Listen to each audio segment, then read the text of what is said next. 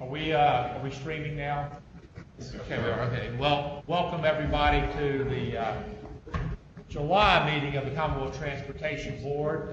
Today will be a one-day meeting, so we'll actually do our workshop and then go right into public comment, and then into the actual action items after that. Again, my name is Arby Lane, Secretary of Transportation, and welcome all those online viewing us, and all those out in the audience. As we do at every meeting, would you please stand and join me in the Pledge of Allegiance? Pledge allegiance to the flag of the United States of America, to the republic for which it stands, one nation, under God, indivisible, with liberty and justice for all. Thank you very much. Before, first thing on the agenda today, this is a meeting like we've not had before, because there was some changes that took effect to the board as of July 1 of this year. The legislative change that took effect is this is the first meeting that the Commonwealth Transportation Board has had where its members are totally independent. Remember, before that, the governor, you serve at the pleasure of the governor would appoint you, and then you were confirmed by the legislature. That's still true, but in the past, the governor could remove you for any reason. Effective July 1st of this year, governor can only remove you for cause. And I think that is a very, very important change to the board. Hats off to Governor McAuliffe for recognizing the importance of governance over politics. And because he did give up some of his authority, but he has been, from the very beginning, said he wanted to take the right projects, be fiduciaries, and a big important part of that is an independent CTB. I have no idea. He asked me, how do you think that's going to change the dynamics? I said, I have no idea how they're going to vote for governor, but I hope they vote their conscience, which we've always encouraged. Also, we had some changes to the board effective as of July 1st. Some people rotating off, some being reconfirmed, and others being added. So I'd like to start with our two newest members, and I'll start over to the right here with Mary Hines, joins us from Arlington. And she will be the actual district seat for Northern Virginia. So, Mary, if you don't mind, take a few minutes and tell us a little bit about yourself. I think a lot of people know you, but let's let our audience at home know about you. Well, thank you, Mr. Secretary. I'm really pleased to be here. I spent the last 8 years on the Arlington County Board, and in that capacity, I served for 5 years on the Metro Board, 8 years on Northern Virginia Transportation Commission, and 2 years on the Northern Virginia Transportation Authority. So I've been up to my eyeballs in Northern Virginia transportation issues, but understand full well, because I also served on the Virginia Municipal League Board for 7 years, the interplay of transportation across the Commonwealth and how our different regions need different things, and yet we all have to work together to make sure our economy thrives and people have a great experience in this Commonwealth. So I'm really excited to be here. I've been away from elected office about 6 months. It's amazing how many things have changed in the 6 months. There's a lot of work going on here, and yet the commitment, I think, stays the same. So thank you. Thank you. Mary also serves as our liaison to NVTA, and can report at the last board meeting, she's been on core, but now back on as our liaison. There was a unanimous vote on Interstate 66 outside the Beltway. Unanimous. And I think many of you remember some of last year, some of what was going on, but I very much appreciate Democrats and Republicans and local and state officials coming together for a unanimous vote on that. And Mary, with Arlington, and served as their chair, Board of Supervisors, and it was very instrumental in helping us through that 66 deal. So very much glad you're on the board. Look forward to working with you at least for 18 months, and then after that, someone else will be doing this. But anyway, our next new member is Jerry Stinson, who is from the Bristol district. Mr. Matney had rotated off. Jerry joins us as the new representative from Bristol. Jerry, why don't you take a few minutes and give us a little bit about yourself? Thank you, Mr. Secretary. A college professor by profession. I work in the Virginia college system. I instruct in criminal justice, criminology. My interest here on the board is obviously represent my district well as we grow and our economy is making change, and that the road system, everything's supportive of that. Well, glad to have you on board. We have a lot of work to do out there. As you know, Virginia is very diverse. The needs of Bristol out in the Southwest are a little different than they are in Northern Virginia. But we look forward to both of your inputs as we make the tough and I think important decisions of how we allocate monies and for transportation in the Commonwealth. So, Jerry, thank you and appreciate your service. Look forward to working with you. We had two members that were reappointed to the board. First, Gary Garzinski was reappointed, although he is now in as I remember, I mentioned that Mary Hines' district. Gary has moved to an at-large member in Northern Virginia, retains his seniority. He actually took the spot that was vacated by Mr. Dyke. Mr. Dyke is going to, the governor had other plans for him, working with Go Virginia. And so Mr. Dyke is, what he'll bring to that is they'll be doing a lot of stuff on the smart scale, public input, how to get the scoring. Jim will be invaluable to that. And so the governor tapped him for that. But Gary will step into that. And then Mr. Whitworth was appointed, and I have no more political capital left after. Wait a minute. Save a little bit. That's right. Glad to have his reappointment and continue with the board. So welcome. This is our new board, at least for the next year. And a couple other things that also changed effective as of July 1st. We now have a new vice chairman. As you know, in the past, that had been Mr. Kilpatrick had served in that role, or the commissioner of VDOT had reserved. But in terms of governance, since it is our responsibility for oversight of VDOT, it was thought appropriate that that position move into an ex officio, just like the rail and public transit. It has nothing to do with Mr. Patrick's performance, all to do about governance. So we thank him. I know we thank him for that. And the issue is that the Secretary of Transportation or the chairman votes in the case of a tie.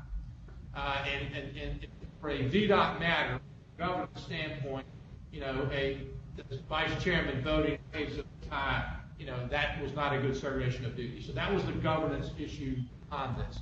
The law stipulates now that the most senior member of the board will become the vice chair. And that particular, unless there's a tie of seniority, and if there is, then there would be a vote. So by law, Mr. Garzinski, and I can see he's taken his responsibilities very seriously. He's not here today. Will assume the vice chairman's role on the CTB, and I actually think that's a great change for the board, also in terms of its independence and its governance of the agencies that it oversees in that. The other piece of governance is that typically the most senior member of the board was the secretary. Doesn't have to be. That had been our modus operandi over the years. I would suggest to the board that continue, with the exception that the next senior person would be the secretary on the board. Secretary has to, certify the minutes and keep borrowing things that we have on behalf of the Commonwealth. And so in this case, as that's why I mentioned I have no more political capital, Mr. Whitworth would be the most senior member. That would require your vote. It's not an action item, but my recommendation to do that, we vote to have Mr. Whitworth be the Secretary of the Commonwealth Transportation Board. And with that, somebody willing to make forward a motion in that regard? So moved. Okay, is there a second? Second. Do we call you both, Mr. Secretary? No, I think there's only one secretary. You can call him chairman. No, I think you can call him secretary. Wow, that's fine. Depends on what it is, Court. That's right. So, do we need to be an official board meeting before we do that? No, Okay. because it's not. This is not. This is just by Okay. acclamation. This is not something that is a law required in that. So, I probably will have you ratify in the action items, Mr. Gorzinski, because that is a legal requirement, just have you ratify in the action items in that. But no, this is just the operation of the board. We can do that in our workshop. Mr. Secretary, does that mean I could be removed? If they want to vote again, if I bring it up for a vote, so you better behave.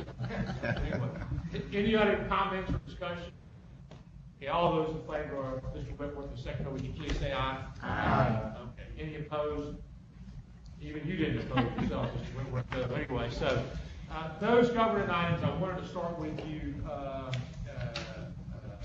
today because it is change in terms of our governance. And I think a step forward in having this board, this oversight responsibilities, have more into transportation in the Commonwealth. So to start with that, appreciate y'all's support and look forward to working with everybody. Okay, get into our actual presentations. We have this today, Mr. Bob Crump, who's the Executive Director of the Transportation Planning Organization. Bob's going to go through some things going on in Hampton Roads. Probably the next biggest project at this board, and we'll be briefed on it more time before that this board will have to make a decision on the preferred alternative that will come out of the water crossing study in Hampton Roads. Whether that segment approach, whether that's expansion of the HRBT, whether that's a third crossing, all those things. So I thought it would be important for Bob to come up today and talk to you about what's going on in Hampton Roads. This is not his formal presentation on, but on some time later here about the SEIS.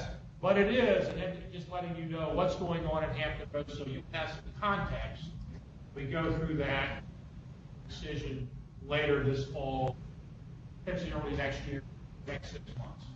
So Bob, welcome. Glad to have you today. Well, thank you, Mr. Secretary. Good morning, Commonwealth Transportation Board members, Commissioner Kilpatrick, Director Mitchell. I really appreciate the opportunity to be with you this morning. I've been fortunate to be the Executive Director of the Hampton Roads Transportation Planning Organization, Planning District Commission for about 12 months now. And really excited about the progress we're making. We have a lot to report today and a lot of information to share with you. But before I go on, the first thing I want to stress is what a great partnership this has been, I think. And that starts with our CT.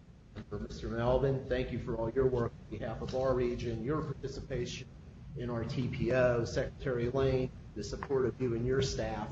And I really have to point out Mr. Jim Utterback, our district administrator. We are very fortunate to have Mr. Utterback and his team. There is a lot going on, and we would not be able to make the progress I'm going to share with you about without the hard work of Jim and his team. So I want to thank him as we get started. So very quickly, we have 17 jurisdictions, about 1.7 million people in Hampton Roads. Our transportation planning area includes about 13 of those localities. And a lot of people wonder, well, how does the TPO relate to the HR TAC, our Hampton Roads Transportation Accountability Commission? We're fortunate to be in the same position as Northern Virginia, where we have the regional fund, we have the regional taxing mechanism to be able to generate some monies to support our regional priority projects. So we like to say that the organization I serve, the TPO, we do the planning. We identify the needs, we establish the long-range plans, and we prioritize the projects. And when that work's complete, we then turn that over to our HR TAC. And they develop the funding plans of how to allocate that regional tax money onto those projects, how to leverage those dollars, whether that's bonding or PAYGO, and then they actually allocate the funds to move the projects forward. And then, of course, our partners at the district level then get involved to move those projects on behalf of VDOT. Just very quickly, our Hampton Roads Transportation Fund is supported by an additional sales tax of about 0.7% and additional fuels tax. It's a wholesale tax on motor fuels that's about an additional 2.1%. Today, that's generating about $160 million per year. Of course, that will fluctuate. We're about right on target with what was projected with the sales tax. Because the bottom's fallen out of the gas prices a little bit, our revenues from the gas tax have moved downward. But we think as that corrects itself, that could generate, push that $200 million level eventually on an annual basis. On that topic, Mr. Crumpler, this morning, petroleum prices, back into another slide, the enormous amount of slushing around the world. So we're very much aware of the issues you face with revenue source in addition to Virginia. Of course, I don't think legislative, but we're very much aware of this.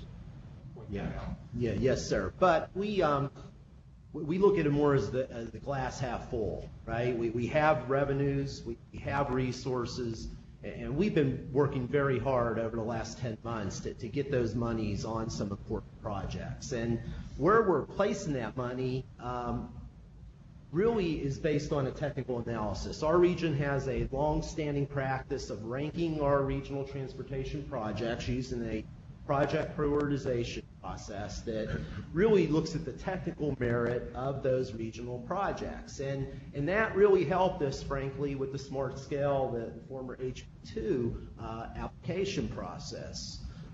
We went to our board in September, and our board actually ranked the projects that we would submit for the Smart Scale scoring process based on that technical criteria. And we were really proud that in September, our region stood united and said the I-64 Peninsula widening, segments 1 through 3, was our #1 regional transportation priority project. And I want to thank the Commonwealth Transportation Board on behalf of our region.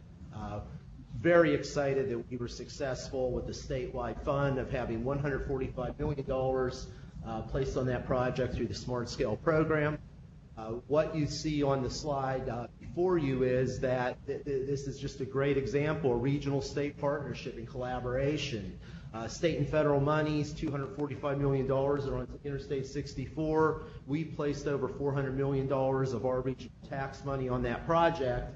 And what that's going to mean to residents of the Commonwealth is that within the next 4 to 5 years, we're going to have Interstate 64 widened to Route 199 just west of Williamsburg. So hopefully making it a little easier for people to visit our region, for our military's mobility, et cetera. So we're very, very excited about that. That's going to add an additional lane in each direction. It's going to add an improved shoulder that during peak periods, 2 hours in the morning, 2 hours in the evening, can also be used as an additional lane. So during peak periods, we'll actually have an 8-lane cross-section through that area. So this is a project we waited a long time for. We'll bear with the construction, but there's light at the end of the tunnel. We're very excited about this project.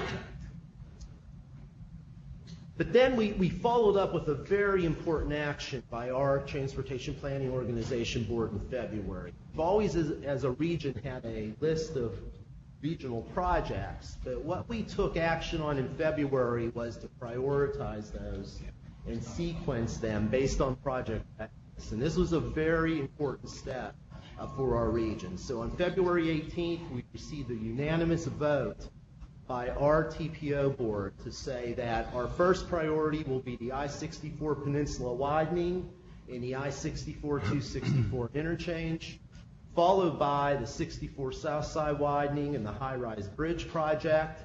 And then the third priority based on project readiness would be the Hampton Roads Crossing study. And I'm going to talk about each of those very quickly for the CTB this morning.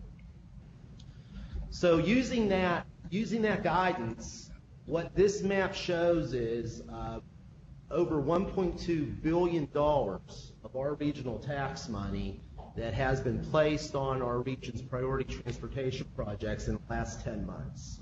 So we've been working very hard to not sit on our taxpayers' money. We could always argue there's not enough, right? So we really need to get some projects moving, and that's been our focus. So what you see in red, any place on red on this map, that's our regional tax money at work. And it starts with the I-64 Peninsula Widening Project, all 3 phases fully funded. It jumps to the south side where really good collaboration with Jim Utterback and the VDOT district staff and the Secretary's office. We really right-sized that project and made it much more affordable. We have $600 million allocated to that project of our regional tax money, and we think that's going to be a very competitive smart scale submission that you'll be seeing from us this year for a small amount to be able to finish that project within the next 6 years. We have over $200 million allocated to the 64-264 interchange that's going to improve your visit to our beachfront. Excited that first phase is also fully funded. So what we've been really working hard to do is clear the deck, if you will, of all of these transportation projects around the water crossing so that when we get to the water crossing, we can fully focus our resources and efforts on the water crossing. And that leads us to the next set of slides. So if you look at this map, we have a circle, and what's grayed out are those water crossing areas. Of course, we had an environmental impact statement done in 2001, but for over a decade, we never had money to build the projects. And of course, when you can't move on the project, your EIS becomes outdated, and we had to do a supplemental EIS to be able to identify the preferred alternative. So working very hard with the department on that. Our community is right in the middle of those conversations, and of course, Mr. Secretary, I know that will be a matter for this board before the end of the year. Now, just a couple. Yes, sir. The board understands you have the ultimate picking the preferred alternative. And so you're not going to be picking a decision, you're picking the preferred alternative. Although, money got to be considered in terms of something that can actually be built, because you heard what Bob said, that you pick something and you can't fund it for a decade, then you can't build it anyway because it's stale. In fact, the general now with the Army Corps is about you don't start moving stuff. So that's one of the things we're working with Bob. I want to congratulate him on. I think Bob brought a very, very good perspective to Hampton Roads, a realistic perspective, because if to fund this, it will require money. Have to get into the long and eventually, road. What we've been encouraging political leaders there is to realism, but they like their recommendation. They'll probably pick recommendations. What we've been trying to suggest to them is, look, be realistic. Recommendation. If the recommendation is tens of billions of dollars, that's probably not something this board's going to consider in their deliberations. So, I want to let you know, I think Bob started this messaging. He's gotten it out there. It's getting us. Congratulate you on that. And I think we continue on with this like we've done other projects. Look, it's hard decisions. Got to be made, just like we have to encourage the Hampton Roads to make hard decisions based on the resources we have. Yes, sir, and we absolutely agree. The problems that we have, the challenges that we have, it's time for action, and that's the approach that we're following. and look forward to the following as we tackle this challenge before us.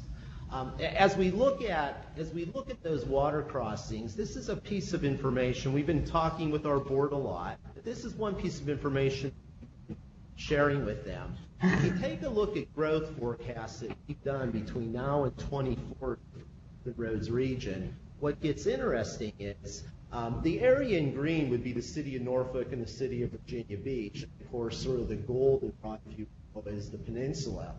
If you take a close look at our region, look at the blue area on the map, a significant amount of our projected growth is going to happen in that blue area. And that is really, if you're familiar with Hampton Roads, it's west of the Elizabeth River.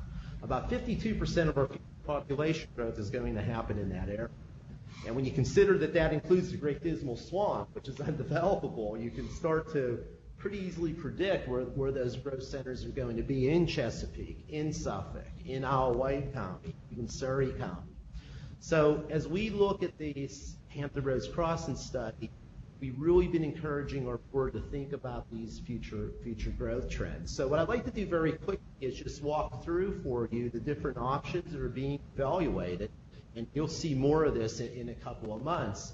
But what the supplemental EIS has done is it's identified some different segments, and it's identified what I would call segments of independent utility, if you will.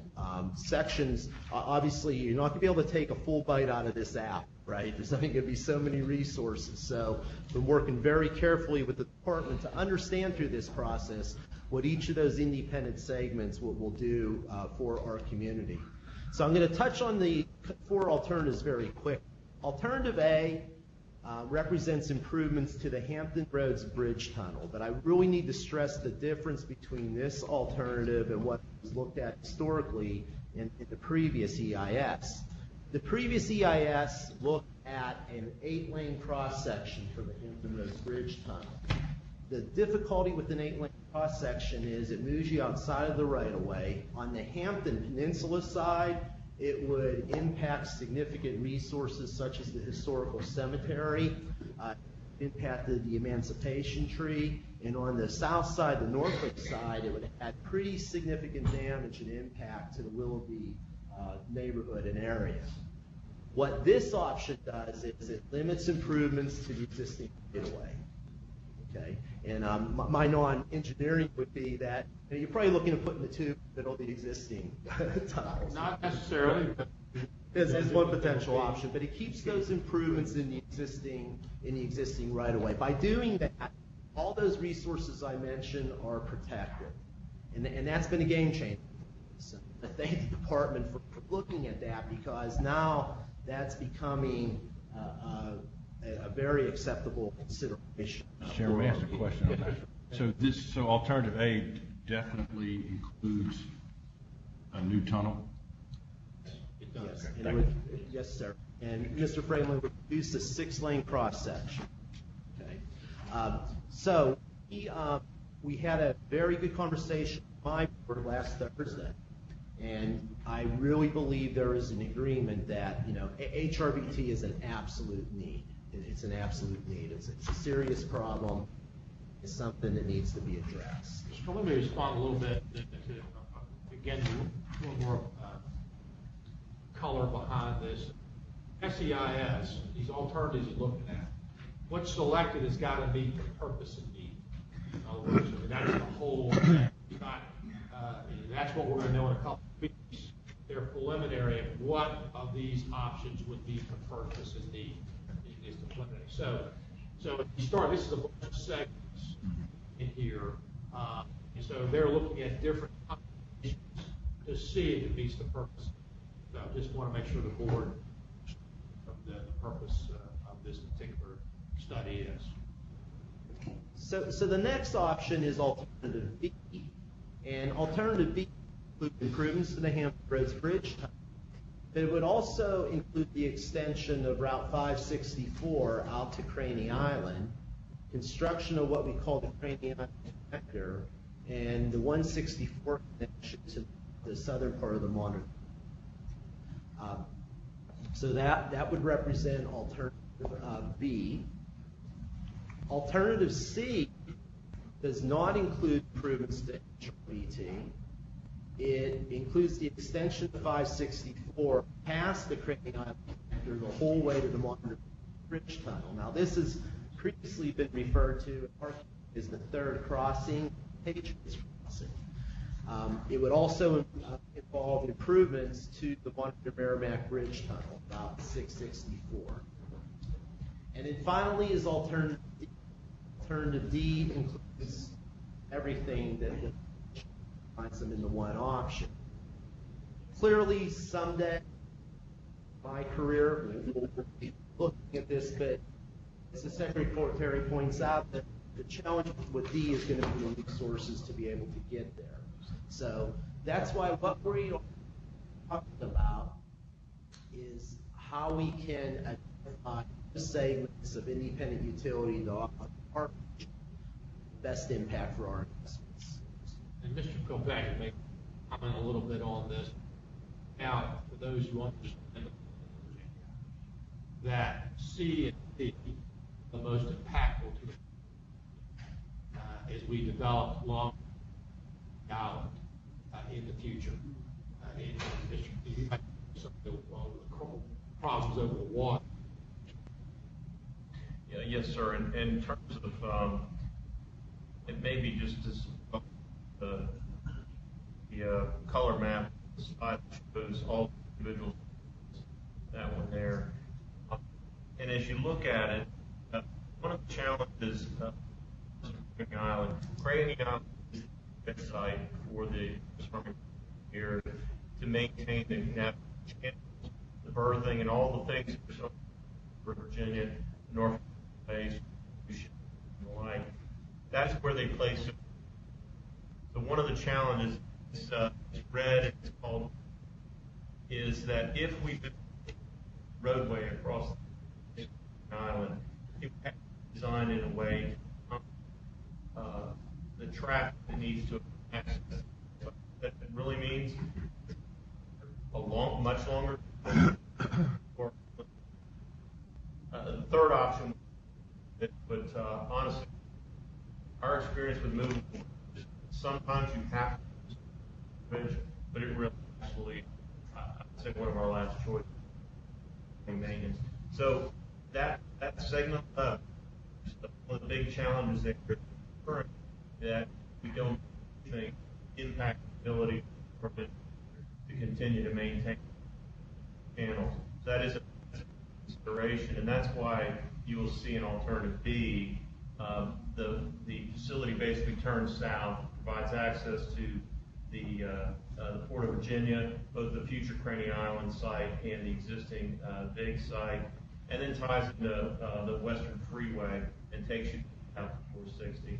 The other thing that is, and I'll go back, it's at 11, you're seeing some spaghetti to the left or to the west, which is an overwater interchange. And as you might imagine, it's two interstates coming. It's a engineering challenge. It's expensive. It's very expensive to build an overwater system-to-system interchange like that. So again, that's another component I think that's important to look at. And as Mr. Trump spoke about, going back,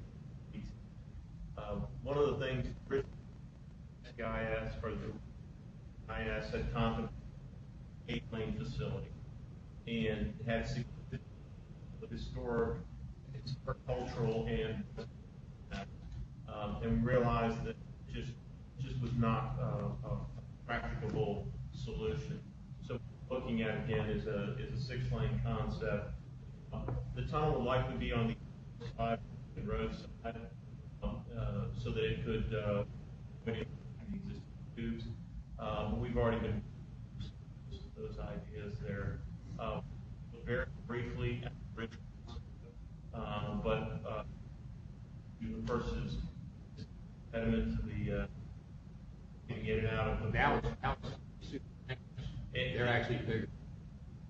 These big Panamax would again the height for an aviation facility height around the bridge tunnel. So again, plane navigation for ships. It just wasn't a practical. We discarded that idea of any bridge at this location. Mr. Chairman, I'd like to make pretty familiar with the port on the board for a long time. You know, I agree with everything Charlie said, and one of the things I think we need to make sure the message down in that area is the Patriot Crossing is not a third. It's not. It's going to lead to an existing crossing and may be able to direct some traffic to the, but it's not going to cross to the peninsula. So I'm not sure the public fully understands what exactly we're talking about when we talk about a third crossing.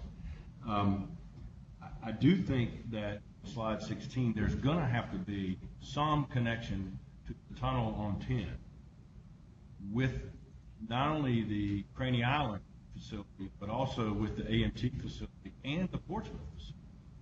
And so those two things I think are really, really important. So I'll just point that out for southbound traffic that's going to go south to North Carolina. You know, I was wondering, I didn't see on plans that 460 bypass around Windsor. I don't know if the idea would be most of that traffic is 58.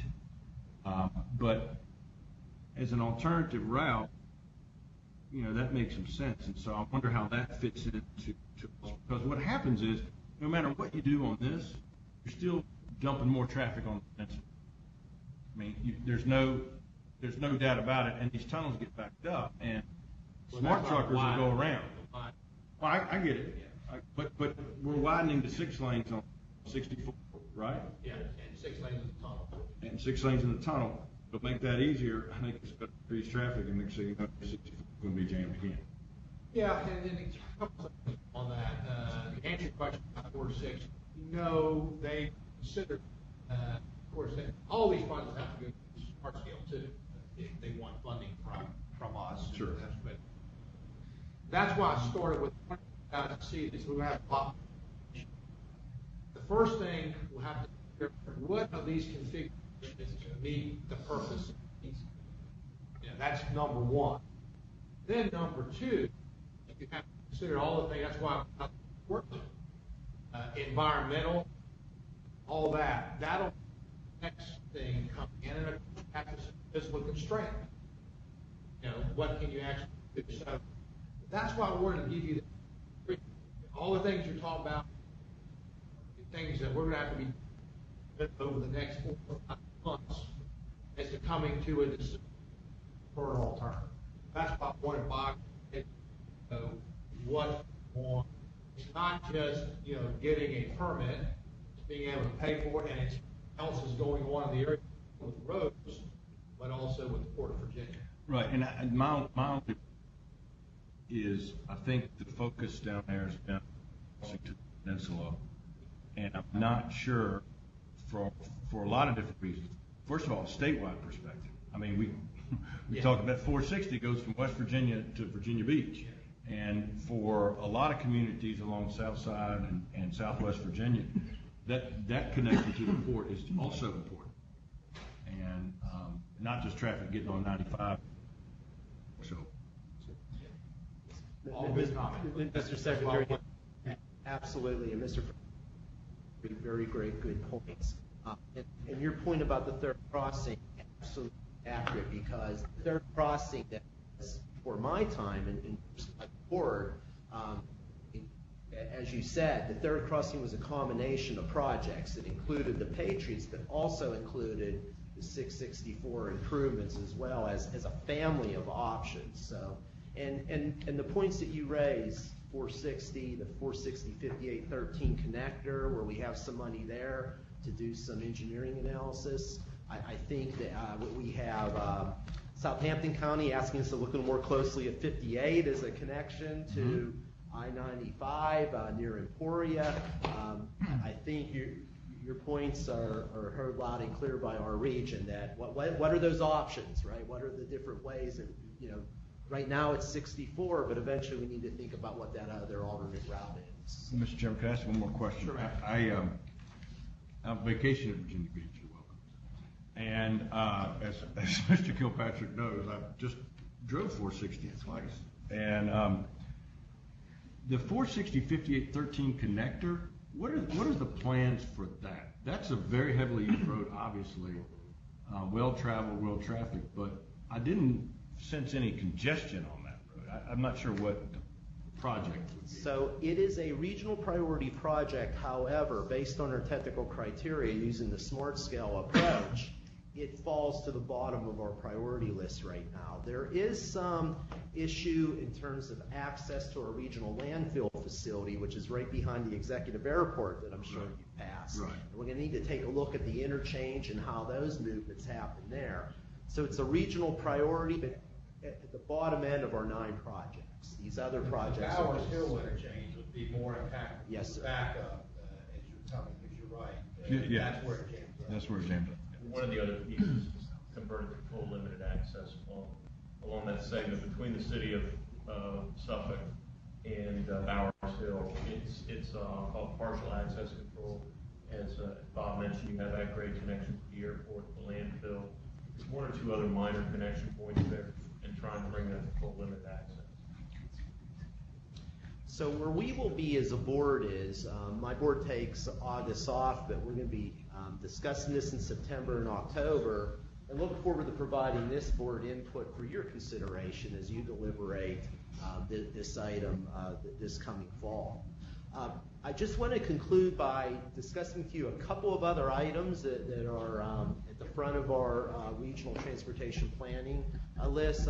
Very much looking forward to working with Director Mitchell and the DRPT as they wrap up the RVA to DC passenger rail.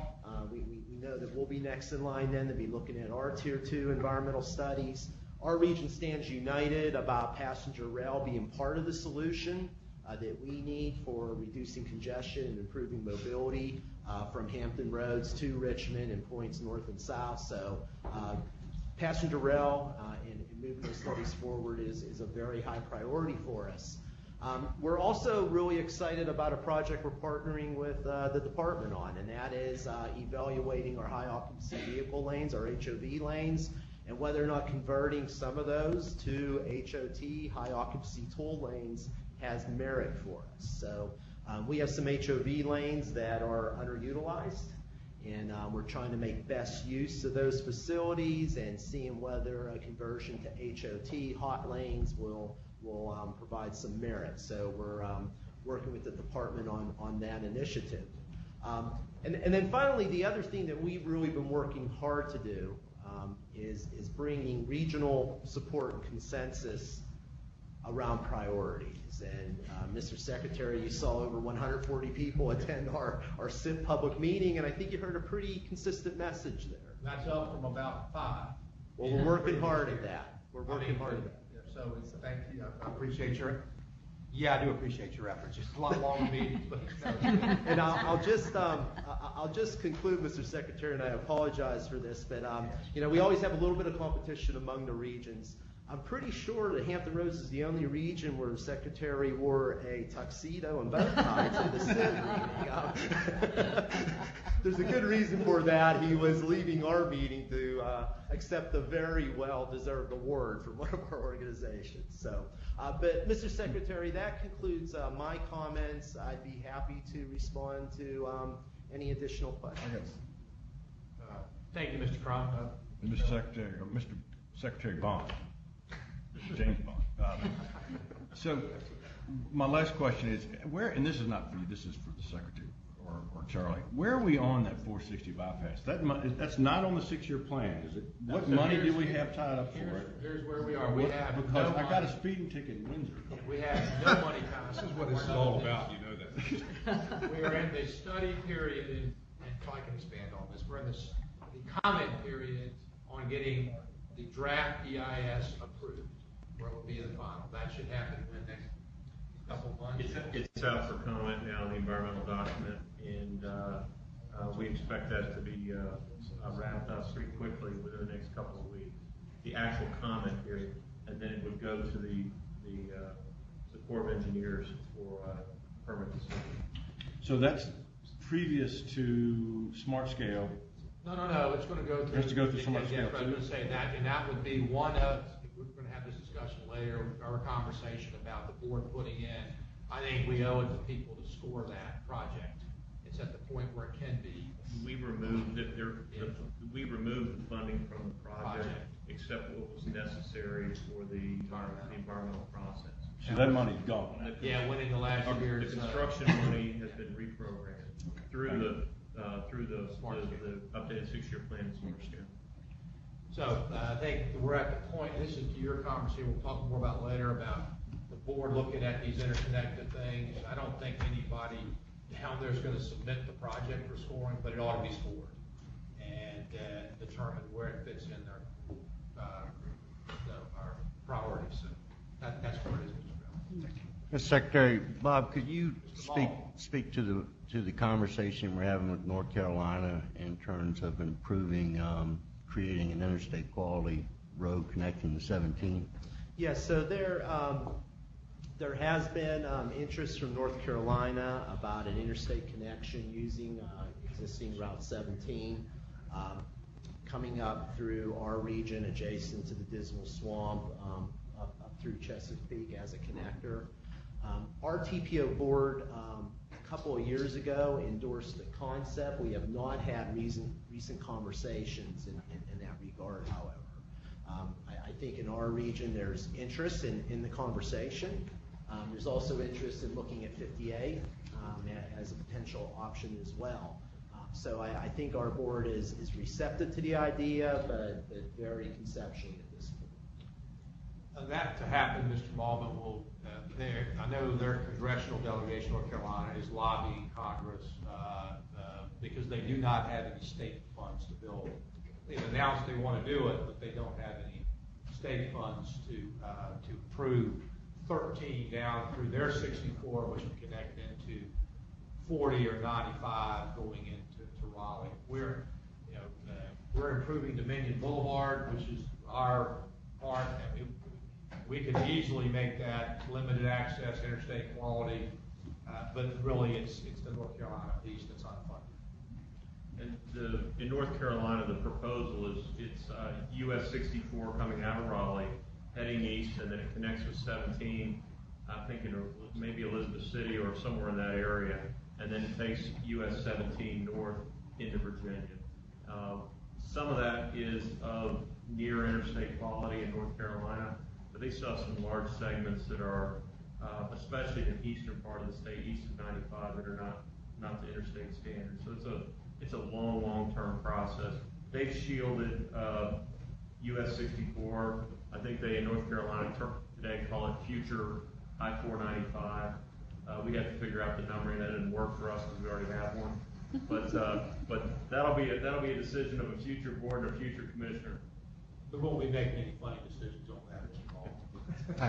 They've visited several times trying to get us as enthusiastic as they are about helping politically. We definitely are supportive. Our congressional rep is supportive of the efforts. It's their funding, and this would be billions of dollars. Secretary, Mr. while we're discussing interstates, if we're having a conversation with North Carolina about this interstate, we've had them with I-73, and we basically told them what our position is that there's no funds to build that in Virginia. right, but maybe we can have a concurrent conversation, because I can tell you undoubtedly our region supports it, not just conceptually, but in practicality. And so if we can be having that conversation at the same time, that would be very helpful to us. Well, if you know, our school in North Carolina is much more improved than their department when they get to North Carolina. On I-73. It's actually US 220. Well, North Carolina is building 4 lanes to the border, and they're expanding 220 right now, and they've already got some of 73 already built and designated. They've already got some 73 built and designated. At the North Carolina border, that it is an improved limited access, but not interstate. No, I agree with that. think it's fair to say from Hampton Roads' perspective, what you saw on our maps today is our focus, our main focus at this particular point. You've gotten far afield on your. Yeah, that's right. He's reeling us But, back. any more questions for Mr. Crum? I do want to thank you again, Bob, for your leadership efforts down there. I think you've done a lot for the region to get them focused. I know working with Mr. Malvin, focused on real transportation issues, not just political rhetoric that says we want everything. And I appreciate that. I congratulate I think we've come a long way in the region, leadership under Chairman Sessoms, and I think that's got to continue as we grapple not only that region, but in all regions around the Commonwealth, the issue of dealing with limited resources. And there are consequences to that, and that means hard decisions. And so we would expect you to continue on that and making those hard decisions and giving us guidance as to how we can best partner with you. So thank you very much for your efforts. Thank you very much. Okay. Okay, we're going to have next one. I'll turn it over to Ms. Mitchell, but this is Virginia Railway Express. So we have Doug Allen with us today. Ms. Mitchell. Sure, and by way of introduction, this is Doug Allen. He's the Chief Executive Officer with VRE, or Virginia Railway Express. We, in the Rail Committee, have been reviewing VRE's financial plan, and this is at the request of the General Assembly. We've asked Doug to come here today so that he can give the full CTB a presentation on the work that the VRE has been doing in looking at their long-term financial viability, strategies for funding their long-term capital improvement, but most importantly, the role that VRE plays in serving the major transportation corridors in the Commonwealth. And for those of you that know VRE, they run parallel to 95 and also to 66. They provide much needed capacity in two of the state's most congested corridors. While they're in Northern Virginia, they have their role in moving people in those corridors have tremendous statewide benefits. The reason that Doug is here today is that we will be coming back to the full CTB in September. DRPT will be, with the results of the analysis that we're doing at the request of the General Assembly. The legislation that's requested the study has actually asked that the CTB provide this report to the General Assembly by November 15th of this year. And so DRPT is conducting the study. However, we will be bringing it back to the full CTB for a resolution. So we expect to bring this to you as a briefing in September, and then we'll be asking you to pass a resolution or to consider a resolution in October that outlines the findings of DRPT's review of VRE's study. So we wanted to have Doug here today so he can orient you on the work that they've done, and you'll be hearing about this from DRPT over the next several meetings. So that's all I have. Doug, feel free to get started. Great, thank you. Thank you very much for that very thorough and good overview of the presentation and the issue. As you just did, you've been talking about how to add capacity to corridors of statewide significance. You were just talking about Hampton Roads, but we have a number of issues that we're working with up in the Northern Virginia area, and so this focus is on these corridors of statewide significance. We are a commuter rail service, and by our nature and what our role is to provide rail service that is targeted at commuters who would otherwise be on these freeways that are in these corridors of statewide significance. We're owned by 2 different transportation commissions in Northern Virginia, and we serve 9 different jurisdictions where we get some of our funding. We're known as a very reliable service. Our on-time performance has been over 90% for the last several years. So even in a very congested area, 90% of all of our passenger trips, all of our trips that our commuters take, they get to their destination within 5 minutes of when we say they're going to get there. So it's because of that and because of the comfort, it's very high level of customer satisfaction. And as a result, we carried about 4.5 million riders last year, which is a little under 20,000 per weekday.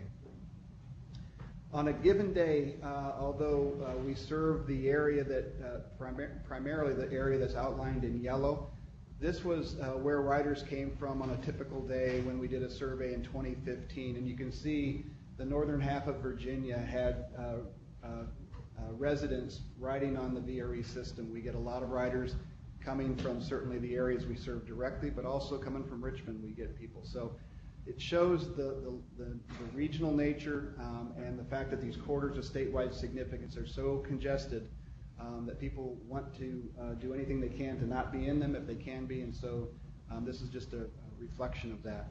We add the capacity because we're serving the rush hours. We add that capacity during the peak periods.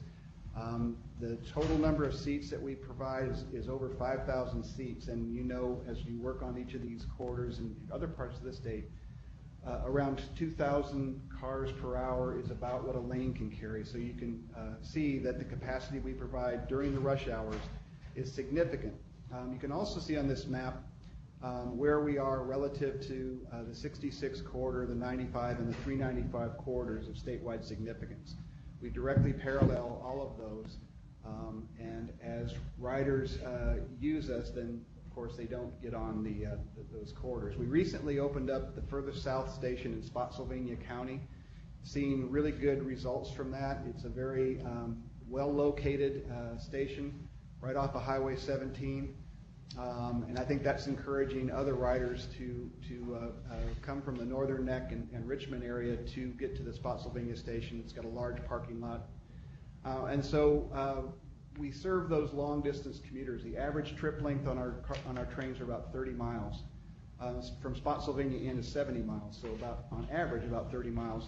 The other thing I want to emphasize with this is that the corridors that we're in are railroad corridors. They're existing railroad corridors, so when we talk about adding capacity, we're not talking about having to go out and create a new right-of-way and buy homes and relocate people. We can add that capacity within the railroad networks that are owned by CSX and Norfolk Southern. We also operate the last mile into Union Station on Amtrak. You have been doing a lot of work on adding capacity in these corridors, and I commend you on that. This is a very forward-thinking state in terms of how to think out of the box and develop these express lanes. And you've done that, and you're continuing to do that with the recent Atlantic Gateway. You're going to be extending the south and north of the 95 and 395 corridors. So you've done pretty much everything you can do in these corridors with a lot of money, $2.5 billion, which I think is a tremendous accomplishment that the CTB has made. But because of that, there's not a lot more you can do in those corridors because it's so expensive to do anything else. To demonstrate what we do for the Commonwealth in those corridors, we tasked the Texas Transportation Institute, which is well known in this country for being one of the top research organizations for highway and transportation, and asked them to study VRE and our numbers and see what kind of congestion reductions that we do contribute. And this is a few quotes from that it did demonstrate that we are significant in terms of congestion relief that we provide. Because our ridership is more concentrated during the peak evening rush hour, the benefit of congestion relief is actually higher in the peak period. And they calculated that we, because of our service, reduces congestion by 8 to 18%. And so again, we carry provide about 5,000 persons per hour, which would be about another lane of traffic in each direction on those corridors of statewide significance. And if they estimated that if you were to try and build this does not include any right-of-way, any relocation, be over $1 billion to do that. So with that, we wanted to show how we can accomplish our goals for increasing ridership and eventually doubling the level of service that we have out there. So a few years ago, we put together our own long-range plan, and there's two different phases of this. One is to simply run longer trains, add more cars to our trains, make our platforms longer, add parking at our stations, put in second platforms. And we also then looked at options where we add more trains, add an additional track on the CSX, expand our yards, look at an extension out to Haymarket, and then work on the Long Bridge, which is the key project to add capacity to all of this, because there's a 2-track railroad bridge going between Virginia and into the District of Columbia. We want to increase that to 4 tracks, which creates a lot of capacity, which then allows not only CSX to run more trains, but VRE to run more trains, and Jennifer were talking about the intercity program. I mentioned this because we use that in part of our analysis on the financial plan. So you can do a long-range system plan, show what you want to do, but unless you know how much it's going to cost and where the money's come from, you can't really implement it. So we undertook a detailed analysis of what our financials are looking forward out to 2040. Identified a number of different scenarios. One we call steady state, which is basically what we're doing today. Natural growth means adding more cars onto our existing trains, and then the system plan includes the entire list that I just referenced. Did a lot of estimates for both the costs and also did some modeling on what those costs are.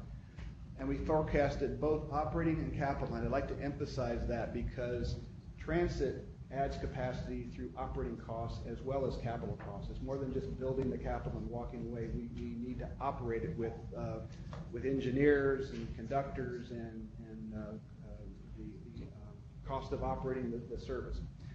And as I get into the presentation, you'll see that's where a lot of our needs are as well. We also looked at all the sources that we know we have, that we think we'll have. We think we've made reasonable estimates. The contractor that Jennifer has hired will be reviewing that and have their independent review of if our estimates are reasonable or not. And then we've identified through that what we think our needs are, and that was done so that it informs key decision makers. Our operations board, the two commissions that own us, the Commonwealth Transportation Board, the General Assembly, this is intended to provide information to inform those decisions. One of the key findings is that the operating expenses are going up faster than our revenues. Our revenues for operating comes from the state operating program that we get formula funds from that. We also get funds from our riders. Half of the operating cost of our service is paid for by our riders. I can tell you that's a high percentage as far as return. But the remaining portion comes from our jurisdictions with the help of the gas tax that goes to the commissions, goes out to each jurisdiction, and they can use it for VRE, but they can also use it for other bus service or for road improvements. What we found is that the operating costs are going up faster than our operating revenues. A lot of that has to do with the fact that we increase our local subsidy, that small portion, because we can't increase the state grant. We have two options. We can raise fares more, or we can ask the local jurisdictions to pay more. And the amount that we can increase the revenue from the from the jurisdictions and from our riders is limited. Also, the system plan also shows that our operating expenses are not going to keep up even in the high growth plan. Raising fares is one of the options, but it's not really a viable solution. We have, again, over 50% of the operating costs. In fact, it's 55% of the operating costs today are paid for by our riders. So industry-wide, that's a high percentage, but the riders are paying their fair share. This graph shows relative to the other commuter rail systems in North America, and this is a graph that came from Chicago Metro. They were doing a peer review. And VRE has the second highest fares in the country, right behind Metro North in New York. So I think looking at that, we are asking our riders to pay a reasonable amount, but it's a high amount. And to go further into that, I think we're going to start having people disincentivized to use our train. This is a key graph. This is one of the other key issues. I mentioned that our jurisdictions fund VRE with the help of the gas tax. Alexandria and Arlington, who we serve as more of a destination per our agreement, pay a flat amount because not very many residents from Arlington or Alexandria get on VRE, but we go there and serve them as a destination. Fairfax uses their gas tax for Metro. So everything coming from Fairfax County comes out of their general fund. So they need to make decisions on libraries and teacher salaries and VRE service. So theirs comes from the general fund.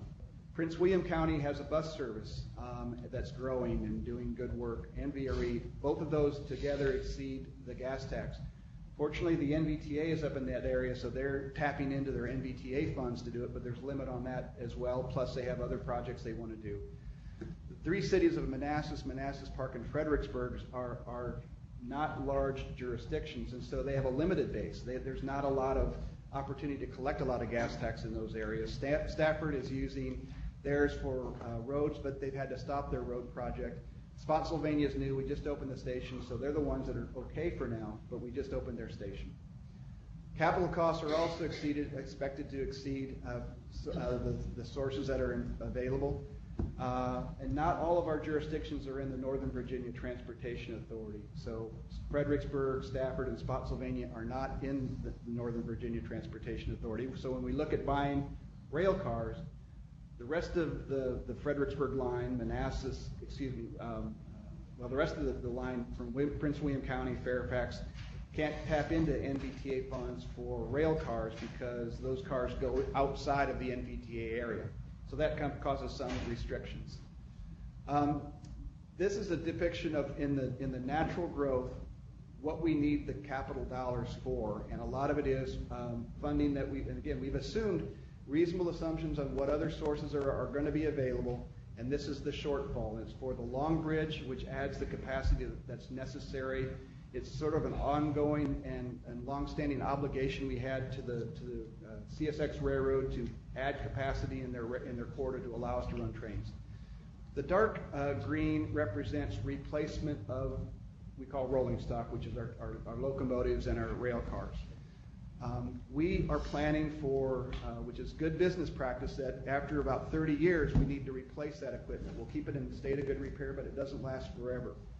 That's for reliability. If we don't have that reliable equipment, we're not doing our job. And so what we don't have that we're looking at in the future, we're going to have to replace those. So we've identified what's the average we need across this 40 years so that we can start planning for it now. Same thing in our growth scenario. I want to emphasize that this is not going to be a problem 15 years ago. It will be a problem 15 years ago, but it's a problem now. And we've been able to work around and dodge some bullets. The fuel prices being down has hurt us on the revenue side. It's helped us on the cost side. So we're doing everything we can to keep up with what our challenges are, but we need this money now. We don't need it 15 years from now. We also discovered as part of this that just doing what we're doing now is not sustainable, and that was a real eye-opener for us. Because most agencies look 6 years out in the future, but when you look further out in the future, if things don't fall right, we're not sustainable now. Also, on the upside, if we do get more funding, we can run longer trains and we carry more riders. So we put together these graphs to depict those three scenarios. A steady state, basically doing what we're doing today, is the one on the left.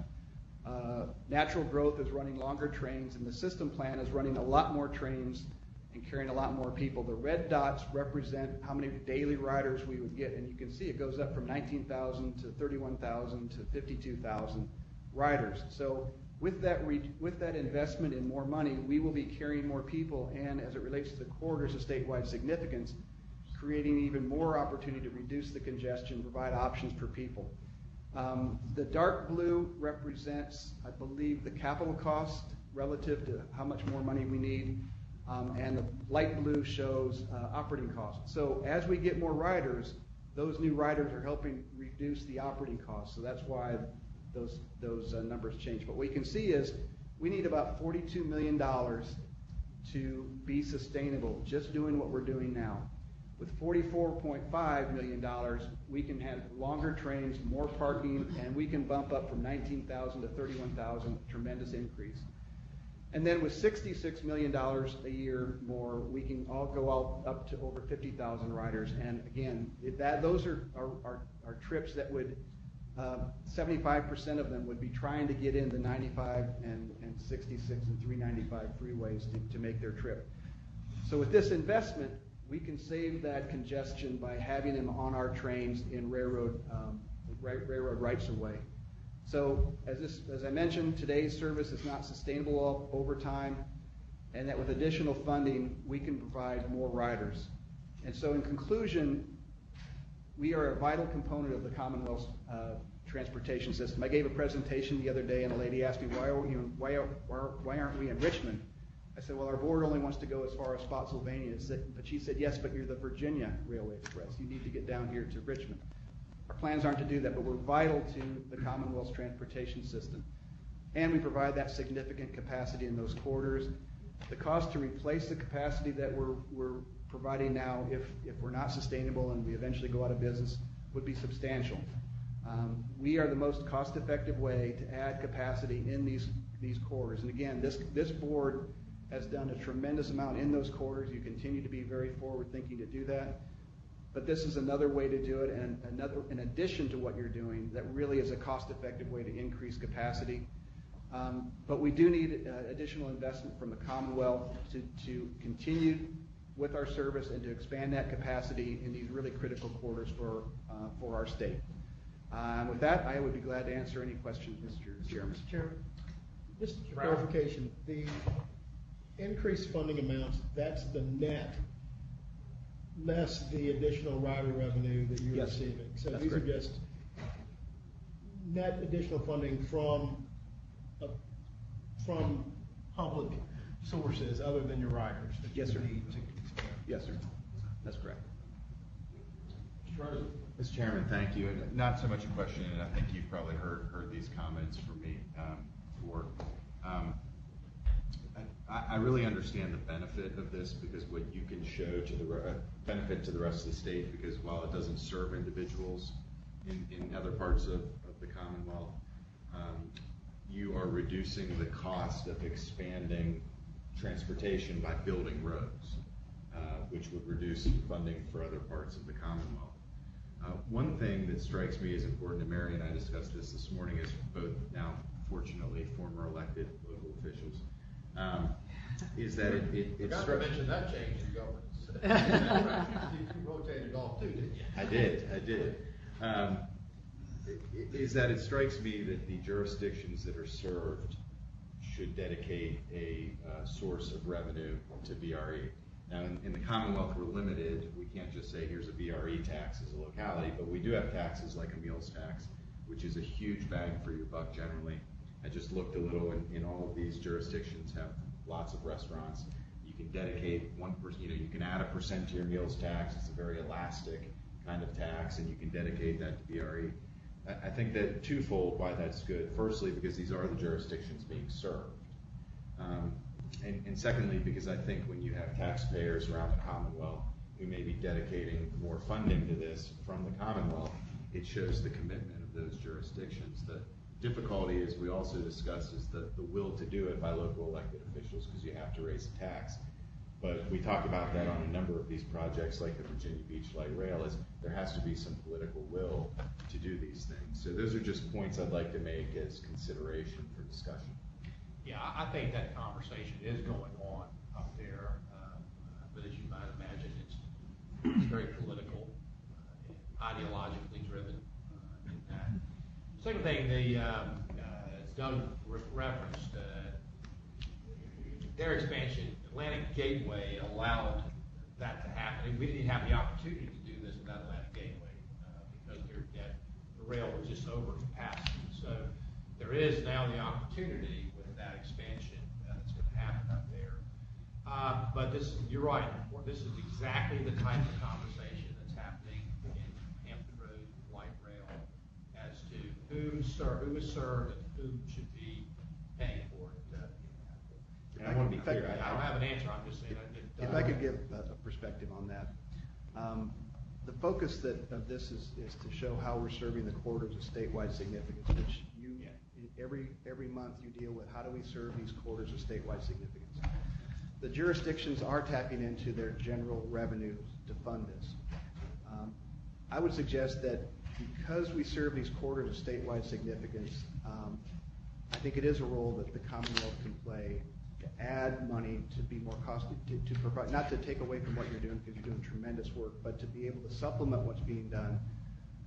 It's part of your role is to serve these corridors of statewide significance. And I do believe that it's a good argument for us to make across the way here at the General Assembly that a new source needs to be identified and dedicated to this part of the region so that we can serve these corridors of statewide significance. Because the way it is right now, capacity in these corridors of statewide significance would be having to be making a decision on, do we hire teachers? Do we give a pay raise to police? Should we add capacity to these corridors of statewide significance? And the local jurisdictions have the responsibility for the local jurisdictions. And the way it is now is we're relying on them to fund corridors of statewide significance capacity, which I think is a Commonwealth responsibility also. The jurisdictions will continue to do that. We're not taking away that. They'll continue to do their share.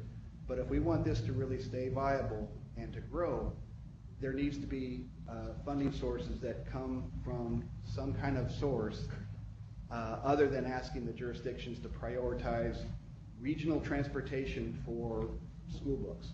And that it kind of comes down to that. Mr. Chairman, and I apologize, I thought I was pretty clear that I'm not suggesting that there shouldn't be a funding, additional funding from the state. What I'm saying is that having been through the political system, is I think your argument's easier with the General Assembly if the jurisdictions have shown a commitment that we're going to raise our meals tax 1%. And what we found when we did this for our schools, and it's a little different in our region, and Winchester's done it in there, is that there's no one, in fact, revenue went up. Nobody doesn't go eat because a $100 meal costs $1 more. It doesn't change any behavioral patterns. So I agree with you, and what I'm suggesting is I think you have an easier argument with the General Assembly if you can show that the jurisdictions have the will to. Well, I have one comment, and Mr. Yates wants to say something, I'll tell him, but I hear this, that's the discussion I hear everywhere. You're taking money from school children and putting it in that. Actually, I think a better comparison is what the localities spend on economic development, because I see transportation as the key to economic development. And yet what's happened is they want to say their economic development monies and assume that somebody's going to put the transportation in place. So I hear that. I do think there are choices, but I think a better choice would be how are we attracting business. Maybe it's not taking away so much from children or whatever and putting it in that, as it is what are we doing to meet the needs of our economic development efforts. Are we better supporting this better for a one-off on every time we have a different thing coming in? I don't know the answers. But I do think that's a little bit, and I think that's why some people get, the conversation gets to be more ideological because we try to set up, you're not feeding our children or you're putting in roads. I don't think that's the real question. The real question is, we got to feed our children. What are we using the other discretionary monies for? So I just throw that out, not being critical, Doug, in that regard, but I'm just saying, I don't think it's quite that black and white. If I could respond. Mr. Yates, you're up next. And that is because of the nature of what we do. We run commuter trains, so we take people long distances into Arlington and Alexandria and the district to relieve the congestion or to provide an option to the congestion on the corridors of statewide significance. There is a limited amount of economic development that comes from that, but it's not nearly like what Metro would do, because the economic benefit of what we do is for the destinations primarily. What we're doing is trying to get another option to get people off of those corridors of statewide significance. And I know you were just using that as one example. Well, you're attracting people to live in your communities because they can get to their jobs, and that's a form of economic development. I mean, I'm just, pointing out that I'm not disagreeing. I just find sometimes that the lesser of two evils, is not necessarily the way to frame it, is all I'm suggesting. Mr. Yates? Thank you. I have a couple of comments, thank you, Mr. Secretary, and a question around to Mr. Allen. I noticed the potential expansion to Haymarket, and I consider Route 29 Virginia's other interstate, and I'm just curious, since there is rail capacity, or it seems to be, or a rail line existing, would there be any possibility in study, or have you looked at, or would you look at maybe adding the area to Charlottesville? That's my question for you. Our long-range plan currently doesn't go beyond Haymarket or the Broad Run. We did bring it up as part of our system planning discussions of going to Culpeper. Charlottesville may be a little bit far away, but we did talk about going to Culpeper, but at the time the board thought, no, we need to deal with the area we're in now. Technically, could it go there? Yes, technically it could, but it's not part of our plans. Not even in the long-term range? It's not in our 2040 plan, no, sir. Okay, so one of the things that I didn't see in your deck was actually where your funding comes from and what proportionality. I know that you said you identified the jurisdictions that they were contributing, but not kind of a detailed breakdown. So help me understand that proportionality, and are you receiving any, is there any CTB funding directed? What proportion of that are you currently receiving? I guess I want the big picture. Okay. To understand what your case is. On the operating side, half of the cost of the operating comes from the riders. About 30% of the cost is paid for through the state grants that are formula grants, and then 20% of the cost approximately is paid for from the jurisdictions from that gas tax. The capital costs come from a variety of sources. Federal funds can be used more for capital costs than operating costs. We can't use any operating dollars from the federal government. So we use that to purchase rail equipment and to maintain rail equipment, and the maintenance facilities associated with that largely come from the Federal Transit Administration. The state also has capital grant programs that we can use.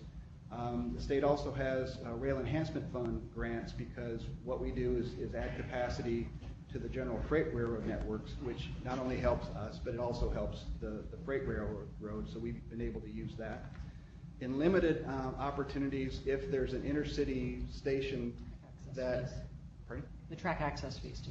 Oh, that's right. The state also pays the track access fees. We have to basically rent our space from the Norfolk Southern and for the CSX, and so that funding comes from the state as well. And then in the Northern Virginia Transportation Authority area, which is does not include Fredericksburg or Spotsylvania or Stafford, there's some capital costs that could be available for improvements that are located in the Northern Virginia Transportation Authority. So the capital program, a lot of it, most of it comes from the federal sources and the state sources, and then we'll also be seeking funding for, say, the Haymarket extension through the Smart Scale grant program to compete for those funds. There are discretionary federal programs that we can compete for. Core capacity is an issue we can go for instance. So there's a variety of capital sources, but the big one that we don't have available is the cost to buy replacement vehicles from the capital program, which is what the long-range forecast showed also. Those are the darker shade green. So in an ideal world, are you suggesting that the CTB provide additional operating support, or that simply we support you all in the General Assembly seeking some dedicated source other than? The answer is yes. Yeah. Well, we all above. That's what he's asking. Well, yeah, the bill from the general. Right. That's why we wanted to share this information with the CTB, provide the information. We've just identified what the need is, how it gets fulfilled. That'll be subject to further discussions. Mr. Secretary. I'm sorry. Let me go to Ms. Hines and then back to Mr. Hines. Thanks, Mr. Secretary. I think the map on slide 3 is among the most telling images that's in this report. When you look at the area from which riders actually come to this facility, it's like, the most populous third of our state, and yet the payers are those 4 or 5 jurisdictions outlined in yellow. And if you were to do a similar map for Metro, you would see the very same thing. Huge amount of ridership that goes, and jurisdictions are picking up far more than their fair share in terms of ridership. So I think that Doug is exactly right to position this as another important piece of the corridor of statewide significance. And just like we wouldn't be saying, well, the jurisdictions should all chip in X% because now we're going to widen pick your road in their jurisdiction, we need to look at this in that same context. And it's really important, I think, for us to talk about transit and highways when we get up to this part of the state together, as you don't get a complete corridor if you're not looking at what is our long-term investment, both in transit and roads, because transit can very efficiently move so many people and add that capacity at peak that we really need. So you know, I've always thought in my work that we ought to be showing these kinds of maps to our General Assembly members with numbers on them, both for Metro and for VRE, just to make the point that this layered approach is what's actually making this economic engine work. And if we don't pay attention to both sides of the equation, we have a real problem on our hands. So. Thank you, Mr. Chairman. Thank you, Doug, for the presentation. I actually think the state should be getting more seriously involved in transit governance and funding. I think the question from the lady in Richmond is spot on. I agree with her. You know, devil's in the details, and I'm happy to work on that with any and everybody on how we move forward. My question is the 395 expansion, hot lanes expansion, express lanes. Where are we in those discussions? Because my understanding is the revenue from that could be We're in those discussions, and that's an extension of a existing contract, and we have a willing partner that understands that, and we're in those discussions. So part of the, everybody wants the revenue. I've heard it at FAMPO meeting. Everybody thinks we got a big slush fund coming.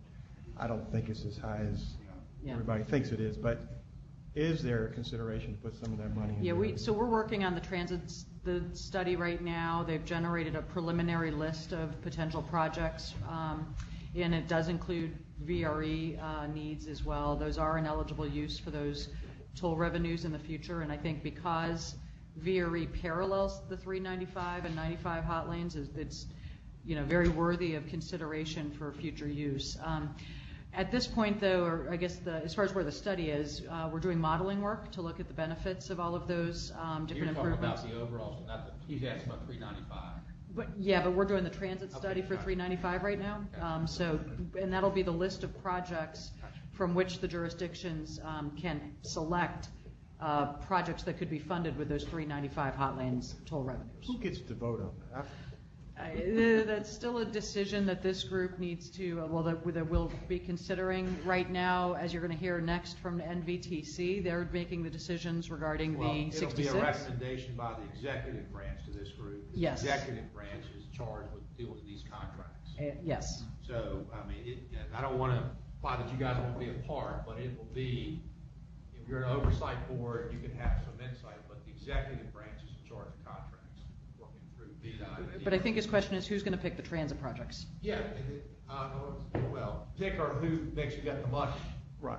Yeah. I'll go back the money, it will be an executive decision as to we make it. But you guys, whoever administers it, will be just like we're going to hear from the next group. Thank you. Mr. Chairman, I had a couple. Not surprising. Oh, I'm sorry, Mr. Whitworth. Oh, sure. Yeah, I'll stand down. That's a problem. I'll stand down for our new secretary, wherever he is. Let me do that now. Mr. Allen, I kind of like Mr. Brown have an interest specifically on page 20. Do I understand it that if we would look at your operating statement for last year, that you had an operating deficit of $21 million? Is that where the 21.2 comes from? Is it this slide here? Right. You're showing a $41.7 million shortfall. Is that correct? It is the projection of what we would need on average over the next 25, 30 years. 25 I see. years. That's an average for the next one. Yes. Well, then my question is, what are you right now? Well, we were able to balance the budget within the sources that we had, but to do that, we had to increase the local subsidy by 5%, and that's where we started to get into some of the issues that I was mentioning. That the local jurisdictions, to make those numbers work, had to make decisions to fund some of that through their general fund. By shifting some money around, they also some used the NVTA.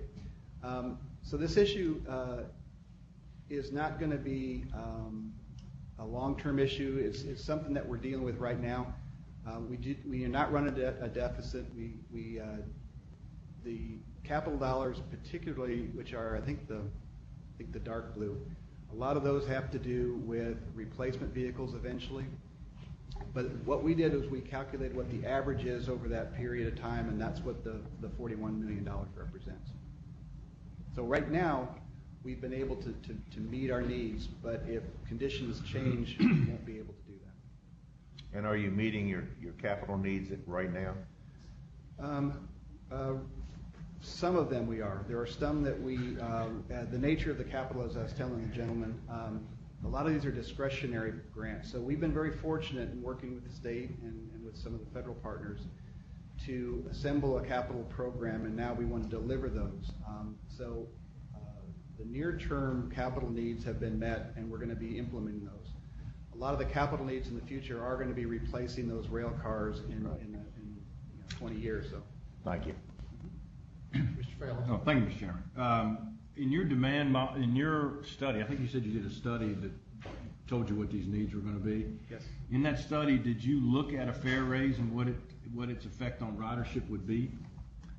We did. We had one of our scenarios that I haven't highlighted here was basically what if we didn't get in? We just started raising the fares to generate the revenue needed to meet the shortfall. Right.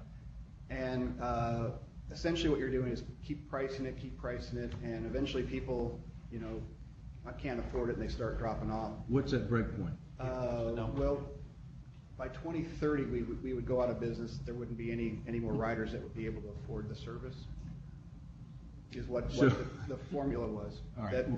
That we would price it so high that the average ticket would be such that again, this is a 2030 is a long time. Maybe we'll find a helicopter or something. But what I'm really looking at is, have you had, with your fare increases you've already had, it doesn't look to me like you've had a decline in ridership. We've had it's hard to pick up, Mr. Freeman, that to do surveys about that. In fact, we are trying to do that actually. It's difficult. What do you need a survey for? You can look at what you raised it and look at how many people ride it. Well, that's true, but we don't know if it's the same people or if the growth is getting to the point where that growth is catching up. But in other words, there may be riders, there probably are riders who left, but there are other riders that have moved into the area that have added. An absolute decline. I think what I hear Mr. Allen say, who knows what the increase would be if they had it, but you're right, there hasn't been an absolute decline in ridership. So to your point, they haven't reached the point where they've seen an absolute decline in ridership. So and I don't know what that number is, but I think that's what. But there is an increase in congestion in the corridor. That's measurable every year. I'll concede that. Yes.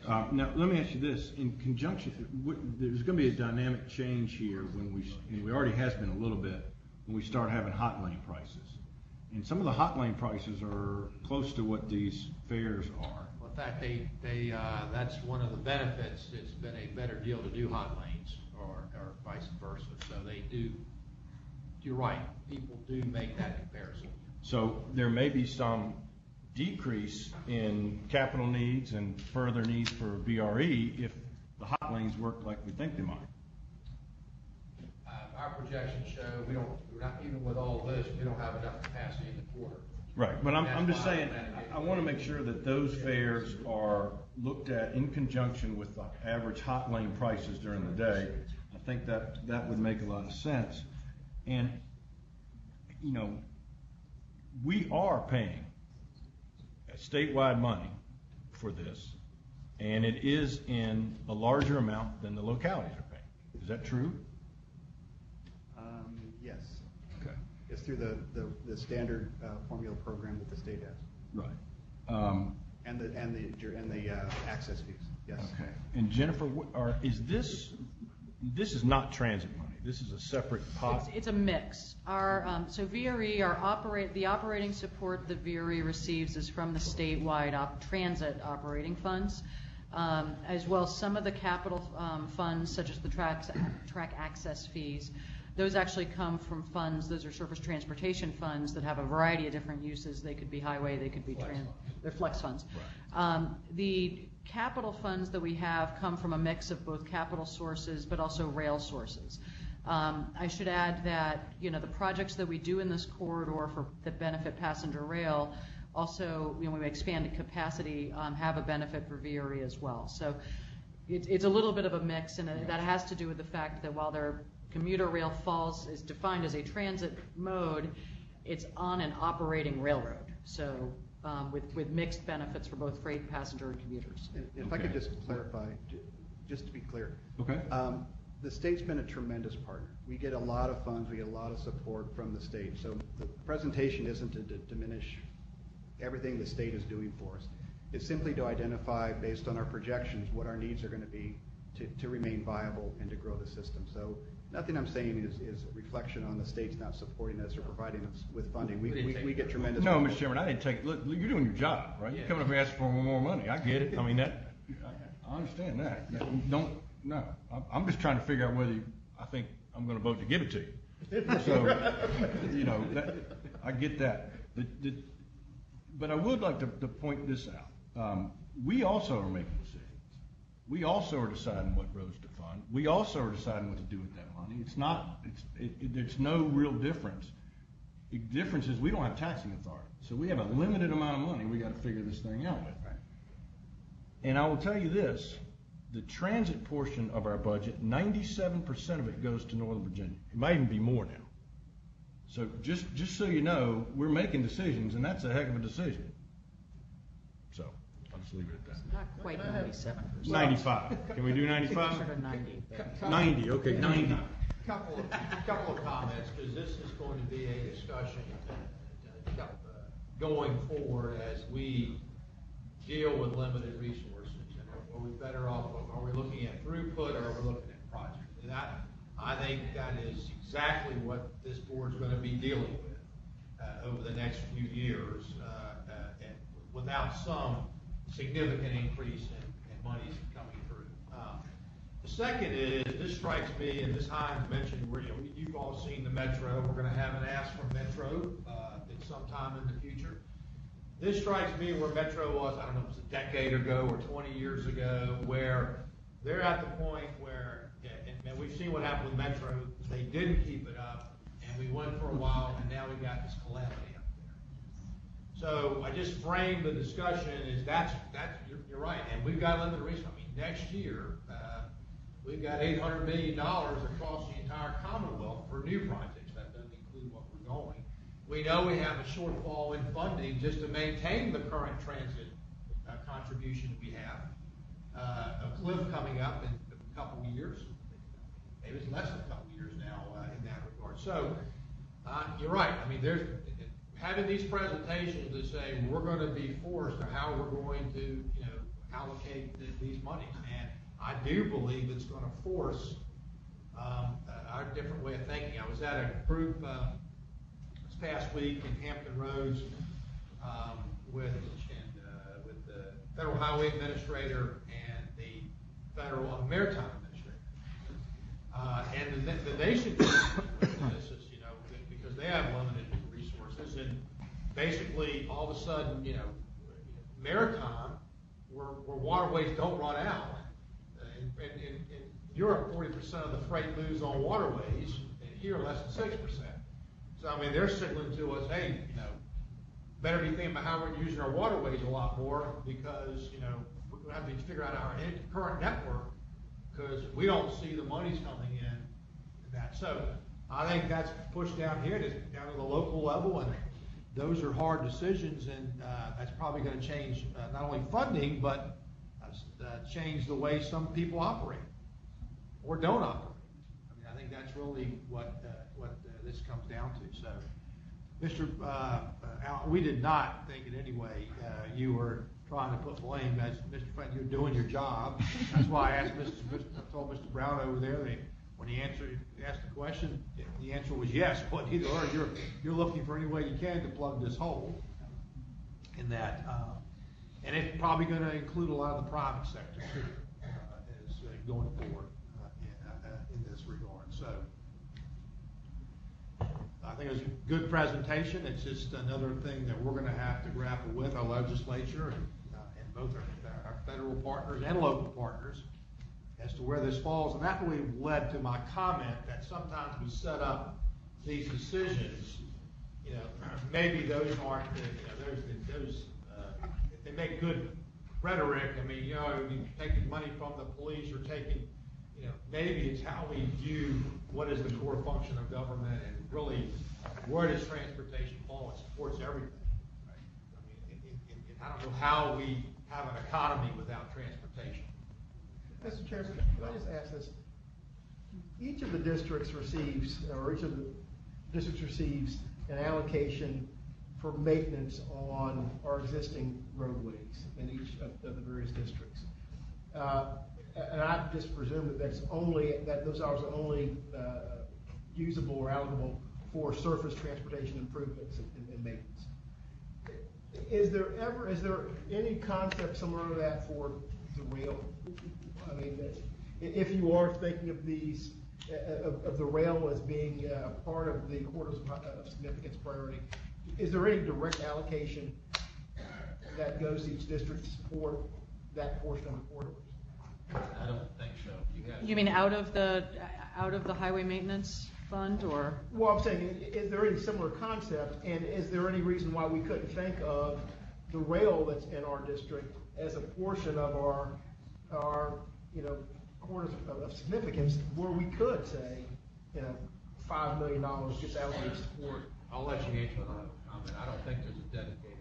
There is not. We have, as I mentioned before, we have a pot of transit operating funds that are allocated to systems based on, it's a complex formula that has a number of variables in it that is spread around those funds basically they're allocated to everybody from WMATA down to Bay Area Transit in Gloucester, who has just a couple vehicles.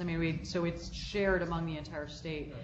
It doesn't necessarily take into account, it's not there's not an additional source of funds for someone like VRE that mirrors corridors or statewide significance. Right. So my question is, could we take some of those districts? So let me answer your question. And do that. The answer is, I think it would require legislative change. But from a practical standpoint, we just put in House Bill 1887 that says, at least for the next decade, we're putting just enough money in to stop the deterioration of the existing network. So, if we could, what you're talking about is, well, then we're saying we're going to let the existing road network go down. So, or you're considering the rail a part of the network. I'm saying, as a practical matter, without this investment in the road system, which has been 1887 did, we have a current system in place designated. I don't see the political will that's going to take those monies to watch that road network continue to deteriorate. I'm just, we're putting, there's a case to be made. We can take every dollar we have in the state, no expansion, and put into the existing systems we have. And that gets into the federal allocation, because some federal monies can only be used for new construction. So I think it's going to take I was answering you not philosophically, but practically what this board's dealing with. I think what the other thing is that as a country, back to that state, we're going to have to take a whole look at what is transportation and how is it funded. I think, specifically, I think we'd have to have a legislative change before we even move monies, or we couldn't vote to do it. Because you remember the payments to localities, all that, it's legislatively in the code. Sharon, you've given us a lot to think about, and we wish you well as you go forward, and thank you for your presentation today. Well, thank you very much. Appreciate the time you've given me. Yeah. All right. Speaking of the question of what projects and who gets what, back to your question, Mr. Connors, we have with us the acting executive director, Ms. Matisse, is here, coming back for the second bite of the apple to tell us where these monies off of inside the Beltway, I-66, which we'll be having a groundbreaking next week on that, how they will be used in the corridor. Welcome, Ms. Matisse. Thank you so much, Secretary. Thank you, Board. Indeed, I'm here to talk about the Transform 66 multimodal project, and a little distinct from the conversation we had. The project that I'll be presenting and talking about is using toll revenues that are going to be generated from that facility. So I'm actually not asking for money right now. So later today, you'll be asked to approve a list of proposed transit and multimodal projects to be funded under this initial program for I-66 inside the Beltway. These are projects that are intended to be in place by next summer when tolling will start, and they're really about providing alternatives for those people who would be tolled under this corridor. So today I'm going to give an overview of the program, talk about NVTC's role within that, share the process that we use to identify these projects, present the projects, of course, and then discuss our next steps and the performance monitoring that is a big part of this program. So the Northern Virginia Transportation Commission is playing obviously a specific role within this program. For those of you who are less familiar with NVTC, we were established in 1964 as a part of really the development of Metro. We are the Northern Virginia part of the Washington-WMATA, the Metro rail system. And since then, we've played a central role in public transit in Northern Virginia. We founded the Virginia Railway Express. We administer the regional gas tax for transit properties in Northern Virginia. We manage state funding for WMATA, conducting regional transit analysis, and we really are a forum for public transit in Northern Virginia. So NVTC is governed by 21 commissioners. We have 4 members of the House of Delegates, 2 members of the Virginia Senate, 14 elected officials, and a designee from the Commonwealth. While we're on this slide, I'm going to go back, Mr. Connors. I didn't mean to seem flippant in answering who allocates the money. This is it was a conversation in Northern Virginia. It was a negotiated agreement. Part of us, from a state's perspective, all we're concerned about is used in the corridor for the appropriate means. Who shares in that? Who allocates that? While we have some, want to make sure it's done correctly, that's really a regional or local decision that's worked out. There are entities set up in the areas that seem to make the most logical sense when we're doing the agreement. But if our agreement were held up based on getting that decision done, we wouldn't get the agreements.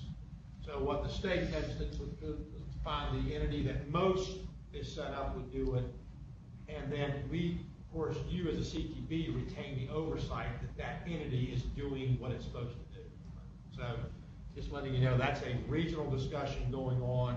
Came to a pretty much a hot flash in Northern Virginia. I think we worked through it to where we are now. Whether it raises its head again in the future, don't know.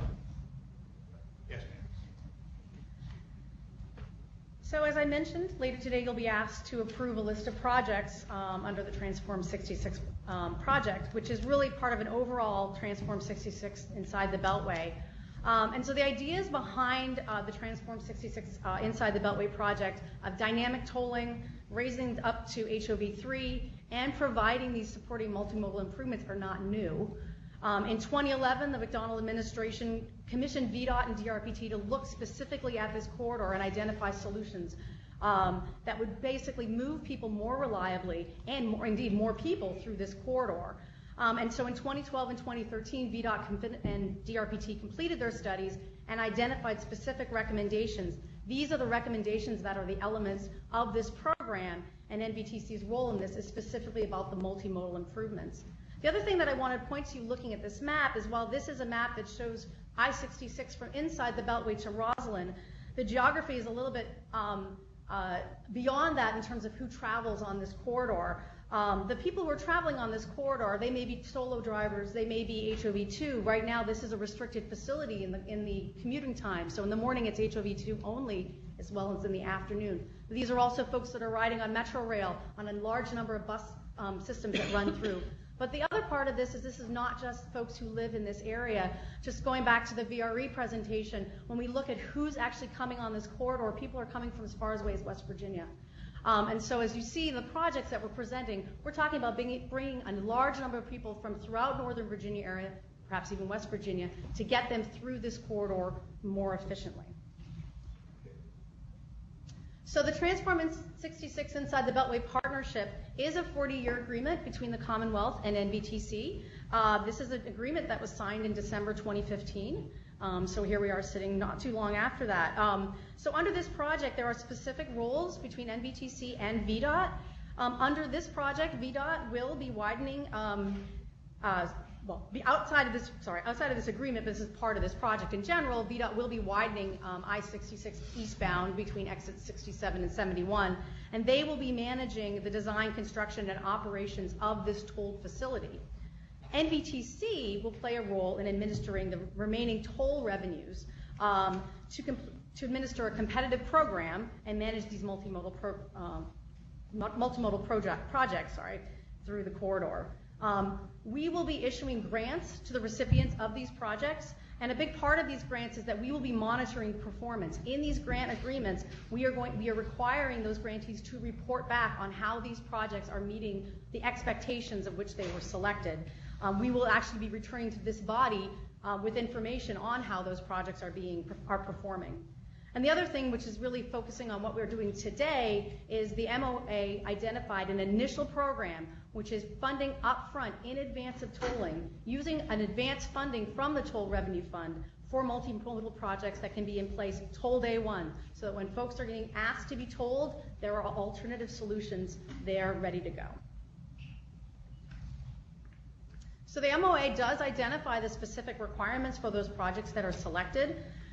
They must benefit the toll payers of I-66 inside the Beltway. They must be legally eligible, whether it be the entities that are applying or the types of projects that are being applied for, and I'll talk about those in just a minute. And every single one of these projects must meet one or more of the improvement goals that are identified in the MOA that are listed here. Everything from moving more people to increasing travel options in the corridor. These are things articulated in this 40-year MOA. The applications for these improvements can be from any jurisdiction in the Virginia Planning District 8, as well as the public transit agencies that serve those areas within those jurisdictions. So I have a map up here of those jurisdictions that are eligible to apply. The types of eligible projects actually come directly from those multimodal studies that DRPT and VDOT worked on just a couple years ago. So this is a list of them, but it really gets at the basis of transit demand management solutions, carpool and vanpool incentives, transit access projects. And so those are, and ITS as well, those are the types of things that are considered as eligible under this program. Just a little quick snapshot of where we are in time right now. Once the MOA was signed, we moved quickly to get a call for projects and get this initial round of projects. I'm not going to dive into every single part of this timeline, but I wanted to give you a sense of the key steps that we went through, and also really to point out that the selection of the projects is somewhat just the beginning. As I mentioned before, we need to be issuing grant agreements with the awarding jurisdictions, and then we need to be making sure that they report back on how these projects are meeting the goals of the MOA. With things, we're going to be asking for things like ridership.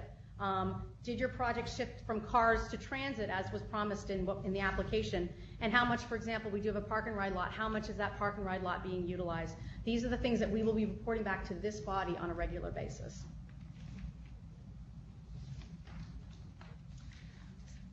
So when we did do this first initial call for project, we did receive 19 applications from across the jurisdictions in the Planning District 8. We got $42.7 million in requests for this $10 million program.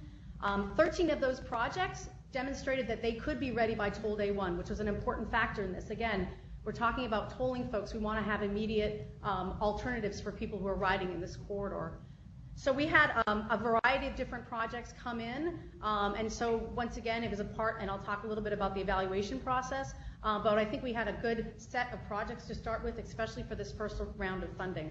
Did you have something you wanted to add? I'm sorry? I didn't know if you wanted something you wanted to add. No, just interested. So back in March, before we did the call for projects, NVTC approved an evaluation and prioritization process. That is something that was required within the MOA. And so what it included is a step of screening for eligibility. The first thing we did with all those applications was make sure that they were eligible under the MOA. And then we conducted a technical evaluation, assessing how those projects would meet the goals of the MOA, things like moving more people, providing transit options, the list that I provided earlier, and if the projects are leveraging other funding sources, and of course, how cost-effective those projects are. So the technical scores were reviewed by a team of staff from all of the jurisdictions, as well as from DRPT and from VDOT in our multimodal working group. We also provided all of the applications and then the scores to the public. We actually had an open comment period for about a month and a half, and we held 2 public hearings. And so we received comments during that period as well. So as a result, the Northern Virginia Transportation Commission approved a list of proposed components for this $10 million program in the beginning of June. And so what I'm going to do is briefly go over some of the highlights of the projects.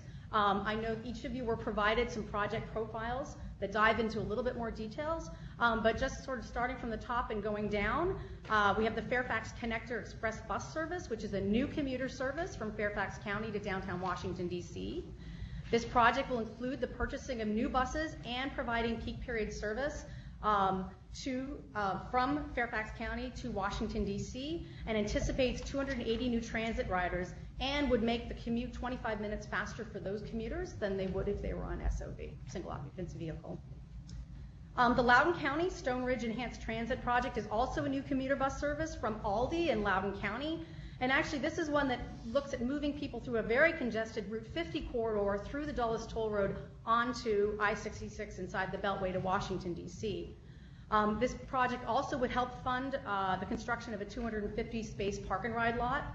And it adds 4 new bus trips in the peak period, looking to serve about 320 new riders each day.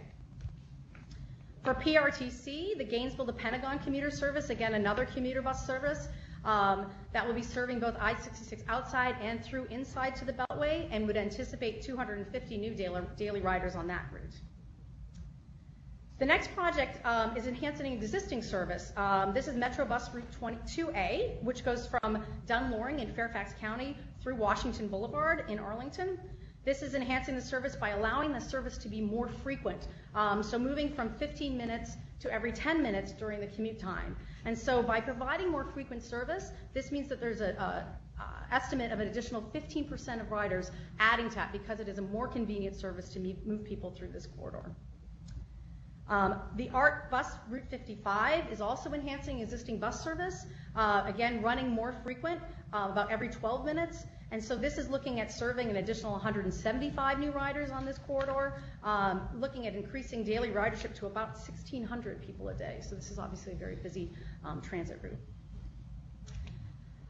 The next project on here is a bus stop consolidation.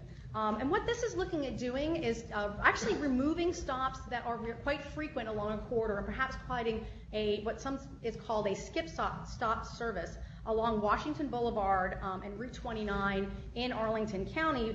But basically, what this is going to do, in addition to allowing for faster bus trip for the bus riders, is also moving traffic more efficiently through that corridor because you don't have a bus stopping every block. Now, because you can provide a faster bus service, it does mean that you actually have the potential of increasing ridership by 15% as well on this corridor. The Capital Bike Share Program, serving the Orange and Silver Line metro stations in Falls Church, is really about access to those very important transit stations. This is completing a bike share network that Arlington and Fairfax County also have, so this is a critical part of that bike share network, and really is about increasing access to Metro Rail by about 450 trips a day, because you're able to provide that last mile access to both the Orange and Silver Lines at East Falls Church and West Falls Church Metro.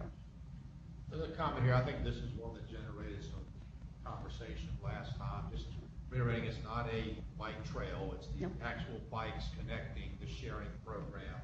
So I just want to make sure everybody understood what it was used for. Actually, it's been very successful in the region. And I know Mayor Falls Church feels strongly about this particular project.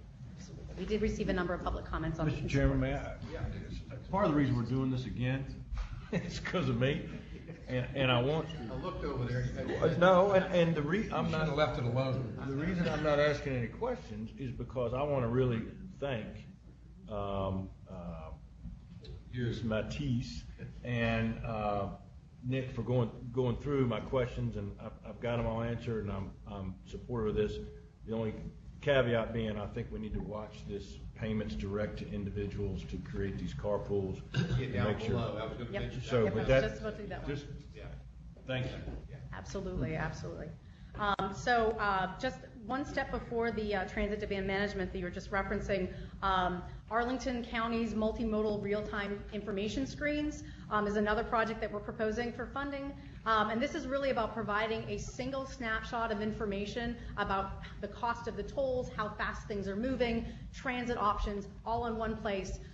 We had the question, which was a very good one. Well, a lot of this information is already available on smartphones, but this actually would have it all in one place. So rather than going to 6 or 7 different websites, it's all right there. And this is about putting it at key bus stops, metro stations, and employers throughout Arlington County.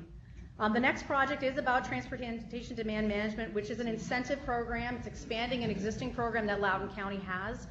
This would be providing 1 year worth of incentives for people to take transit, create new carpools, create new van pools. And Loudoun County's actually reported in their TDM program that they're able to retain up to 75% of those folks who are provided an incentive. If you think of sort of when you think to Lyft or Uber, oftentimes what gets people to provide those new services is providing them a free ride. This is very much under that model.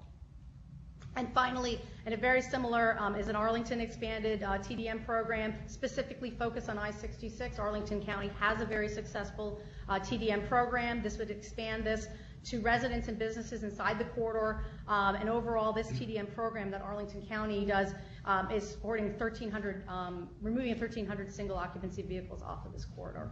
So that is an overview of all of the projects in this $10 million program.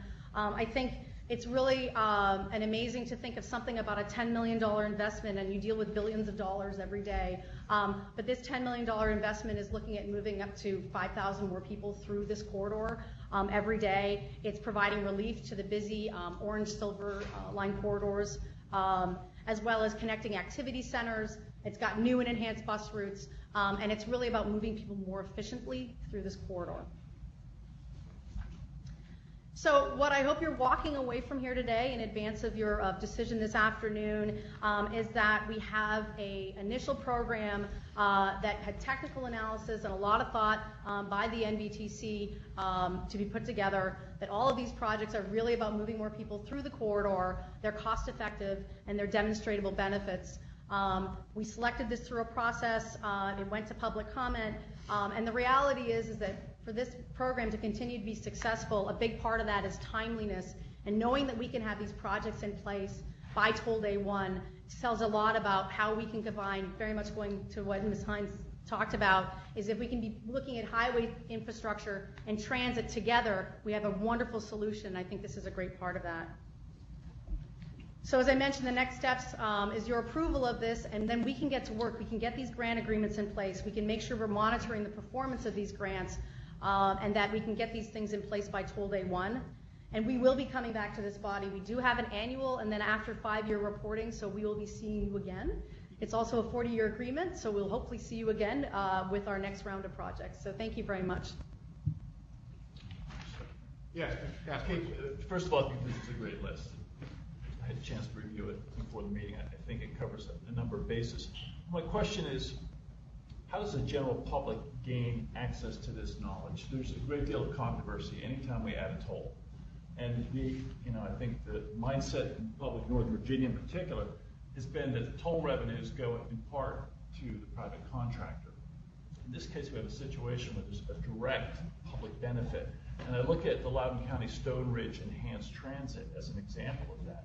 How do those people and how does that corridor understand that that's happening as a direct result of what we're doing inside the Beltway? Is there a mechanism for public outreach or projecting this? Well, so there's a number of different things throughout VDOT and NVTC's outreach. We've actually worked very closely so that in any public meeting associated with actually inside or outside the Beltway, NVTC has been there talking about these multimodal programs.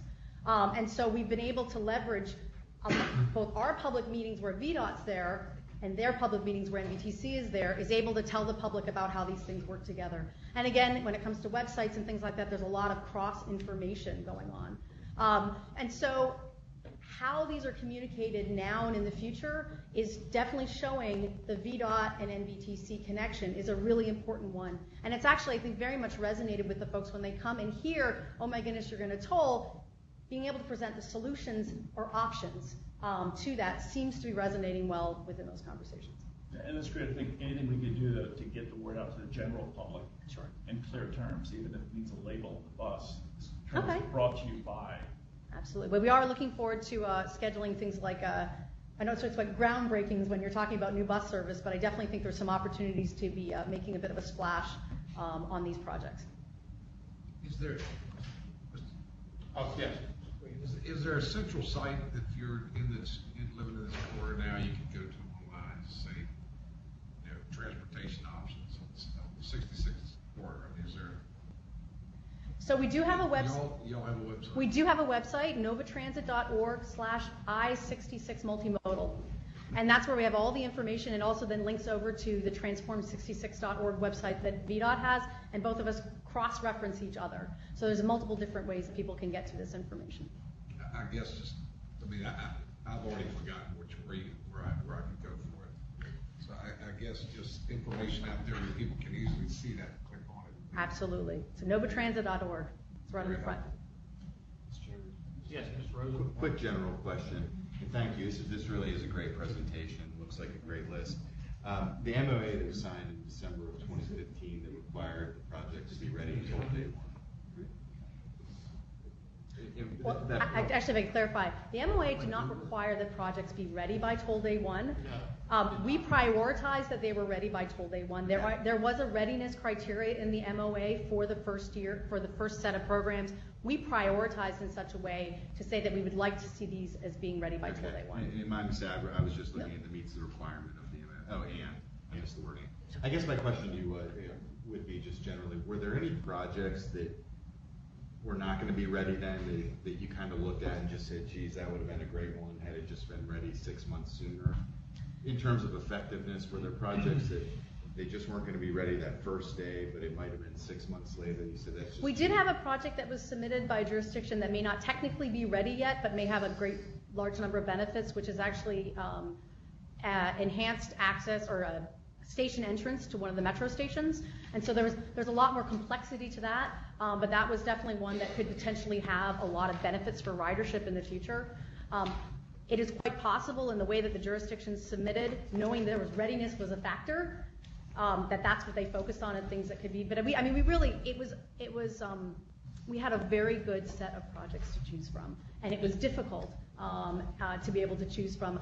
And so as we move forward, the possibility of looking at things that don't have that, we need it ready by next summer, we are going to see a different set of projects coming. And I guess that was my thinking, is just if said, this one's great, it will be ready, but this one will be 6 months late for the cost, it just would have so much more benefit. At this point, I think we have a very good package that's set.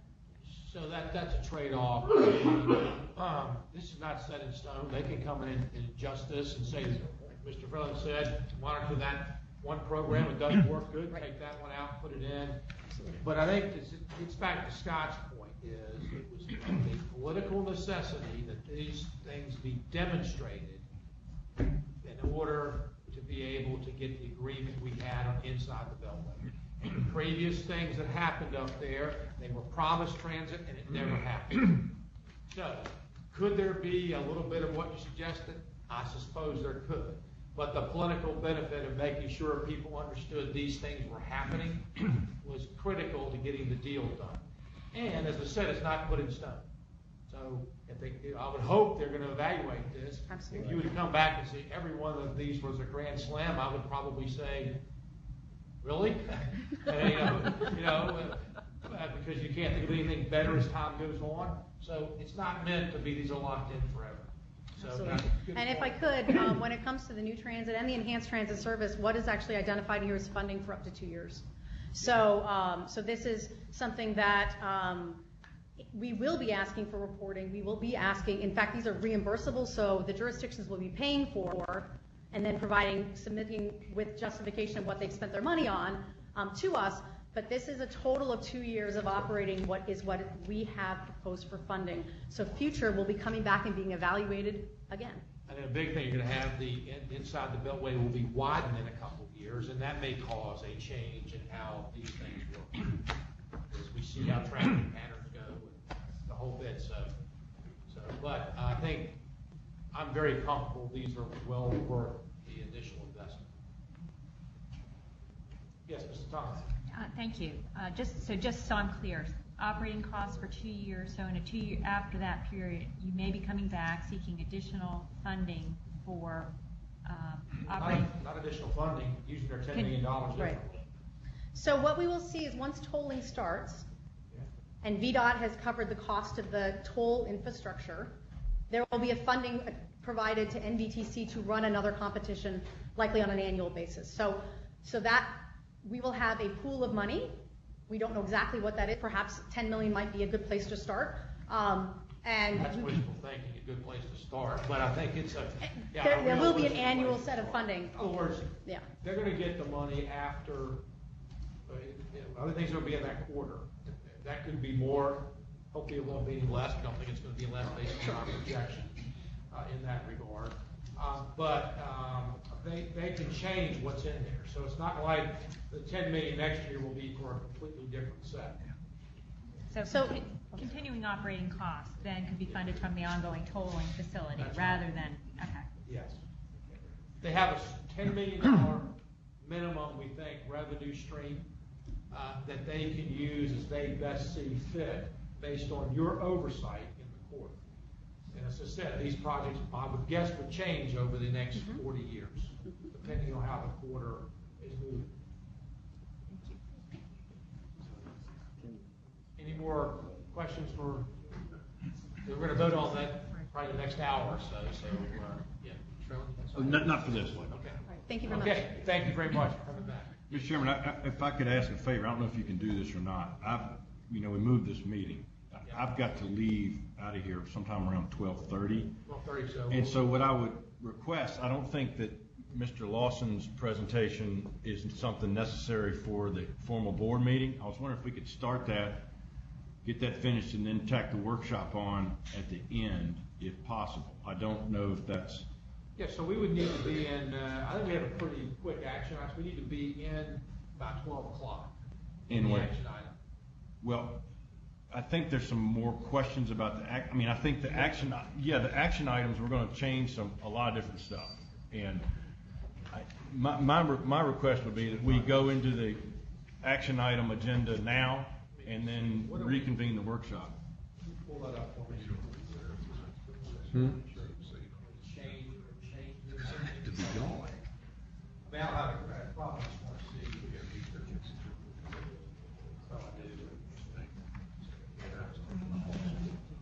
Why don't we get Mr. Lawson to come up? His going to be very quick. It's 44 slides, Mr. Chairman. No, it is. That's the attachments. All right. Yes, yeah. It's going to be real. We're not going to allow him to go through 44 slides. Yeah, we've been through. Let's go through this real quick, and then I'll. Okay. Whatever. I mean, you're. No. I appreciate. I want you to. You're the boss. You're here to vote. Yeah. So you got an hour, basically. Yeah.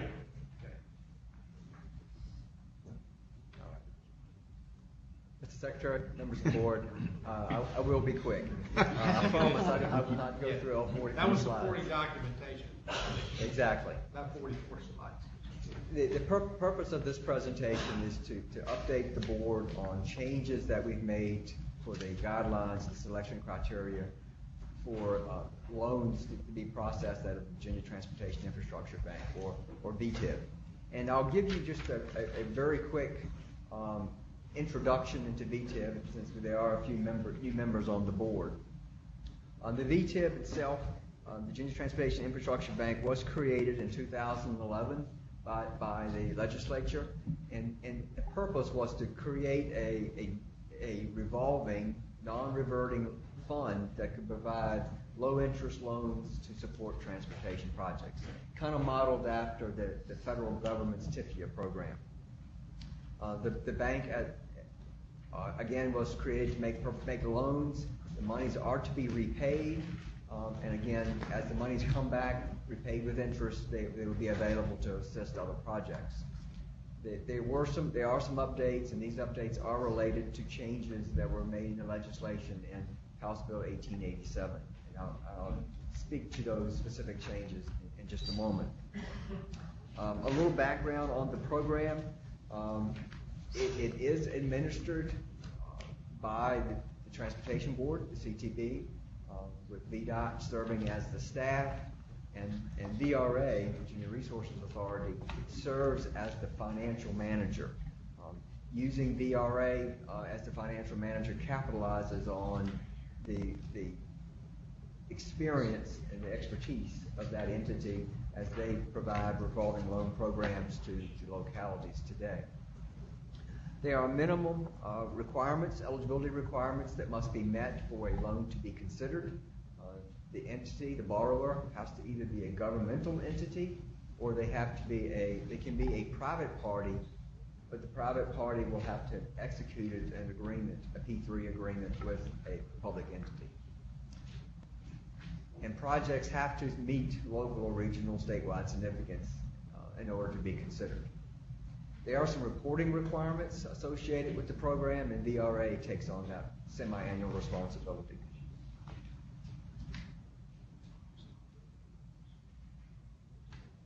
I'm not going to read through the slide here, but what you see here is just the kind of the cycle that happens when an application is submitted. Just very briefly, it's submitted, VDOT staff screen it, then they review the projects, VRA reviews creditworthiness, we compile the results of that review and present to the advisory panel. The advisory panel is chaired currently by Nick Donahue, one of the deputy secretaries, and it's staffed by the CFO, the DRPT CFO, a member of Department of Planning and Budget, and we bring in other members associated from ports or airports if the projects were to be related to such projects. The advisory panel makes a recommendation to this body. If this body approves the award of a loan, then VRA and VDOT would enter into the further negotiations with the applicant to define the terms and structure of the actual loan. Mr. Chairman. I just got cut off. Charlie. I'm sorry. Who's the advisory panel? The advisory panel is it's established as, it's chaired by the deputy secretary, which is Nick. It's composed of VDOT CFO, DRPT's CFO. We have a member from Department of Planning and Budget, and a member, I think it's from the Economic Advisory Committee. I'm trying to remember all the exact names now. That's okay. Just get to me. Great. And they are enumerated in the guidelines as the members are. And if we were to get a loan request from related to airports or ports, we would bring in members from those respective agencies.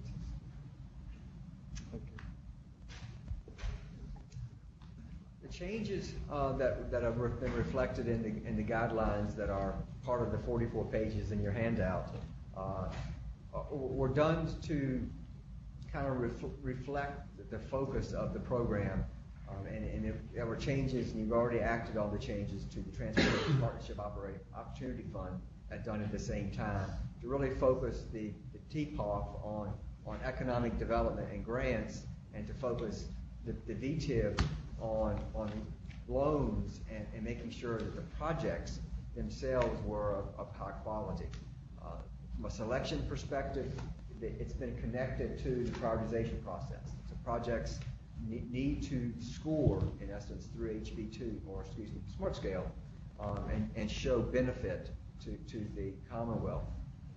As I mentioned, grants were originally a potential financing source of the program that is no longer possible. That would have been removed. It's fully only a loan program today.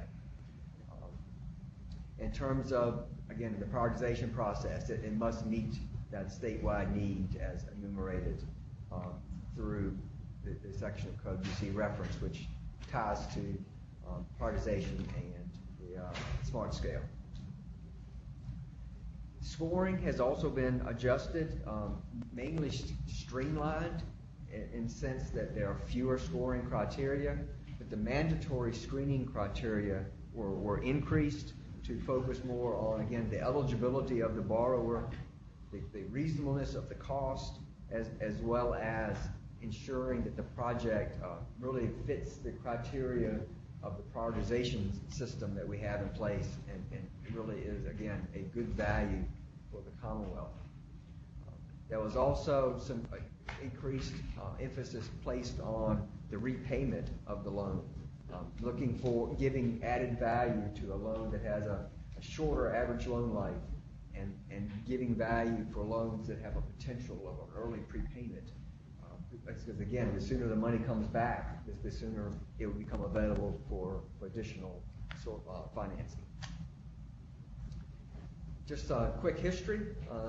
The initial capitalizations of the bank was just over $280 million, and with the passage of House Bill 1887, which again created these changes, there was also a dedicated annual revenue source now put in place for the bank. Previously, the interest earned on the trust fund dollars and the HMO were provided to the total facility revolving account. With the change in the 1887, 2/3 of those interest earnings will go to the infrastructure bank, and a third go to the partnership fund that I mentioned earlier. Just a quick recap on the kind of the standing of the bank, what it has done. There's a total of about $325 million been made available between the capitalizations and the interest that have been earned. There have been 2 loans, or actually 3 loans that were done, one for Chickadee Boulevard, one for Pacific Boulevard in Northern Virginia, and of course there was a line of credit for the 460 project. The 460 project, that line of credit has been released as that project was closed out. There are 2 additional loans that are certainly currently in process. They've already been approved by this board. A $50 million loan for Potomac Yard, which is expected to. We think that will come to fruition before the end of the calendar year. And then the Thimble Shoals, which is the Chesapeake Bay Bridge Tunnel project, also hopefully will materialize and become in a position to where financing will be needed by the end of the year to finalize that. Yes, Brown. Mr. Lawson, what's the motivating factor for why a locality decides to use this vehicle as opposed to selling bonds directly in the market? Is it lower interest? Is it the credit ratings of the state backing it? I mean, why choose this versus a more direct funding source? Part of it is simplicity. The bank, from an interest rate perspective, is tied to AAA GOMMD. So you're not going to get a better rate anywhere. Even a AAA state is not a locality is going to get a rate as low as we could provide. We also provide the ability to take a subordinate position, which is beneficial to an entity as they're structuring, especially if you're structuring a toll project. And it's a very much more simplified approach to financing than you would see from a traditional municipal bond offering. It was really set up for an enhancement. In other words, getting those dollars that otherwise projects wouldn't have gotten done on. So, and as John said, we have very flexible terms, whether it's in terms of its maturity date or its interest rate. It's really, and I hate to use this word, but for these other projects wouldn't get done that we thought would get done. So that's really what the purpose of it is. And in the instance of the Thimble Shoals Channel, Chesapeake Bay Bridge Tunnel, it's a credit enhancement that was able to get a better TIFIA rate, and so that's really what the purpose of it is. Where if they'd had that other rate, they may not have been able to do the project. And it used to be, John, we could give grants, but I think now it's all loans out of here. That's correct. It has to be repaid back. Yes, sir. Oh, Mr. Whitworth? Is putting on my banker hat a minute, is there any term with which a commitment has to be executed, or is there any commitment fee to hold a term? Yes, sir. When we sign the loan agreement, they're given a period of time in which we have an agreed to period of time in which we, in essence, hold the interest rate because we lock the rate when you approve the loan, and within a given period of time, typically 6 months or so, we need to come to a close. And if they don't come to close, we have the ability, obviously, to extend, and Potomac Yard is a case, one that we did actually extend the period to come to close.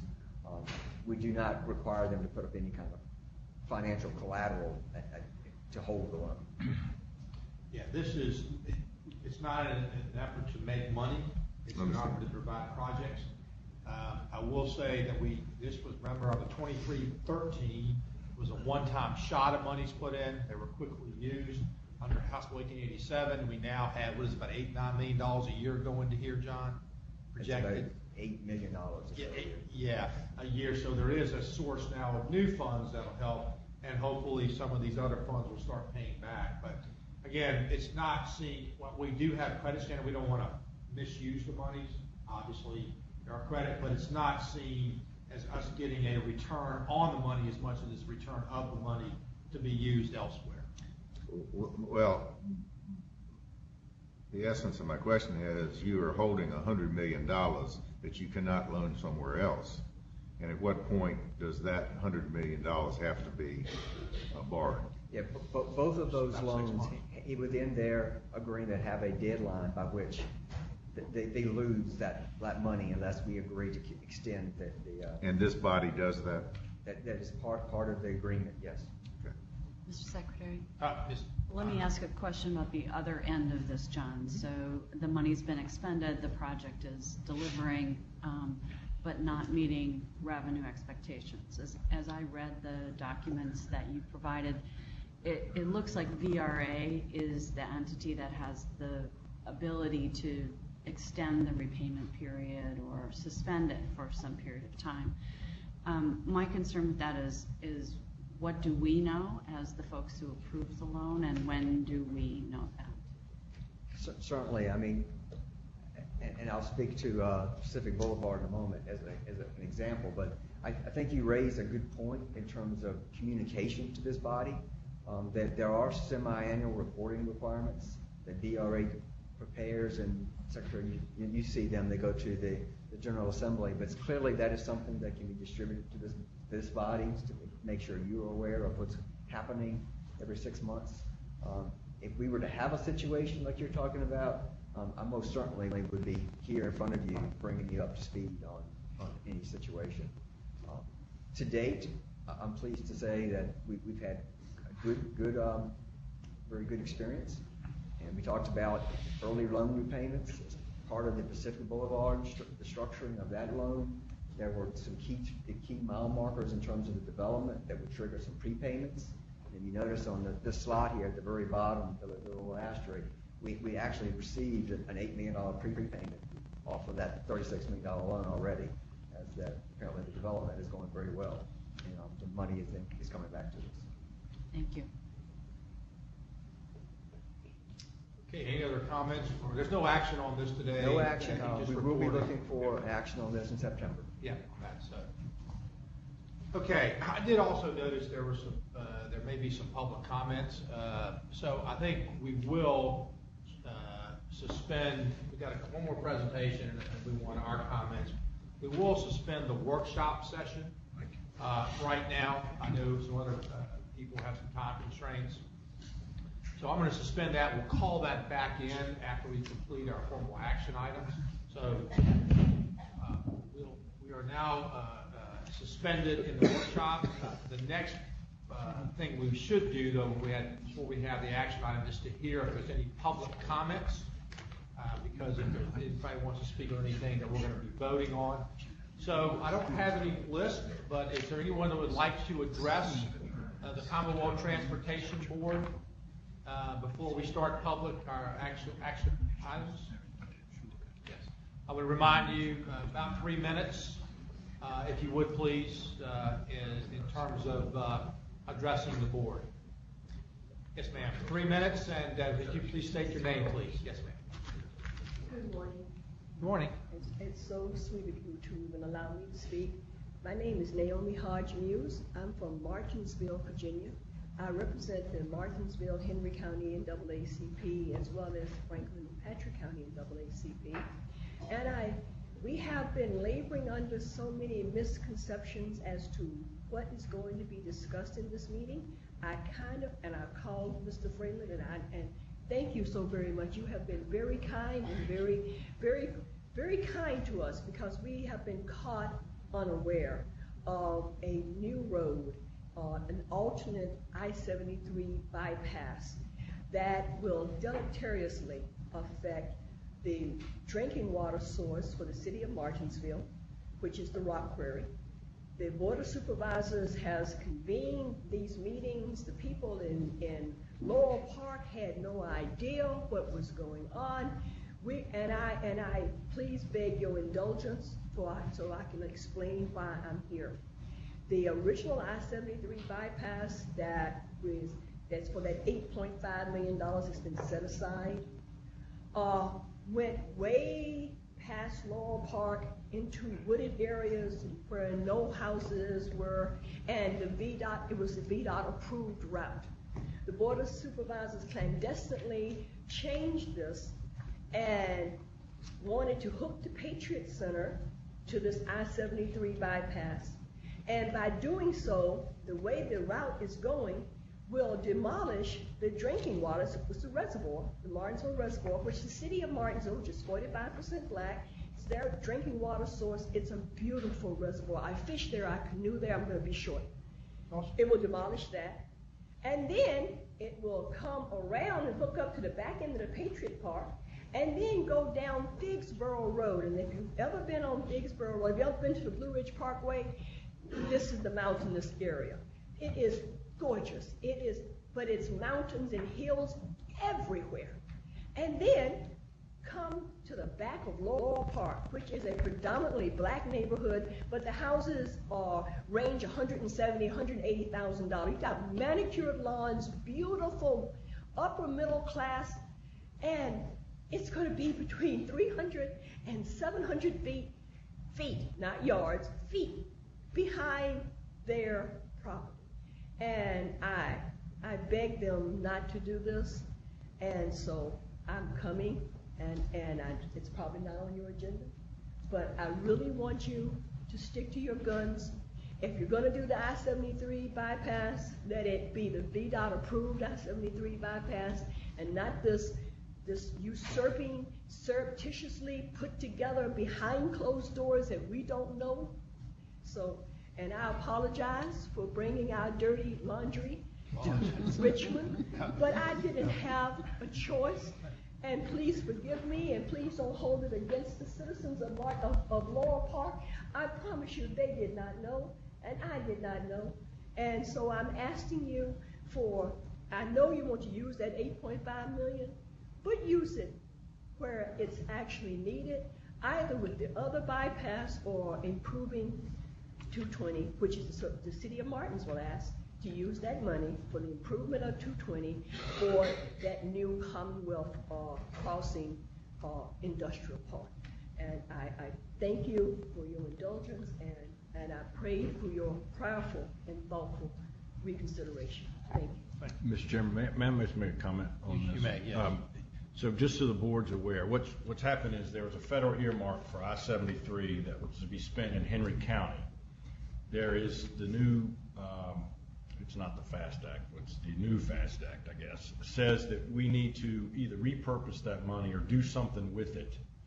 And the concern has been that we needed to do that by September. My understanding now, is that we do not need to do. We just need to tell them we're going to do. There's going to be no action taken on So that. what's happened is there's been a proposal from Henry County to take that money and repurpose it to an access road to an industrial park. That's what Ms. Hodge-Muse is worried about. And so there is no action item that we have today or probably in September, but there has been a resolution passed by the Henry County Board of Supervisors to do that.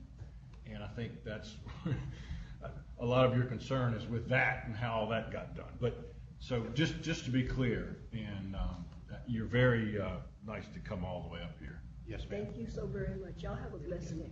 Just to reiterate, I did receive a call yesterday from the Henry County, and they got a copy of the resolution, and I informed them there was no action going to be taken. Anything like that would have to go through Smart Scale because it wasn't fully funding the road, and that, as William has said, all we have to do by August is say we plan to use those earmarks somewhere in a 50-mile radius, and that's all we'll be doing by August. So any of these projects will have to go through the normal process in front of this board. So, ma'am, you can tell the residents there's been no decisions taken and nothing that we could action on anytime in the near future with that project. Thank you, thank you, thank you. Yeah. Well, I was just going to ask for clarification. So if that project gets submitted in the process for the next cycle, VDOT will score it, it'll come to us, they'll recommend The VDOT has, the $8.5 million, VDOT has some discretion to use based on the original intent of the earmark. But if it's put on a project that's not fully funded, which we don't do anymore, that it doesn't do, it's got to go through Smart Scale. There has been no decision on that. Lots of people have designs on that money for different things, and if VDOT will make a recommendation, or if one recommendation that we just go back into the House Bill 2 scoring pot. I'm not saying that's it, but there's been none, and I think there was some confusion as to something was going to happen, and there's been some articles in the paper, and people have strong feelings one way or the other that what the money was for. But the fact of the matter is it'll be repurposed somewhere within a 50-mile radius, and we have actually till 2019 to do that. All we have to do by now is say we plan to use the money, which VDOT will do. Yes, ma'am, come up.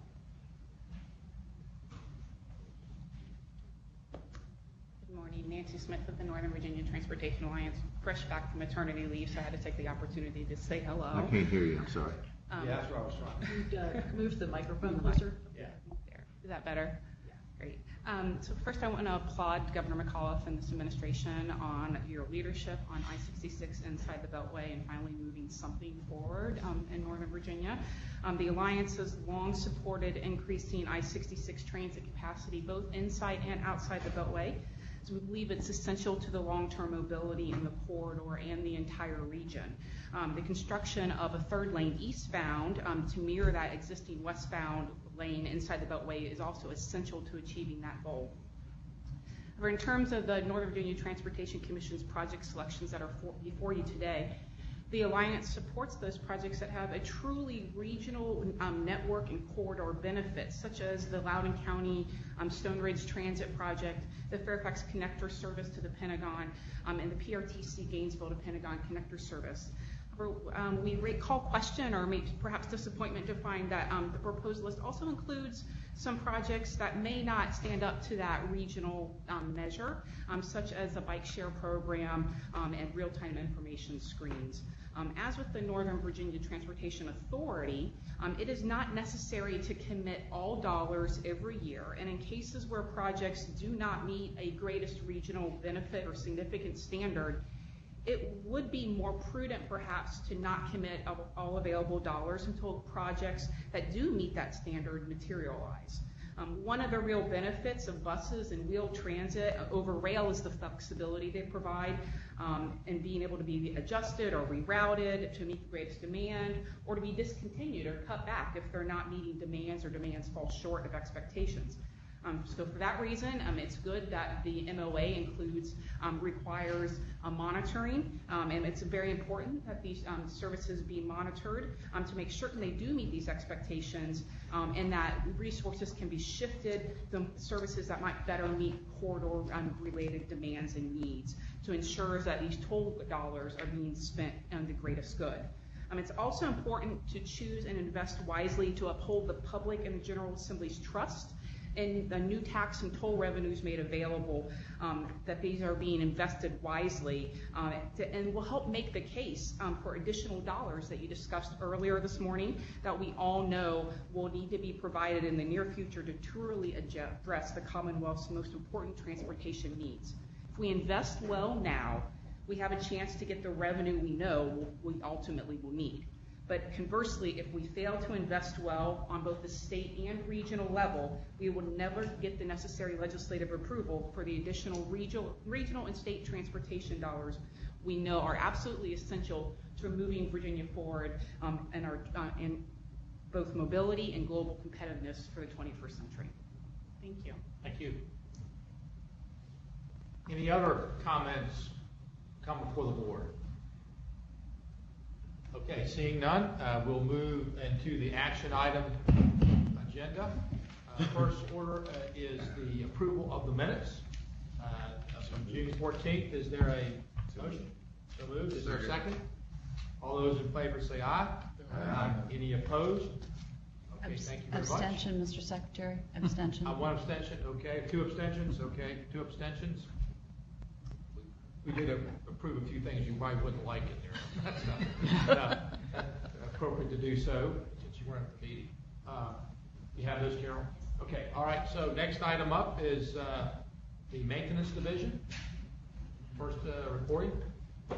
And I know. I want to introduce Bronco Vlasic. He is our new state maintenance division administrator. Bronco comes to us from Northern Virginia. He is well versed in the world of emergency operations, snow removal, and just good old-fashioned maintenance.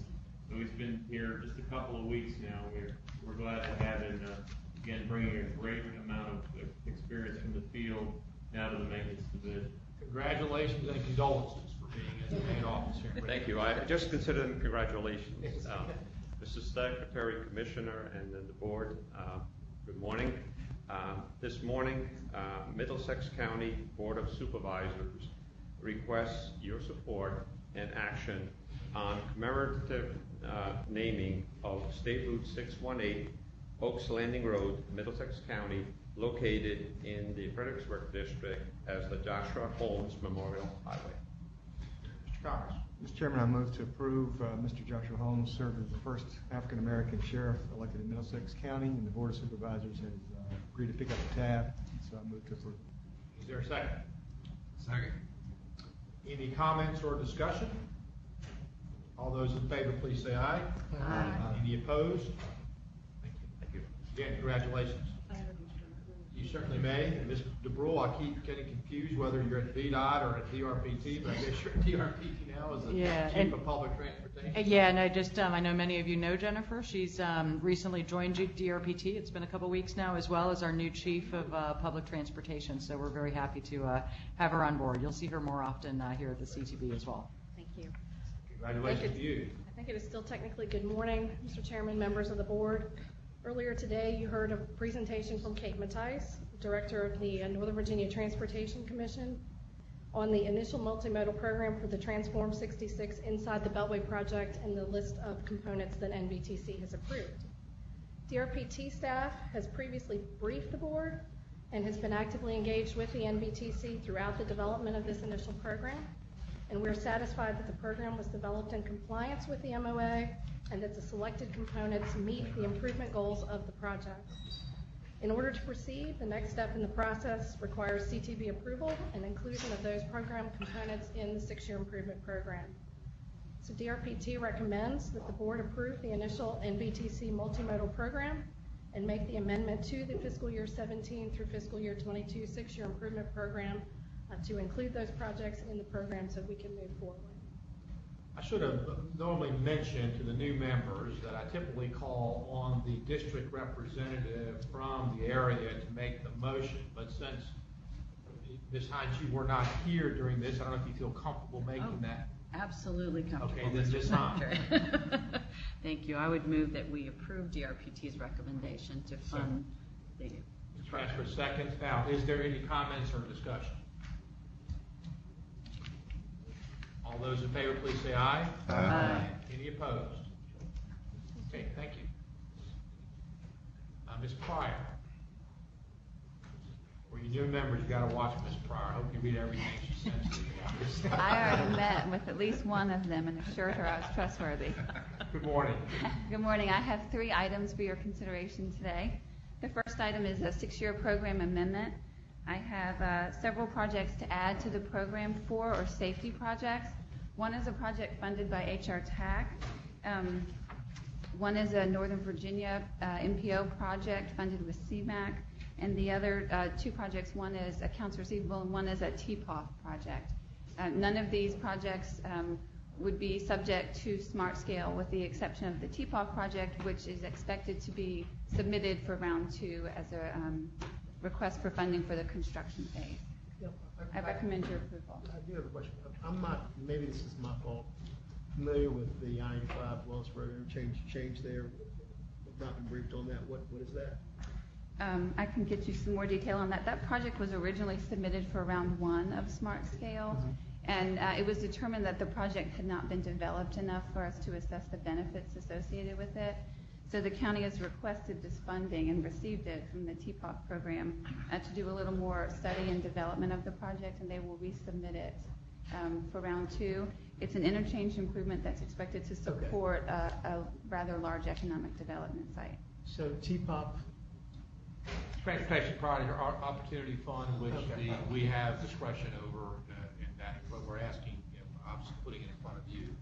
Again, Kim, the amount of that, it listed as a project cost of $47 million, but the TPOF. It's $5 million. So I want to make sure folks, it's not $47 million being moved. That's what I was. Yeah. I had the same question. And in the future, we will clarify. I got a couple of questions on that. We'll clarify the amount of funding that's going on the project as well as the total cost for you. Chairman. Mr. Whitworth. Well, then, are the others the correct amounts that are being? Yes, sir. The other projects are fully funded, and normally the requirement is for a project to be fully funded to be added to the program. So, as I understand it, then this particular project must go through smart scale. Yes, sir. But in going through smart scale, we've already then approved $5 million. Is it $5 million towards? It is $5 million on this project, and that was approved through the transportation through the governor's office, essentially. So we have no approval over The TPOF. governor controls the Transportation Priority Opportunity Fund. I understand. Then what are we approving today? We add projects to the program that are funded through this board or that are administered by the department. And so this project will be administered by VDOT staff. And so we're amending it to the program. So we're really approving just the administration That's of correct. this particular TPOF, but we're approving the approval of the other funding. You're approving VDOT administration of this particular project and the amendment of the other projects and the funding associated with them. The transfers associated with these projects are also shown on the transfer report. That is my next item for your approval. Yeah, it goes, you just need to, you have to approve things that go into the plan. And does everybody understand the Governor's Opportunity Fund? He has discretion over that. It's a submission. It's between actually the Secretary of Transportation and Commerce that we have to agree with the Governor's request, and then he has that. And I think it's, where's John? I don't think there's much left in there, is it, John? Yeah, I think that's. Now, remember, 1887 does put in a few dollars to that each year too, in that regard. I think 2 or 3 million goes into that each year through 1887. So it's not a large pot of money, but the governor did request, and it did meet the approval of the Opportunity Fund's guidelines. So, Mr. Chairman, I have no challenge or problem with this. I think it is somewhat misleading if you were from the public and saw that.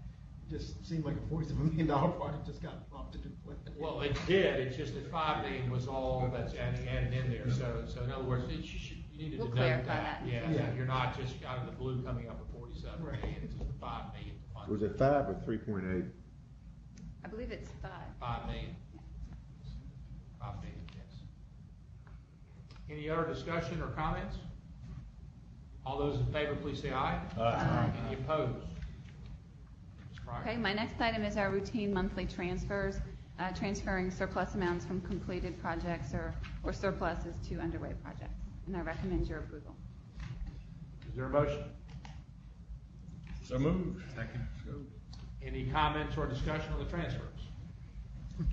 All those in favor, please say aye. Aye. Any opposed? All right, and my grand finale item for you today is recommending approval of the revised policy for guidelines for implementation of the Smart Scale project prioritization process. We received comments from about 7 entities. Most of the comments were positive. We continue to receive very positive feedback on the process. Most of the comments were requests for clarification on points in the technical guide or policy guide, which we've addressed. And any large changes to the policy, per your direction, we've minimized any changes to things like weights or significant factor changes, so we can get through a couple of rounds and see how we're doing. You've been briefed on the changes to the measures as we've briefed you over the last few months, and so I recommend your approval of the revised process so that we can start round 2 on Monday. Mr. Rosen. Just a comment, appreciate the amendment of the safety factor to take out severe, because crash is a crash and bottlenecks traffic, and I think that was really a very wise move on behalf of the VDOT staff. Mr. Frill, I was going to talk about our, but do you want to talk about our conversation or comments on this? Sure. Mr. Chairman, I first had Sure. disagree with my colleague, Mr. Rosenman. Okay, Maybe. well, you may do that too. Well, yeah, it's very rare, but I don't recall the severe versus injury crashes discussion that we were going to actually make this change. And maybe I'm not saying we didn't do it. I just don't recall it. Just so the board's aware, what this can do is weight injuries more significantly where there's more traffic. What happens often in the rural areas is there are higher speeds that are taking place. There are more, T-bone and head-on crashes that are severe. Now, I'm not saying we shouldn't do this. I just want Mr. Rule may be able to. Mr. Pryor may be able to tell me what we decided on that. I'm going to let Chad Tucker address the specific issues with measures, if you're okay with that. We did change the measure from not looking only at fatal and severe injuries to looking at all types of accidents, to be more inclusive of the accidents that are happening around the state, and to make sure that we are addressing all safety areas, not just where fatalities occur. Yes, sir. So the modifications to the safety measure in round 1, we were looking at fatal and severe injury, and they were weighted equally. The proposal for round 2, because those crash types only represent about 7% of the total crashes, we look at fatal and all injury crashes, but then we weight the crashes based on the cost that have been established nationwide. So, for example, a fatality crash would get a weight of 540 versus a minor injury would get a weight of 5. So we think that is going to should weight things accordingly. And this is I think it's important to note this is a sort of a national standard on the cost of different types of crashes in terms of the injury, with fatality being significantly more costly. And we didn't generate those numbers. We're really pulling it from a national practice. Yeah, I should have mentioned too earlier today.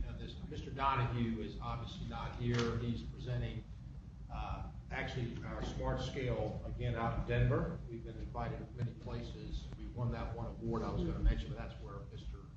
Donahue is, but we have able people here that can answer those detailed questions. Okay, I was going to mention. Did you want me to get into that? I'll bring it up and you can comment. Well, Mr. Fraley and I exchanged some comments really about sort of from the very beginning of Smart Scale as to how who should be implementing projects. We developed it with the localities and really wanted to build it up, and that was a big part of getting the buy-in. But I do recognize there might be a hole or what's the right word, or an oversight when you have a road that goes over multiple jurisdictions, and yet not one jurisdiction wants to input it in that. So the issue is, how do we get those in? What we had talked about last year, we didn't put any in, but the CTV, there's no magic number to this, but has two that it can decide to put in. Say we want to look at this and score, and maybe we find that number is 3 or 1. But anyway, that's how we decided to address it. Ms. Fralin had suggested that maybe individual CTV members could put in without having the board, and I sort of get that, except we have the ability, because they're going to be scored, and if they're not good, it's going to pop out. But I think that would be, I recommended to William that we hold off on that for 2 reasons. One, it's just the second year of this. Plus, we're the oversight board, and we're putting the stuff in, and then, we're voting on it. That, while it's being scored, it still sort of gives an impression that maybe there's some more politics. This past year, we fought very hard. There were many legislators who wanted to override this by putting in their pet projects. And so I'm not saying never. What we agreed is that we look at this through the next scoring cycle and see what holes we have and as to how that might go. I would encourage you work with your localities to get that put in. If you wanted a project, go work with your locality and get somebody to submit it in that regard. But I would just say, let's give it some time. I'm suggesting the board couldn't change its mind in the future. And the same thing goes with the board putting in projects as a whole, voting to put them in. Because I do see there might be some very controversial projects that are needed, yet no locality wants to be the one standing up and do it when you put that in. So, William, I think I paraphrased it about right. We sort of agreed, you make a comment that we would leave this alone unless somebody else wanted to bring this up and see where we are after the next scoring round. Well, Mr. Chairman, I agree, and we have had an offline discussion, and I'm fine with it. I think we as a board, though, need to be careful about how limited we have, because there is no entity other than us that's looking across the Commonwealth. I'll give you two real-world examples. One, we just talked about, the bypass around Windsor. Now, that's controversial down there. And if you think the town of or Isle of Wight County or the town of Windsor is going to put that in, they're not going to. But that's a vital link along 460 from the Tidewater area to Central Virginia. So, I think there may be some more of these than what we're going to do, but we'll see. The other one is, frankly, the bypass around Charlottesville. I mean, there's no way they would have put that in. That project was way too controversial, and in fact, if we had to get everybody to vote on the remedy we decided, I think we'd have a hard time. So we're already going to use one of ours, then we'll have one left, but I worry about that. And now remember, there's a screening process. So in other words, we got to develop it enough, like the bypass, we would have had to have environmental before we could actually even screen it. Well, but if we would have, that project would have had to go through House Bill, we don't do House Bill 2 anymore because of our neighbors in North Carolina. Smart scale. No, but I'm saying, remember, part of it is, in other words, we can't just draw a line on the map.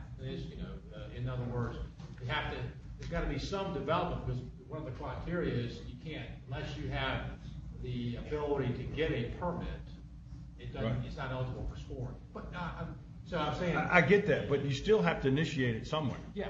And so that's, and the other thing is, by having localities put this, Doesn't mean you can't work with VDOT and start looking at stuff.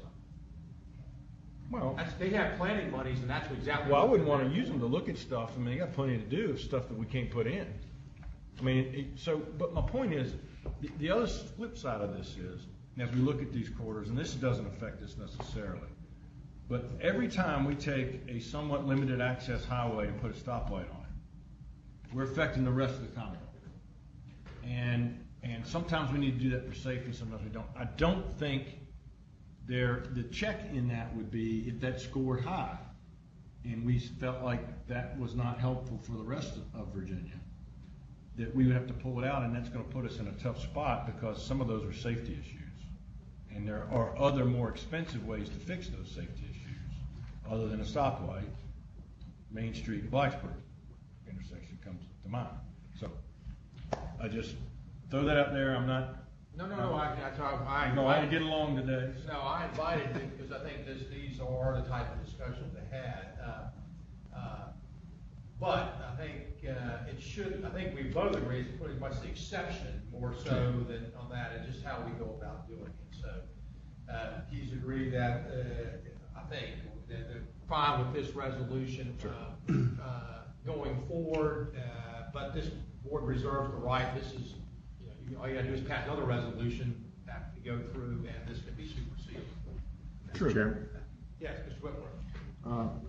An observation. First question is there any driving timeline that this has to be approved today? Yes, because people are going to be submitting applications. Okay. There is no August meeting, so they're. Okay, and there's nothing more to be done, but just an observation. We spent a considerable amount of time over the past couple of years coming up with these. I mean, a lot of time. And I was just surprised that at least the 20 changes, and maybe they all are technical, but it wasn't even on our workshop. Oh, no. Today. It was, remember Today. No, because it had been the third time. We've had two. Remember, the agreement was you guys were going to submit your comments to Nick. Right. And we waited almost 60 days. So it's been presented twice. And then the last time we just said that for this meeting we would vote. So Mr. Brewer, I think there's been like 90 days. Well, I was really saying that for the benefit of the new people on this board that had not seen it before. Well, I get that, but boards move on. But okay. I mean, but I think in terms of but no, I want to make clear because we did, and the last meeting, there weren't a whole lot. We said, okay, we would have another 30 or 45 days of comments, and that's why it's on here. So are there any changes from these changes from what we saw last week? There was a red line in there in your materials. I don't think there's any significant. The one that comes to mind, is you can't have a locality have something that's fitting the same need and put in two different projects. For instance, saying we're going to put in a bypass and we're going to put in another, the other street, and we're going to see which one scores, and that's the one we're going to do. Or you got one going that meets that need, and you want to, like for instance, there was a road, I won't name the locality, that they had to fix, but they thought they wanted more fixed, so they want to put another project in, but we were already doing something to fix that particular issue. Right, Mr. Chairman, if I could comment on that. And that is the other major change here that we're saying, and I'm not sure it's a major change. I think we're making it clear. That's right. Okay. And the point is, if you put in a project and we fund it, and then you say, well, we kind of let's make up one so we don't use somebody. Yeah, that's right. Well, we kind of want sound walls because we got a lot of complaints from the neighbors, and we need to do this, and we need to put up this, and so we want to expand the scope of this project. What these guidelines will say is you can't do that unless you're going to pay for it, all of it, because we're not going to game the system, and we're also not going to hold that money and say, okay, well we've allocated $10 million on that project, sounds like you want to change the scope, we'll hold that money for you, and then we'll use it for what you want to scope, because that's not fair vis-a-vis the other projects that have to get scored.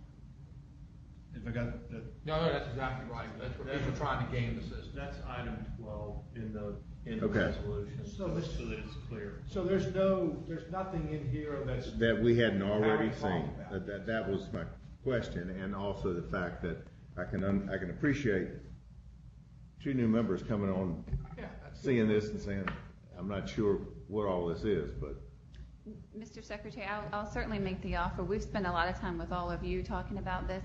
I'm happy to make the offer to meet with the new board members and go through it in detail as we start round one, so you're familiar with it. I don't think any of these changes are gonna make any significant change to scoring. No, so in other words, I wanna make that. That's fine. Clear, there's not anything that, if we'd have put these changes in and redid it, there would've been a whole bunch. In fact, they meet the pledge that we were gonna be consistent for the first two, so people understood how it worked. I'm fine with that.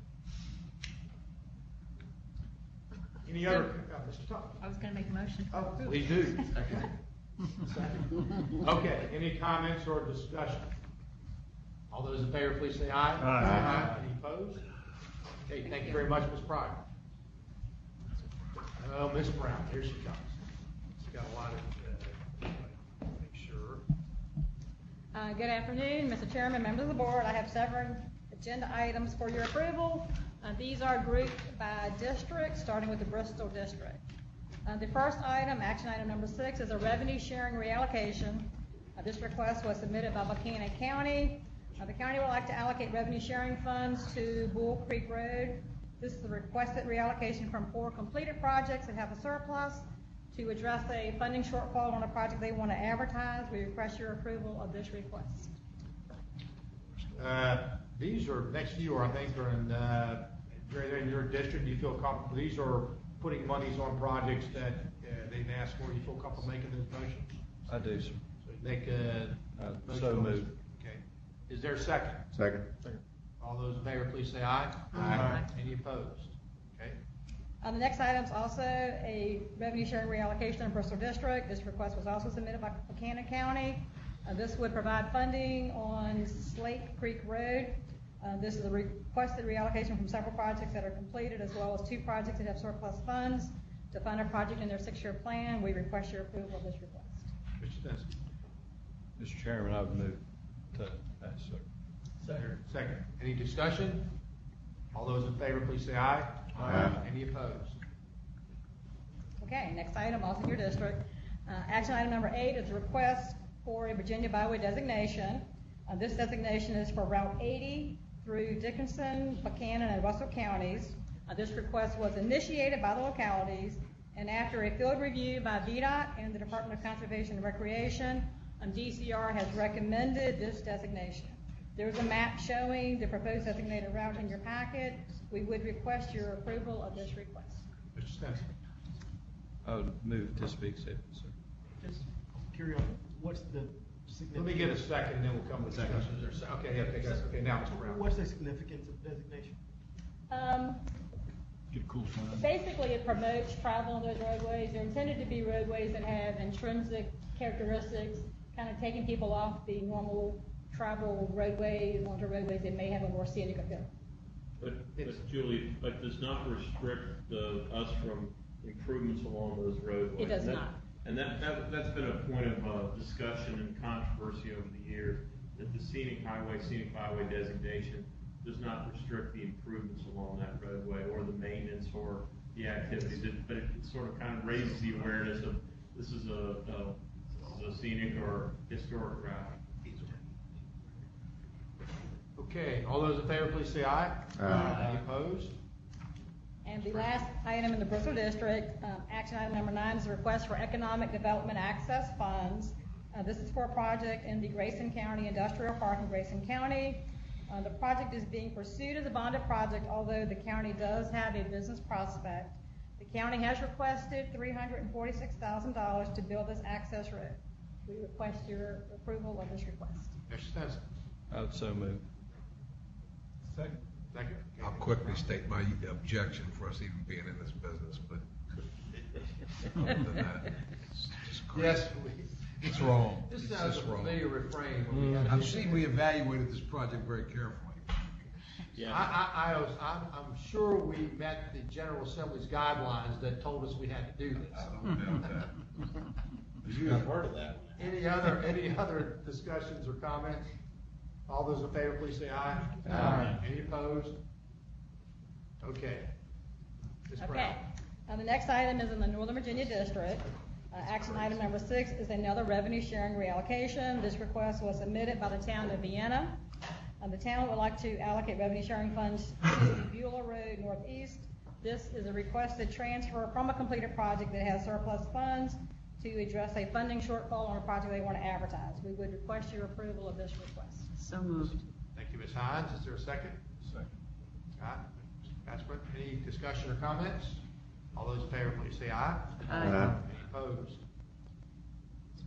The next item is in the Salem District. This is also a revenue sharing reallocation. This request was submitted by Henry County.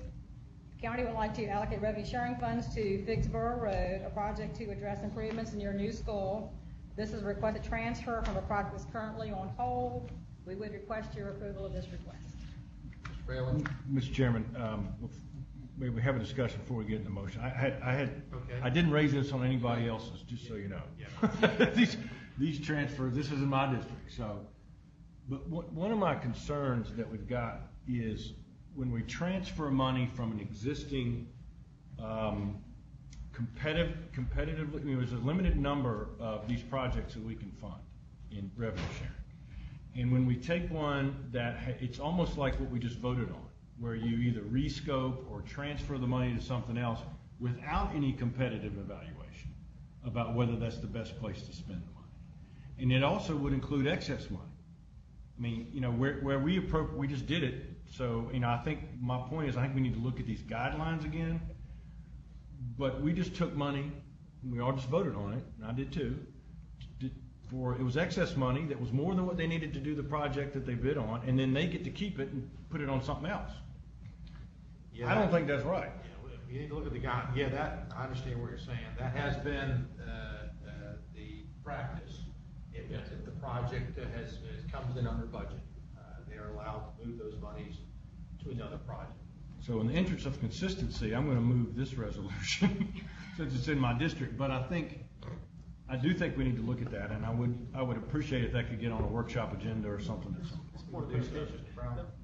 was my understanding that the projects that the monies are being transferred to were not being driven by the locality, but in some cases by the district office based upon what needs existed. Because I frequently had the same question, why are we doing this, why this project, what have you, and typically it was my understanding that the district would say, hey, we can get something else done here that's maybe in an adjacent jurisdiction, and it was optimizing the dollars, not that it was kind of the fiat of the locality. In terms of the revenue sharing, it would be moved it would stay within the jurisdiction for revenue sharing. And typically, it's not and Julie, correct me if I'm wrong, we don't create brand new projects. You're moving it to another eligible project, and it's already been in the program. Right. Cover a deficit. But I think to the broader point of the need to look at the revenue sharing program, it's a different dollar amount than what we've had in the past. This question you've raised here, and we've talked internally about coming back to the board with some options and ideas on the revenue sharing program. So I think things have changed with even down to we fully fund projects in the 6-year plan now, and there's probably a time to move us towards that for revenue sharing also. It may be that we participate with them. In other words, instead of returning it to the locality, which we've typically done, we could have said, well, was that the locality's monies or that state monies that we came up under or we both participated? So I get we'll come back with some suggestions on And Mr. Chairman, while we're at it, we'll probably look at the tiering too. Because once somebody gets funded, they move automatically to tier 1, and it's our intent to look at that also. Absolutely. So I've moved. I haven't heard a second, but I hope somebody will. Was there a second? That was Brown. Any comments or further comments or discussion? All those in favor, please say aye. Aye. Opposed? Okay, and my last item is in the Culpeper District. So action item number 12 is another request for a Virginia byway designation. This designation is for Route 601 in Parker County. It was initiated by the county, and after a field review by VDOT and the Department of Conservation and Recreation, DCR has recommended that this road be designated. A map showing the proposed designation is in your packet, and we would request your approval of this request. Mr. Connors. Oh, Culpepper. Oh, Mr. Whitworth. No. I mean, Mr. Trump. One of y'all say something. Somebody said something. Somebody jump in here. Oh, you see something, man. So moved. Second. That's right. All right. Any further discussion or comments? All those in favor, please say aye. Aye. Any opposed? Okay. Thank you. Thank you. Mr. Walton. Oh, boy. We're blessed, Mr. Walton. Good afternoon, Mr. Chairman, members of the board. I have two items for you today. The first deals with Interstate 66. The purpose of the resolution is to have the board approve several new actions, clarification of prior actions, and also to create a consolidated record regarding the status of HOV hot lanes as well as tolling designations for I-66. There are 4 code provisions in play here. The code requires the board to approve any tolling of the interstate. The code requires the board to designate hot lanes and the hours of operation of hot lanes. The code requires the board to designate HOV lanes, the occupancy requirements as well as the hours. And then finally, with respect to Interstate 66, there's a special provision that the board must approve the change from HOV2 to HOV3, and which is what the board did last month, but we need to clarify that resolution. So the resolution before you does several things. First of all, it will extend the HOV2 designation on I-66 outside the Beltway from Gainesville to Haymarket. This is a project that is under construction, is scheduled to be completed in August. The board does not meet again until September, so we're asking you to take that action regarding that segment. The second item, the resolution clarifies the June 14th resolution and finding by the board regarding the conversion of HOV2 designation HOV3 as well as the HOT designation to clarify that both the HOT designation as well as the HOV2 to 3 designation is only for the 2 lanes in each direction from I-495 to University Boulevard. The third item that this resolution will cover deals with I-66 inside the Beltway. Once again, it reiterates the board's authorization for dynamic tolling of I-66, but it establishes that the dynamic tolling will begin once the commission determines that the project is complete for tolling, which, as you heard earlier today, is expected to be in August of next year. Actually, the date is August 7th, by which the contractor must have gantries in place and ready for operation. Finally, when that occurs, the present HOV hours of operation will change. Today, they're 2.5 hours eastbound in the morning, 2.5 hours westbound in the afternoon. So when tolling goes into place, in the eastbound, it will change to 4 hours in the morning, and the westbound, it will change to 4 hours in the afternoon. It will match up with the existing 4-hour designation for outside the Beltway today. And finally, as I mentioned, what this resolution does, it consolidates the entire record of HOV and HOT designations for I-66 from Route 29 in Roslyn, now all the way out to Haymarket. So we would ask for your approval of this resolution. And if I could, this as much as anything, as Rick said, clarifies the record. We've had a series of we've had federal actions, we've had state action, we've had lawsuits, we've had all kinds of things over the history of 66 regarding HOV and HOT. And the primary purpose of this was this extension that we're almost completing construction from Gainesville to Haymarket.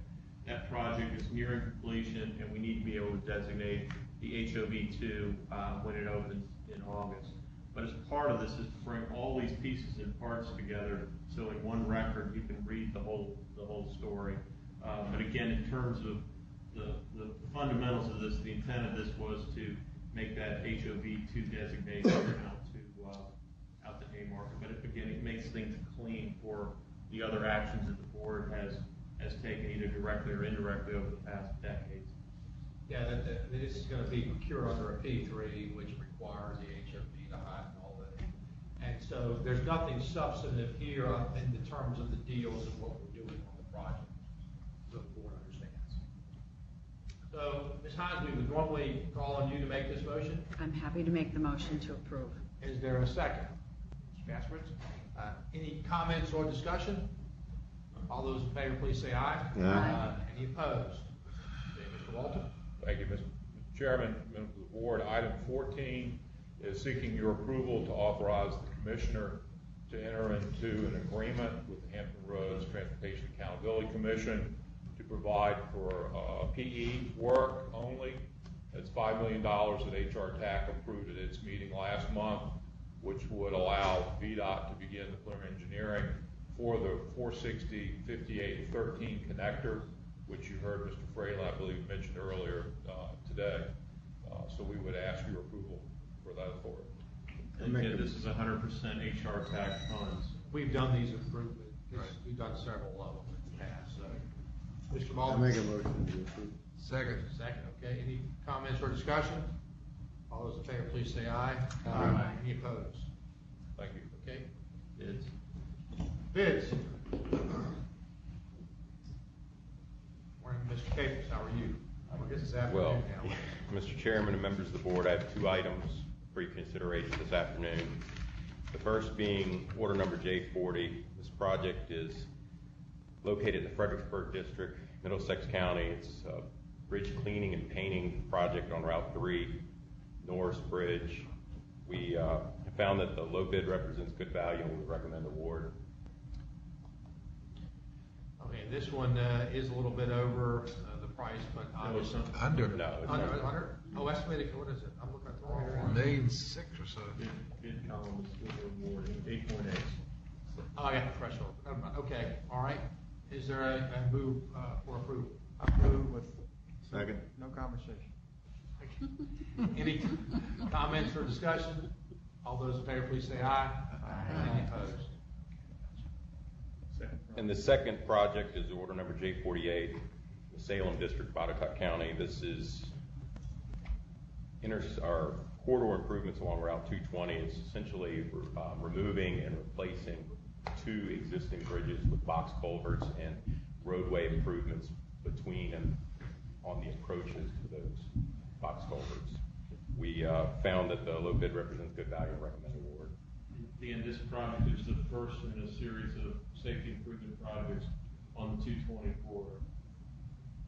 So this was the one that's still under all. It's under. So we got good bid on that. Okay. On the 220 corridor, Mr. Rosen, or is there a second? Second. All those in favor, please say aye. Aye. Any opposed? Okay, thank you very much. Thank you. Do any of the members have any new business? I would just like to mention, for the board's information, that the Rye Road grade separated interchange is now open 46 days ahead of schedule, and it's functioning very well. My hat's off to the project managers, Dave Covington, Phil Shiget, and the whole team who made that happen. Suppose the critics were right. They said we couldn't do it in 105 days, and they did it in 60. So, that's right. Congratulations to that team up there, and got a lot more to do, but the project is going well. Yes. Mr. Secretary, when would be an appropriate time for you to announce what the Bay Bridge Tunnel Commission Yeah, is? this would be appropriate time right now if you'd like to do that. Like say yesterday we convened the Chesapeake Bay Bridge Tunnel Commission to award a contract to Dragados to build the parallel tunnel to Thimble Shoals. And the project was de-scoped because the original bid was not acceptable. Well, it was too high. And this second round with the de-scoping brought it within budget, and which is $756 million. And we should start construction in a year. Yeah. So, congratulations to the Chesapeake Bay Bridge Tunnel. Great news, another tunnel being done in the Commonwealth. So congratulations to them. By the way, this is going to be a bored tunnel. one of which we haven't had here in the Commonwealth. But I think the analysis has been very thorough, and the risk is defined and mitigated. We wish them Godspeed. Getting that done. That's one I'd like to go on a tour of. Yeah, we can do that. We've been on, so next time we're in Hampton Roads, we'll be able. Versus the one we went, that sunk into the ditch, Ward would be much different. Yeah, I think we better wait till they get it completely toured, but. Agreed. But, yeah. If I was on this, I think we should, Carol, we should make sure every once in a while, we have, John on Chesapeake Bay Bridge Tunnel and Ms. Hines on NVTA. I think that's the only two appointments from this board. We should have a, like a quarterly update of just things going on that. We don't have any, Charlie, you keep us updated on HR TAC. We don't actually have it. Yeah, John and I both serve. Yeah, and John, just, you can do that. That's right, John. So keep us up to speed on just quarterly what's going on up there. If it's your pleasure, there's about a 12-minute video, maybe less, that shows this technology. It's fascinating. Those are interesting. Bring it up to one of the workshops. We'll certainly do it. All right, I do have one, unless the members have any other new business. I would like you to ratify Mr. Garzinski as the vice chair. So moved. So, Second. Is there a second? Second.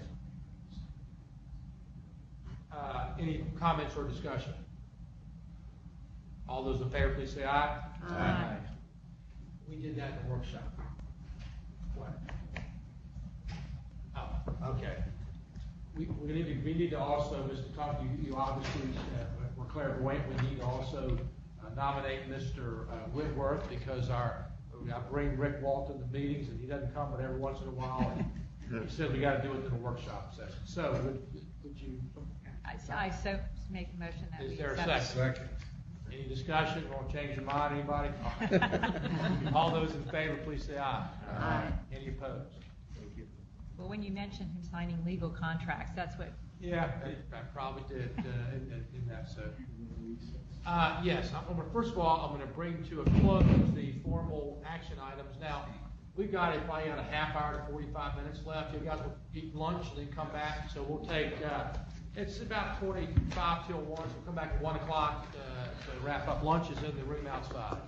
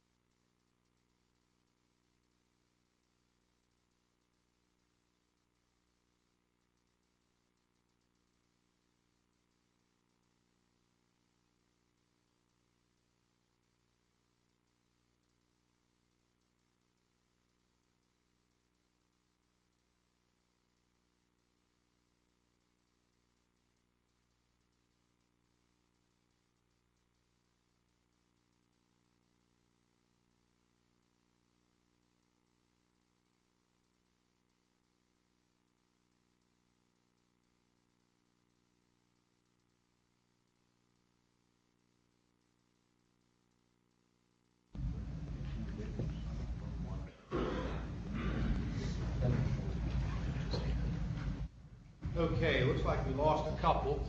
Must have been a great lunch. But anyway, let's call back to order and resume the workshop session. I believe we're on the item dealing with Dean. Dean is, I think he's up. Mr. Gustafson, good to see you today, sir. Good to see everybody. Thank you, Mr. Chairman, Commissioner, members of the board. My name is Dean Gustafson. I'm the State Operations Engineer. Going to give you a briefing today on our Advanced Traffic Management System software procurement.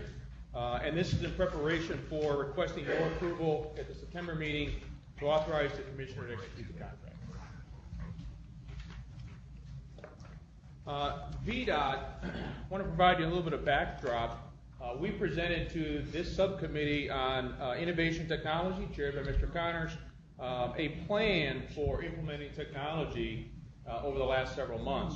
And as you can see in this plan, one of the goals, the first goal presented by our chief engineer, is to move toward a goal of 0 annual fatalities. And that's part of what is behind this innovation technology plan.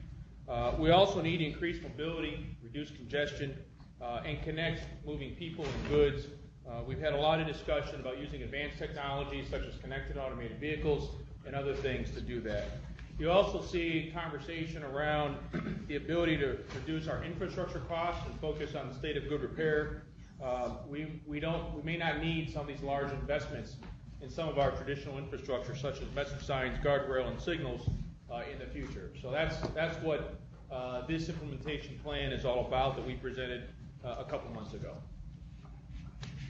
And that's really a backdrop to why does VDOT need a new advanced traffic management system. Part of the driver is the fact that we need that to help implement things that will come out of the innovation technology plan. We also need to establish interoperability between our 5 traffic operations centers that will allow us to improve our coordination and response across the agency and allow us to handle peak events better. Let me give you an illustrative example. If a series of thunderstorms roll across Richmond, which has happened, and our Richmond TOC gets very busy dispatching maintenance crews to respond to downed trees and power lines, we could have one of our other centers, and a crash occurs on 95. With interoperability, an operator in our Salem TOC could assist with managing the crash. So it gives us some peaking capability, some other capabilities, what interoperability helps us with. Today we have 5 regional ATMSs, and they are standalone systems, and we need to consolidate those and make sure they stay linked together as we move toward a new cloud-based data portal to share data with the connected automated vehicle industry that will help us to do just that, so we can, again, stay connected and move quickly. Some of our existing systems that we have today are over 10 years old, so it's time for us to move forward and bring them into today's technology. So let me take a moment and walk you through how an ATMS automates the process of managing traffic. We have written procedures for all of this to help us manage incidents, but an ATMS helps us manage multiple things at one time. Imagine, if you will, Northern Virginia and Hampton roads. There's not one thing going on, there's several, and so an ATMS helps you do just that. One of the things, as an example, we don't have a single statewide notification and contact list. Each center maintains its own list. So a statewide approach allows us to put that in one place. We also are going to have some tools, as you see in this slide, a vehicle tracking and dispatching module that will help us better manage our safety service patrol fleet as a statewide asset and make sure we find the closest vehicle to an incident where a motorist may need help. And we can also integrate our variable speed limits down on 77 that we've put in so an operator doesn't have to manually go in and change signs. Very difficult for an operator to do, and the new ATMS will have that functionality embedded within. So again, this slide shows you that we have new functionality built into different modules of the system, both as base and some additional enhancements. So one of the things that is a little bit unique, we have selected we've selected the only viable vendor that's available. We have gone through, as you see, a sole source procurement. We need to consolidate our 5 regional ATMSs we talked about and leverage an investment we already have in over 3,100 field devices to provide those upgrades. We had a previous procurement that resulted in only 3 viable vendors. One of them, unfortunately, was not successful and could not control the field devices. That was one of the key issues. A second vendor is in one of our TOCs, one of our 5. Their strength is really in tolling and industrial control systems, not in traffic management. And the architecture that they currently have would have to be replaced. It doesn't lend itself to an interoperability type of platform. It would not be able to use the infrastructure that we already have in place and develop new software. So the third vendor, third possibility, is the firm that we're recommending, is already operating in 4 of our 5 TOCs. They have experience with all of our legacy applications, and they've integrated almost 3/4 of our devices they have experience with. And we've not seen a substantial change in the marketplace over the last couple of years. So we think, again, that's why there's really only one viable vendor as we go forward.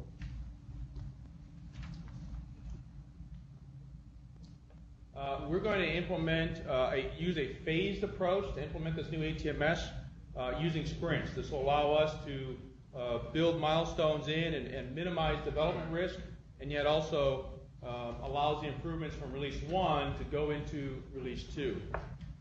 This schedule is driven by development time, operational risk, and the relationship to other projects. So you will see our Stanton, Salem, our smaller TOCs are going up first, and the Nova TOCs at the end. Again, it's got some other components to that. And we will sunset or sort of turn off the regional ATMSs as we finish the development of each of the milestones, and the new system is up and running. So let me cover our last slide, which is we've procured the contract using a sole source procurement, again, because there's only one viable option or solution. It will be a deliverable-based contract and performance-driven. It's initially a 4-year contract, and it can go up to 8 years, up to 10 years, excuse me. The base value is $25.8 million. We have the ability to execute task orders to address new innovations. One of the things we've seen and learned, I think we've discussed in some of the subcommittee work, is the fact technology continues to advance. And a lot of things we can predict, but some things we can't. So the task order-based process in the contract allows us to move about and be nimble. In accordance with VDOT requirements, we have a robust project management and governance structure, and we are compliant with all Commonwealth of Virginia security requirements. That's an important aspect. We've had the sole source justification approved by the Attorney General's office and also verbally approved by Federal Highway Administration. We've sent it also to VDOT, both the sole source and the contract. Contract's been approved by the Attorney General's office, again, verbally by Federal Highway, and we're just waiting on review and approval from VDOT, which we anticipate next week. We do have delegated procurement authority, but I think in the last discussion we had at the AG's office, we wanted to send it, given the fact that it was unique, being a sole source and a major IT project. And we've had, again, a lot of internal looks at the sole source justification to make sure it passes muster. So with that, let me turn over and see if there's any questions. Starting with Mr. Kasparis. Dean, in the out years, past year 4 through year 10, are the costs for those years negotiated in this initial contract, or are they yet to be negotiated? So, Mr. Kasparis, the cost of future years, the operations and maintenance costs are negotiated as part of this contract. Any future development costs for new modules, new technology, that would be done by task order in those future years. But the two-year renewals, those, I think that's the question, is that fixed today, or is that negotiated? Those are optional renewals for the department. So, but the cost for those renewals are identified in the initial contract? Yes, other than normal cost of doing business increases, yes. So there's inflation. So the question really goes, is there inflation applied? But beyond it, it's an annual cost with inflation. but it's not a renegotiation of those renewals. Correct. The operations and maintenance costs are identified and negotiated now. If we do any new development work, then that will be done by task order outside of that. Do you have any more comments? I did. I just want to really reinforce we do not use sole source procurement that often, and we do it. There are some very important controls that are built in through the state procurement regulations. We either have to get approval, concurrence from the Attorney General's office, and approval from either the Department of General Services, or in the case of a technology contract, through VDOT, as an independent agency that determines whether or not the sole source is the appropriate procurement. So I want to make sure that's really important, because it's not normally it's a competitively bid process, but I think the other important component of this is that the proposed vendor is operating today in 4 of the 5 centers successfully. The 5th center, again, these centers grew up sort of organically, so one was on a completely different platform from the others. The other key point to note here is this: we had this as part of the larger contract with Serco. I think, as you know, we terminated that contract, and this was frankly one of the biggest issues of that contract was the ability to bring in a consolidated operating system. I think Dean has articulated why this is important, because right now we have 5 centers that really, other than a phone line, have very limited capability to support each other. And a very simple example is a safety service patroller who's operating out of the Northern Virginia TOC really we don't know if we're in the central region TOC where that patroller is, even though they may only be a mile away across a county and jurisdictional line. So that's a huge benefit for us, and also in terms of servicing our equipment and making sure that we're operating on one platform. Mr. Whitworth. With this consolidation of the system, do you foresee, or is there any opportunity to reduce the number of TOCs to gain more efficiency? Well, you certainly could gain some efficiency if you have interoperability. That's something we have taken a look at. It is possible that you could maybe at nights or weekends, you could have what we call some rolling blackouts, where staff could be home and you could get some efficiencies. But when we look at the workload of incidents, especially during the day, and one of the things we've noticed the last several years is the number of work zones has gone way up. We're doing more and more work out there on the system, and because of that, putting a work zone on the interstate requires a lot of control or coordination with the contractors, and so that's really what's driving us to have the 5 centers. Okay. One of my impressions on these operations centers is that you lose some situational awareness if there's not the further away the group is from what's going on, you begin to lose some situational awareness.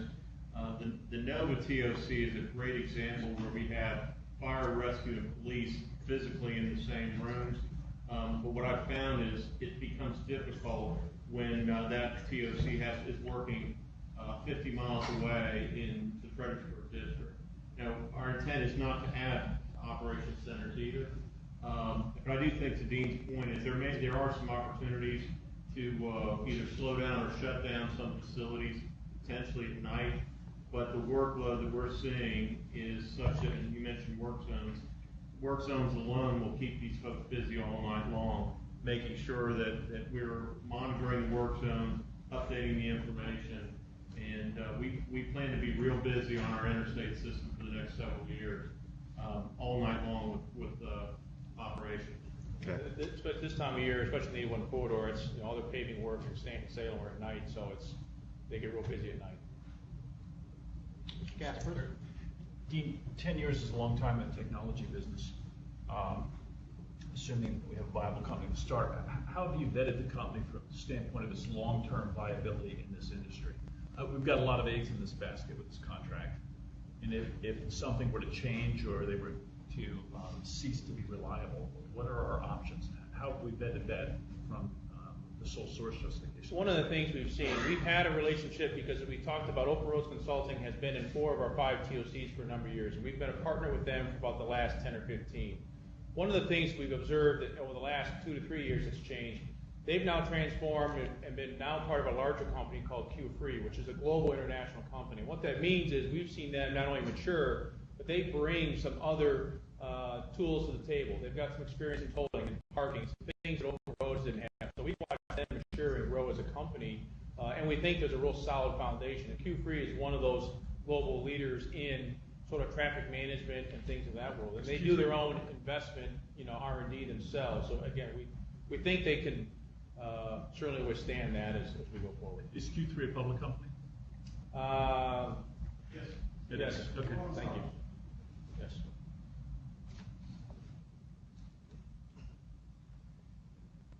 Yeah, Mr. Connors.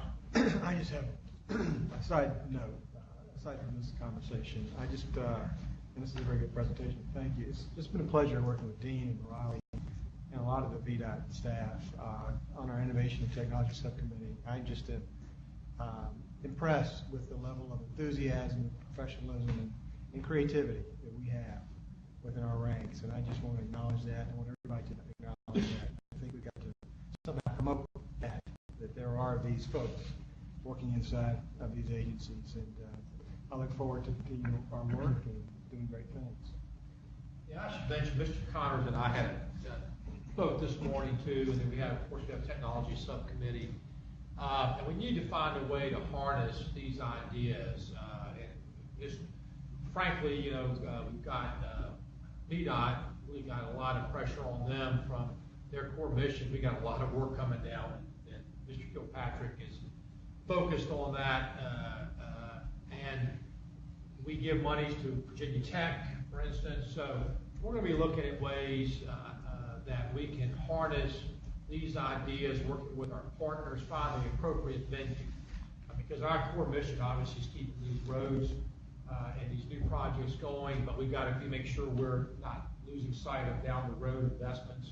I want to thank Mr. Connors and that subcommittee for going through this, so we can get through, sort of cipher through all the ideas. What is it worth? As you well know, under House Smart Scale, we can take up to $25 million. I think it's $25 million a year, which we chose to do, set aside for these technology investments across the Commonwealth.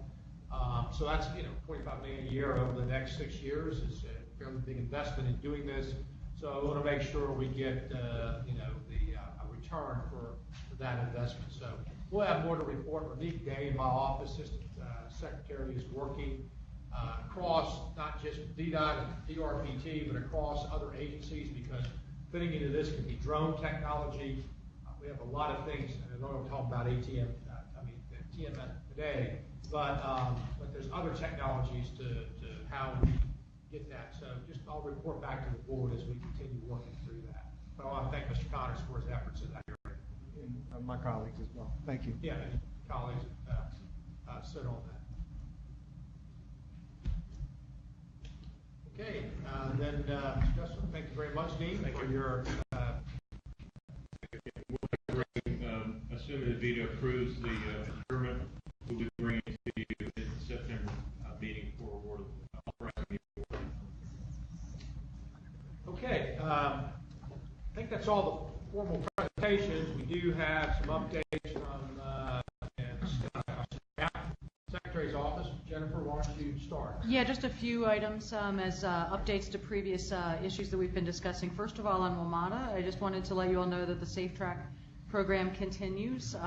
We still have some work going on in Virginia, but we did experience some very significant delays in, particularly along the blue and yellow line corridors when that service was interrupted. The transit operators there helped pick up a lot of the slack with some additional service. As you know, at the June board meeting, you approved through the 6-year plan some additional funding from the CTB to supplement local funds that were going to be spent on these additional services. So we've been working with the transit providers there. They've been giving us a list with some cost of the additional services they've been providing and what they expect to provide over the next 10 months. It's still well within the $1 million threshold that we had, but we expect that there may be new services that they identify that are needed as we go along. But just wanted to let you all know that we're still working to execute that as per your direction. Also, as I think we also gave you an update previously on the Metro Safety Commission legislation, that has been introduced in the District of Columbia. I think it was on the 13th of July. We'll be engaging in a very robust effort with our legislators here in Virginia and Maryland over the next several months prior to the start of the legislative session. But just wanted to let you all know that that has begun to work its way through DC City Council as well. We had the first meeting of our Transit Capital Project Revenue Advisory Board. I'd like to recognize Mr. Williams over here, who has graciously agreed to serve as chair of that group. That's the group that will be reviewing funding alternatives, future revenue alternatives for the transit program, as well as a prioritization framework that has been, I guess we've been requested to come up with both for new capacity projects and a prioritization framework for state of good repair and asset management as well. One final note, and this is an item that I just want to bring to your attention because it'll be coming up on a future agenda, but we're continuing to work through the Tier 2 environmental impact statement for our DC to RVA high-speed rail study. We briefed the rail committee this morning on the status of that project, as well as the public outreach efforts and communications efforts that we've been working on. I know we've heard from a few members that have been that represent parts of the corridor that are affected by the DC to RVA study. We've been there's a few hotspots that have generated a lot of controversy and community concerns, which we fully expected.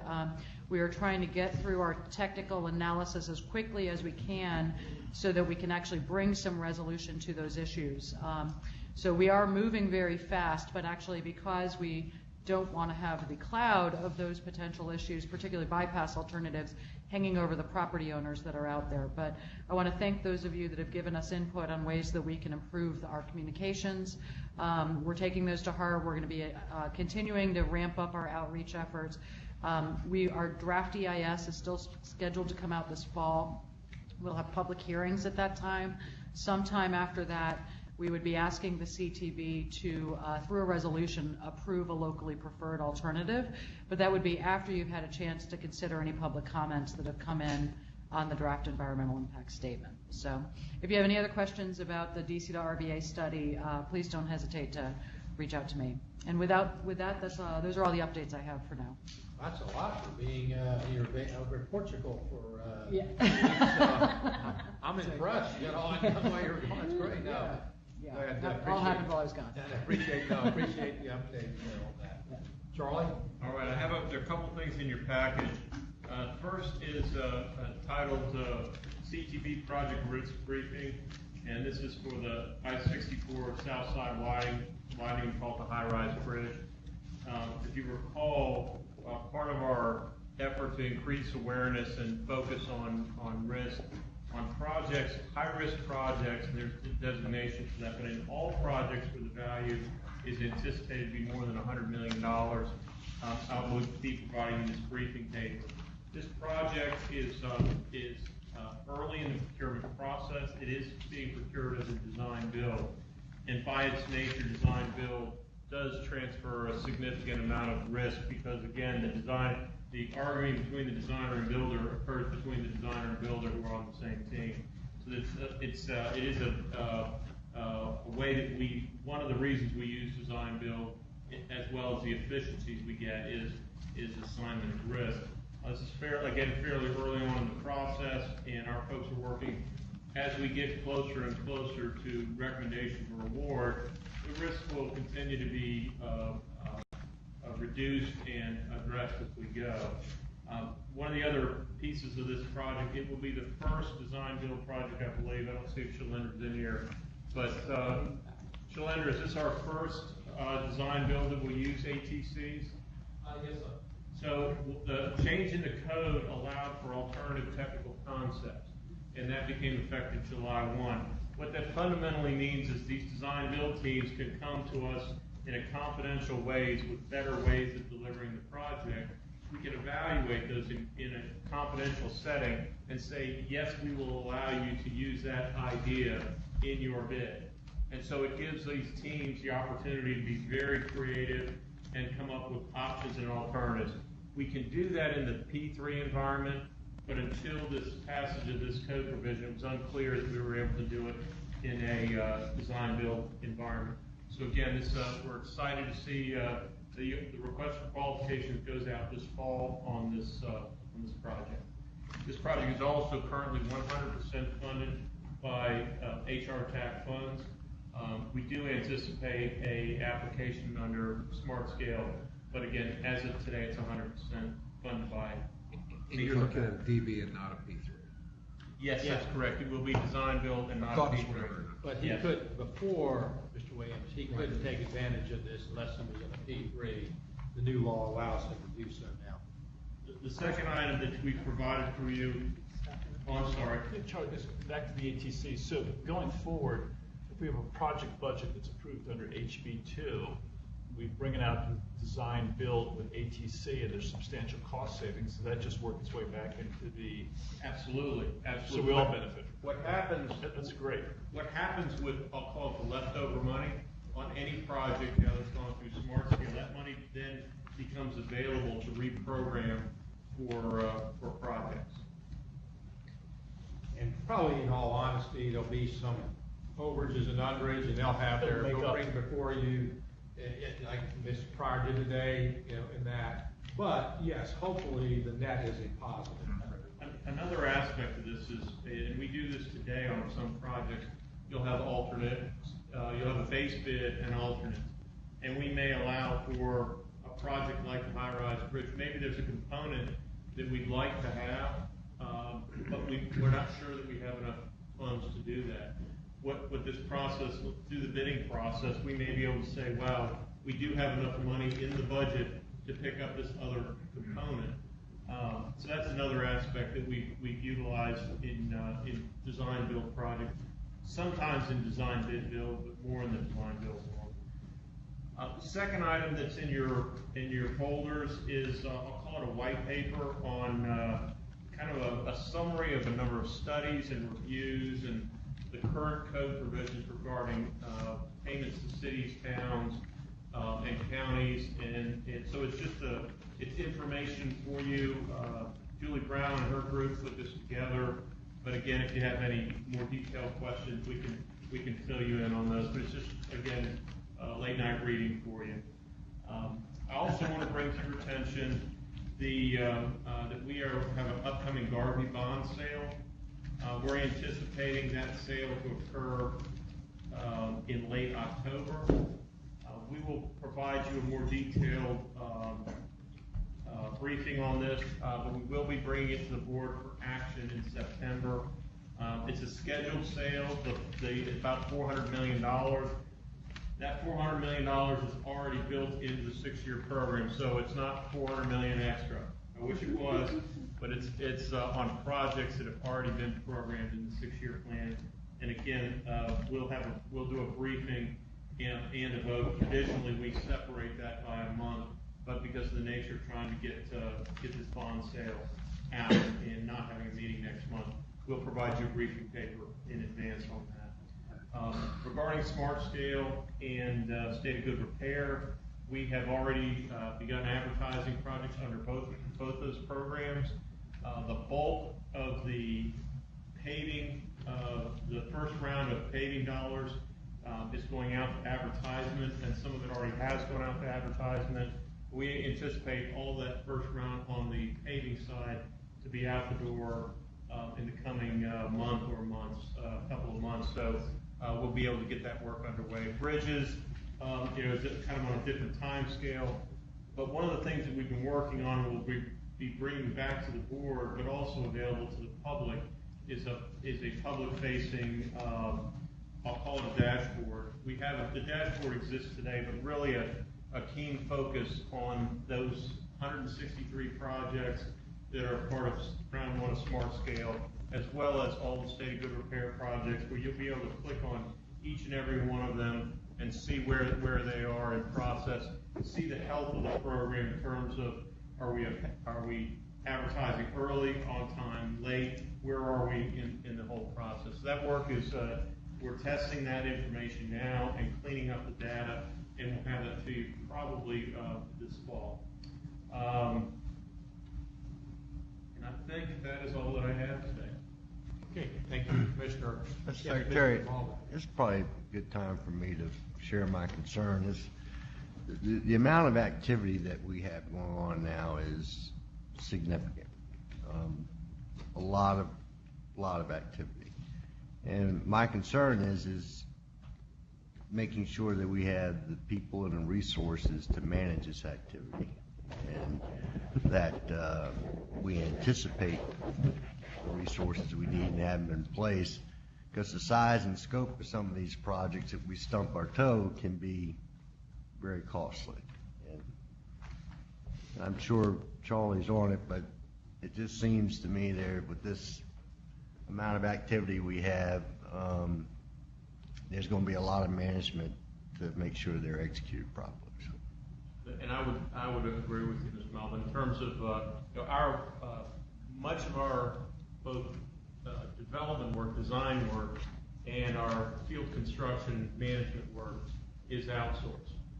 We just simply don't have enough inspectors and engineers. We have a great core of engineers within the department. We've, through the actions of the General Assembly and the budget, we were allowed to add additional resources in the area of construction inspectors, as well as some other engineering positions.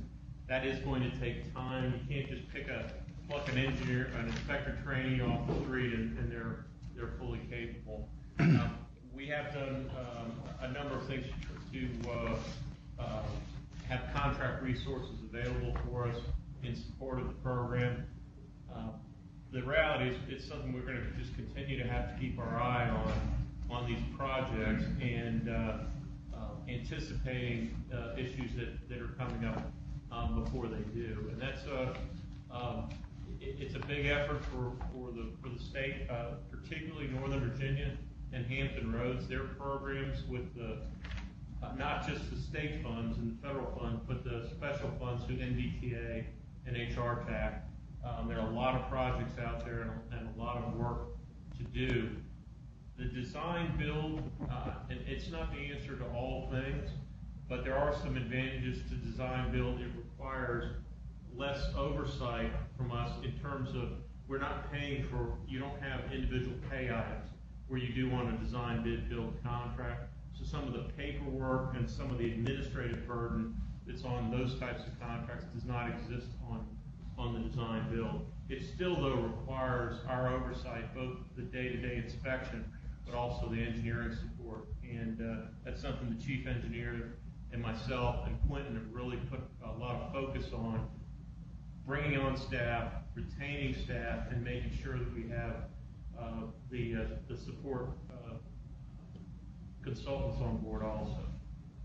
So I'm going to comment on that. For the first 3 years, focused on getting structurally the way monies flow into VDOT and the efficiencies and the CTV. But all that doesn't mean anything if VDOT doesn't execute. Absolutely. And so I'm fully aware of that. You heard what the commissioner said. So in addition to his efforts, we're looking at, look, everybody wants to reform VDOT. I think VDOT needs to run VDOT. But I am looking at if there's functions in VDOT that shouldn't be there because it's taken away from their core mission. In terms of Charlie's building these roads and maintaining the roads and stuff. That's why I mentioned earlier about how we do that. So the McCullough administration is focused on how we can set them up for success. And I don't know what that means. We're working collaboratively. I think Charlie and the team understands that the bar has been raised, that there is a lot of expectations. This money's hitting the streets. And if they're not successful, that's not a good reflection on the state nor on VDOT. Although I would say, to the point, with some few exceptions, they're performing well. 29 is a great success. But there's no doubt we're gonna have more work in the next 5 years probably than VDOT's had in decades before all at once. I know. Yeah, That's so- why I'm worried about putting 10 pounds in a 5 pound That's right, bag. that's right. So, my job, I think I explained this yesterday, I spoke at, Charlie had a leadership conference. My job is to set them up for success. Resources, making sure they have that, that's really what the McCullough administration is focused on this year as a natural continuation of what we've done, of getting them, the monies, how they're allocated, the CTB, making sure VDOT, I'm not presupposing that, Charlie's working on this every day, but that, working with him on how we make sure, he is set up for success. I think the CTB is going to be a part of that, in that regard. I mean, Charlie's responsible for executing VDOT, but we're a policy oversight for it, making sure we understand. But, that is going to be a big focus in making sure he is successful. And so, I don't have the answers. I can just tell you, you heard what the commissioner's doing, you heard what we're looking at is how we're going to structure this to help them be the best.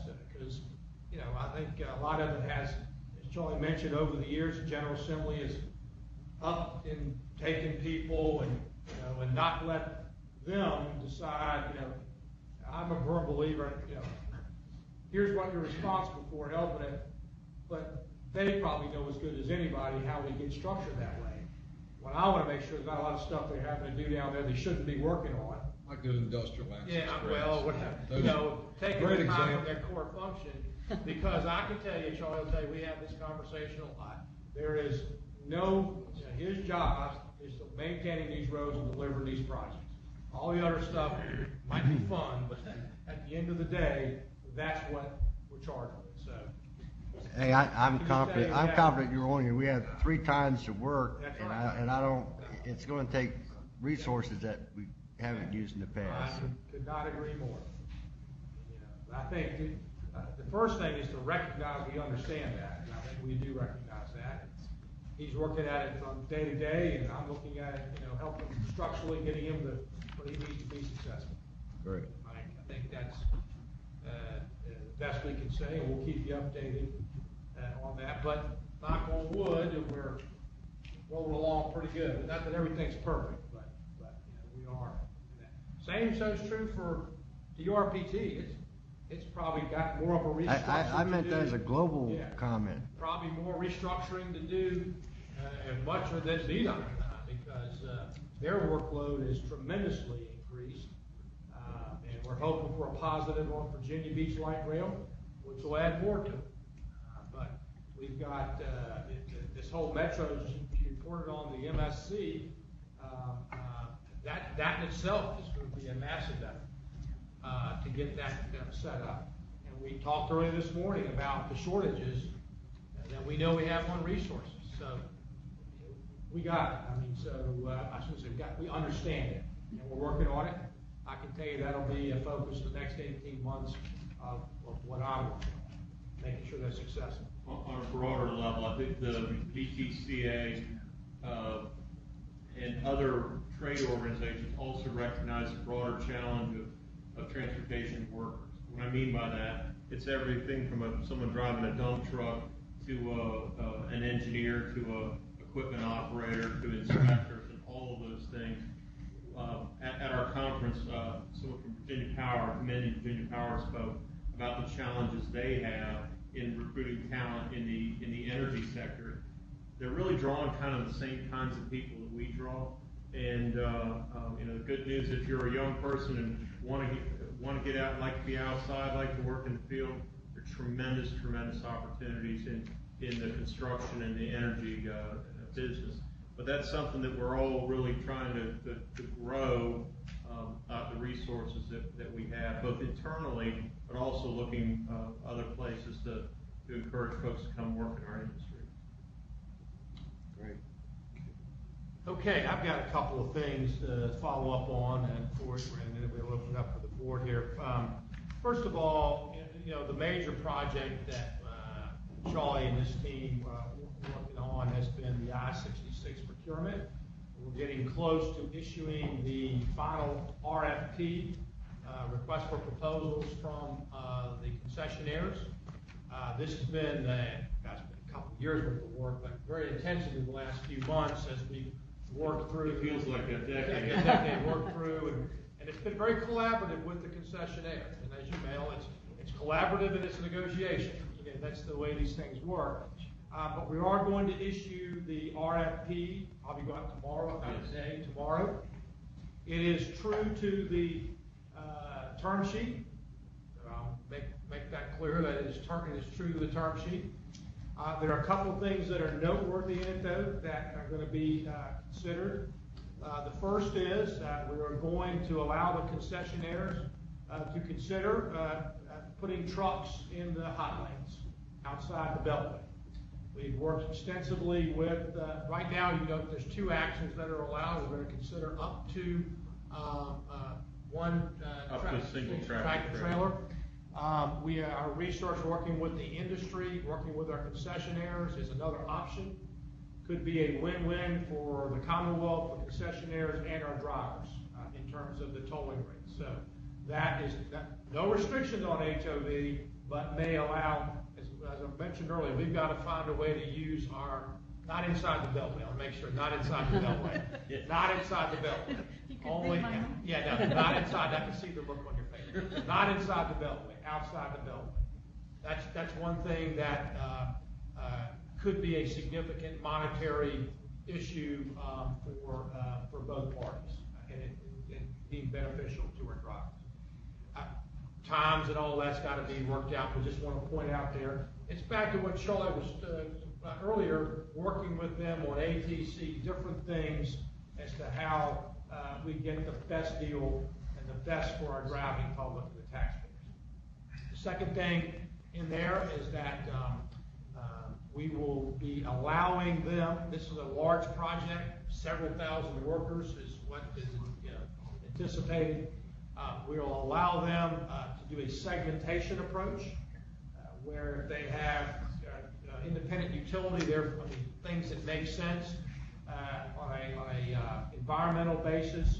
By the way, we've done quite a bit of environmental work with the Corps, and this is not like, I want to make clear, others at 460 where there wasn't. A lot's been done, working collaboratively with them, but allow them to be more efficient. The contractor working on multiple segments as we're awaiting other segments to come in. And they think that can better schedule their workforce and also offer quicker implementation of some of the benefits. For instance, one of the things at NBTA is they ask, could we move the 2866 interchange up? This approach may allow that to happen. So we said we would consider that.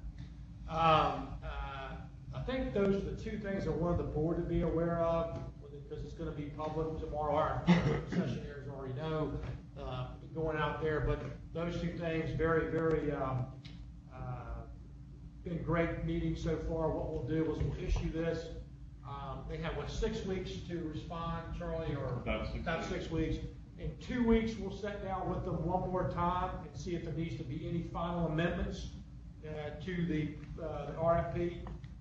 Not anticipating, but don't know that. Want to give them a chance to come back one more time, and then about a month or so after that, we'll anticipate getting their offers and the sealed bid, and we'll go through the scoring process to report to the public. So, what I wanted the board to understand, make sure that RFP is consistent with the term sheet. And in fact, there was an article in today's news about the hidden impacts of P3s by putting alternative facility dampers on it and limiting the state's ability. That is not in there. There's no HOV restrictions. The only alternative facility is you can't build general purpose lanes in that, on 66, and 10-year moratorium on the Silver Line. You think the Silver Line, Orange Line, if that's going to happen in the next 10 years,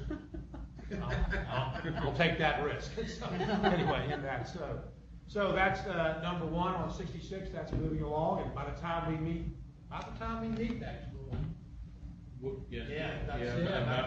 mid-September. Mid-September. The proposals should be coming in. And regarding, one thing regarding the trucks are allowed on the express lanes today.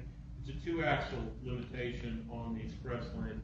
But as you drive home tonight, a 2-axle box truck is a pretty good size truck. So again, today those trucks are allowed on the express lanes. There'll be the tolling regime will address trying to ensure the traffic flow. Traffic flow, by the way, that did not change either. There's an operating speed requirement, and there continues to be an operating speed requirement in the express lanes, and that's what frankly drives dynamic tolling. So that's 66. I wanted to update you on some efforts I've been doing at the South Norfolk Jordan Bridge. That is a private bridge that spans Chesapeake and Portsmouth. It was procured about 5 years ago, I think about 5 or 6 years ago, in special legislation that was passed in the General Assembly. South Norfolk Jordan Bridge, the private operator, did the deal with Chesapeake. However, failed to get the agreement of Portsmouth, particularly in regards to the payment of property taxes. So legislation has been going back and forth in the General Assembly the last few years through the budget, trying to resolve this. And so they basically wrote me a letter this year and said, you try to resolve in that, both from the Senate and from the House. Had this been procured under a P3, there would be no dispute, but it was not. And so, in some respects, the state gave bad information on how this should have been procured. But the issue resolves around during the time of construction for a period of up to 15 years, Chesapeake abated its property taxes. Now, Wilmington Bridge wouldn't have property taxes because it's owned by a public entity. But this is owned by a private entity, and so there is taxes due. Chesapeake abated those to entice them to do it. They failed to get Portsmouth's agreement in that. Now, there's a whole bunch of people say whose fault it was. Bottom line is, they didn't get their agreement. And so, Portsmouth has a claim that they are due property taxes during the bridge. I mean, they do. So that's been a three-way discussion as to how this could be resolved. There is a lawsuit going on because there are delinquent taxes due, plus the ongoing taxes. And so I've been in negotiations over the last several months trying to bring that to a head to offset a lawsuit. Quite frankly, from the state's perspective, I really would like to avoid, if at all possible, another lawsuit about tolls or about public-private partnerships, particularly in Hampton Roads. I don't think that would serve the state's purposes very well as we enter these other major projects you heard from Bob Crum speaking on this morning. So these negotiations have gone on, and as I said, I think the state probably gave some inadequate advice as to how this should be procured. And so the dispute relates to taxes that are due now plus an ongoing. It appears that the parties may reach agreement on how to handle this ongoing, and I won't go into all through the details. But there still remains this amount outstanding. So we have some funds available for us. It should not exceed $1 million. I'm not sure it will be that much. But we are working to see if we can resolve this without going through litigation. And I'll be able to reply. I just wanted you to know what was going on. Yes? Would that have us funding that tax deficiency from prior years? It would have us being able to somehow put monies on a project that would allow that tax deficiency to go away. Just being honest. In essence, funding the private partner. Or no, this is nothing to the private partner. But doesn't it offset a cost that they would have otherwise? That's being litigated. I don't know the answer to that. They said they don't owe it. It's got a lot of motivation is the private entity is gonna, if you gotta pay the tax, it's gonna put it on the toll. Tolls one way or the other, yeah. The driving public's Yeah. gonna pay. Yeah. And it's a matter of, do we want them paying and not using the bridge? Yeah. That's a good clarifier. Yeah, I mean, it's gonna be paid, but we would not pay any money directly to a private entity. Understand? So it goes to the taxing entity. You just made Yeah, and I don't know what's form, I'm just alerting you that my recommendation, to the board is if we can settle this, through this for an amount less than that, I believe, that's the action I'm gonna take. I'm just letting you know, we have the ability to do that through our executive, we have monies, but I didn't want the board not to know what was going on. But yes, it would be passed on from tolls or another litigation. We've got the high-rise bridge coming up down there. We're starting reversible lanes. A high-profile litigation would not be helpful. And quite frankly, to be honest with you, if they would have gotten the appropriate advice from the state, and this is not Charlie, Not this state. Not this state. From the state, then we wouldn't be here today, because it simply had it been procured through another means, there would be no discussion.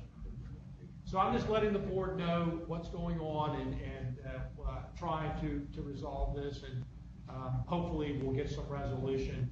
The other thing is, if we don't, it'll be a court case, and I wanted you to be aware of that also. Another factor to this is, private parties have to be a part of our program going forward. They, from their perspective, think they made a deal in good faith. Now that deal's being, there's this whole issue of the state's obligation. Remember, Governor McAuliffe has made clear, which I agree with, we're going to honor our state obligations in that. We don't particularly have one in here, except, as I said before, I don't think they got good advice as to how to do this. From the public benefit, we got a bridge we didn't have before. A $7.5 billion, well, over $1 billion bridge. No, it was about $400 million, I guess. I can't remember. $500 million that wasn't there. There's public benefit, so I'm comfortable, but I'm just wanting to make sure the board. And by the way, we have zero money in the bridge. I just want to make sure, this is not. This is really an attempt for, I think, on the best interest of the state and the parties. So those are the couple of things that are going on. I wanted you guys to be aware of. The transportation conference is coming up in the end of October in Northern Virginia. So a little bit different this year. We're going to obviously be highlighting Metro and all the transit, the 90+% that Mr. Fraley says goes to Northern Virginia. It's really only 70. Yeah, in that. He's been into it, Saturday. Yeah, in that. But that'll be up there. I think it's the October 19th. 20th and 21st. I would encourage you, if you could, to stay as much as you can. We hope to have the underlying to this will also be women in transportation. We have some good speakers coming. A lot of good things. I'll get more information out. We're also going to be hosting the General Assembly, the joint conference for both Senate and House transportation. We're going to have a meeting while we're there. I've invited those, so hopefully the Governor's Transportation Conference, I'm continue to try to promote a more enhanced relationship with our General Assembly members, so they're informed and we can keep everybody engaged in that. Final thing I had was we will have a December transportation board meeting, the 6th and 7th. We always put that out there as may need it, but we're going to need it this year based on looking at the calendar between Metro, potentially the third crossing, SEIS, things Charlie's got going. We potentially are going to need that. We're going to need the meeting for those things. So that's on the agenda. So that's all I had. Is there any other questions or comments that would like to come before the board? Questions y'all have about stuff or anything? Okay, as you all know, we don't meet in August. Next time we meet will be in September. I'm sure it'll be we're in Fredericksburg in September, so you got the Atlantic Gateway stuff too, right? We got $165 billion. I mean, so, I forgot. The governor I thought said that was pretty cool. Yeah, that's pretty cool. That was the largest grant in the country. That is pretty cool. That really is. So, all right, well, with that, guys, thank you very much, and we're adjourned.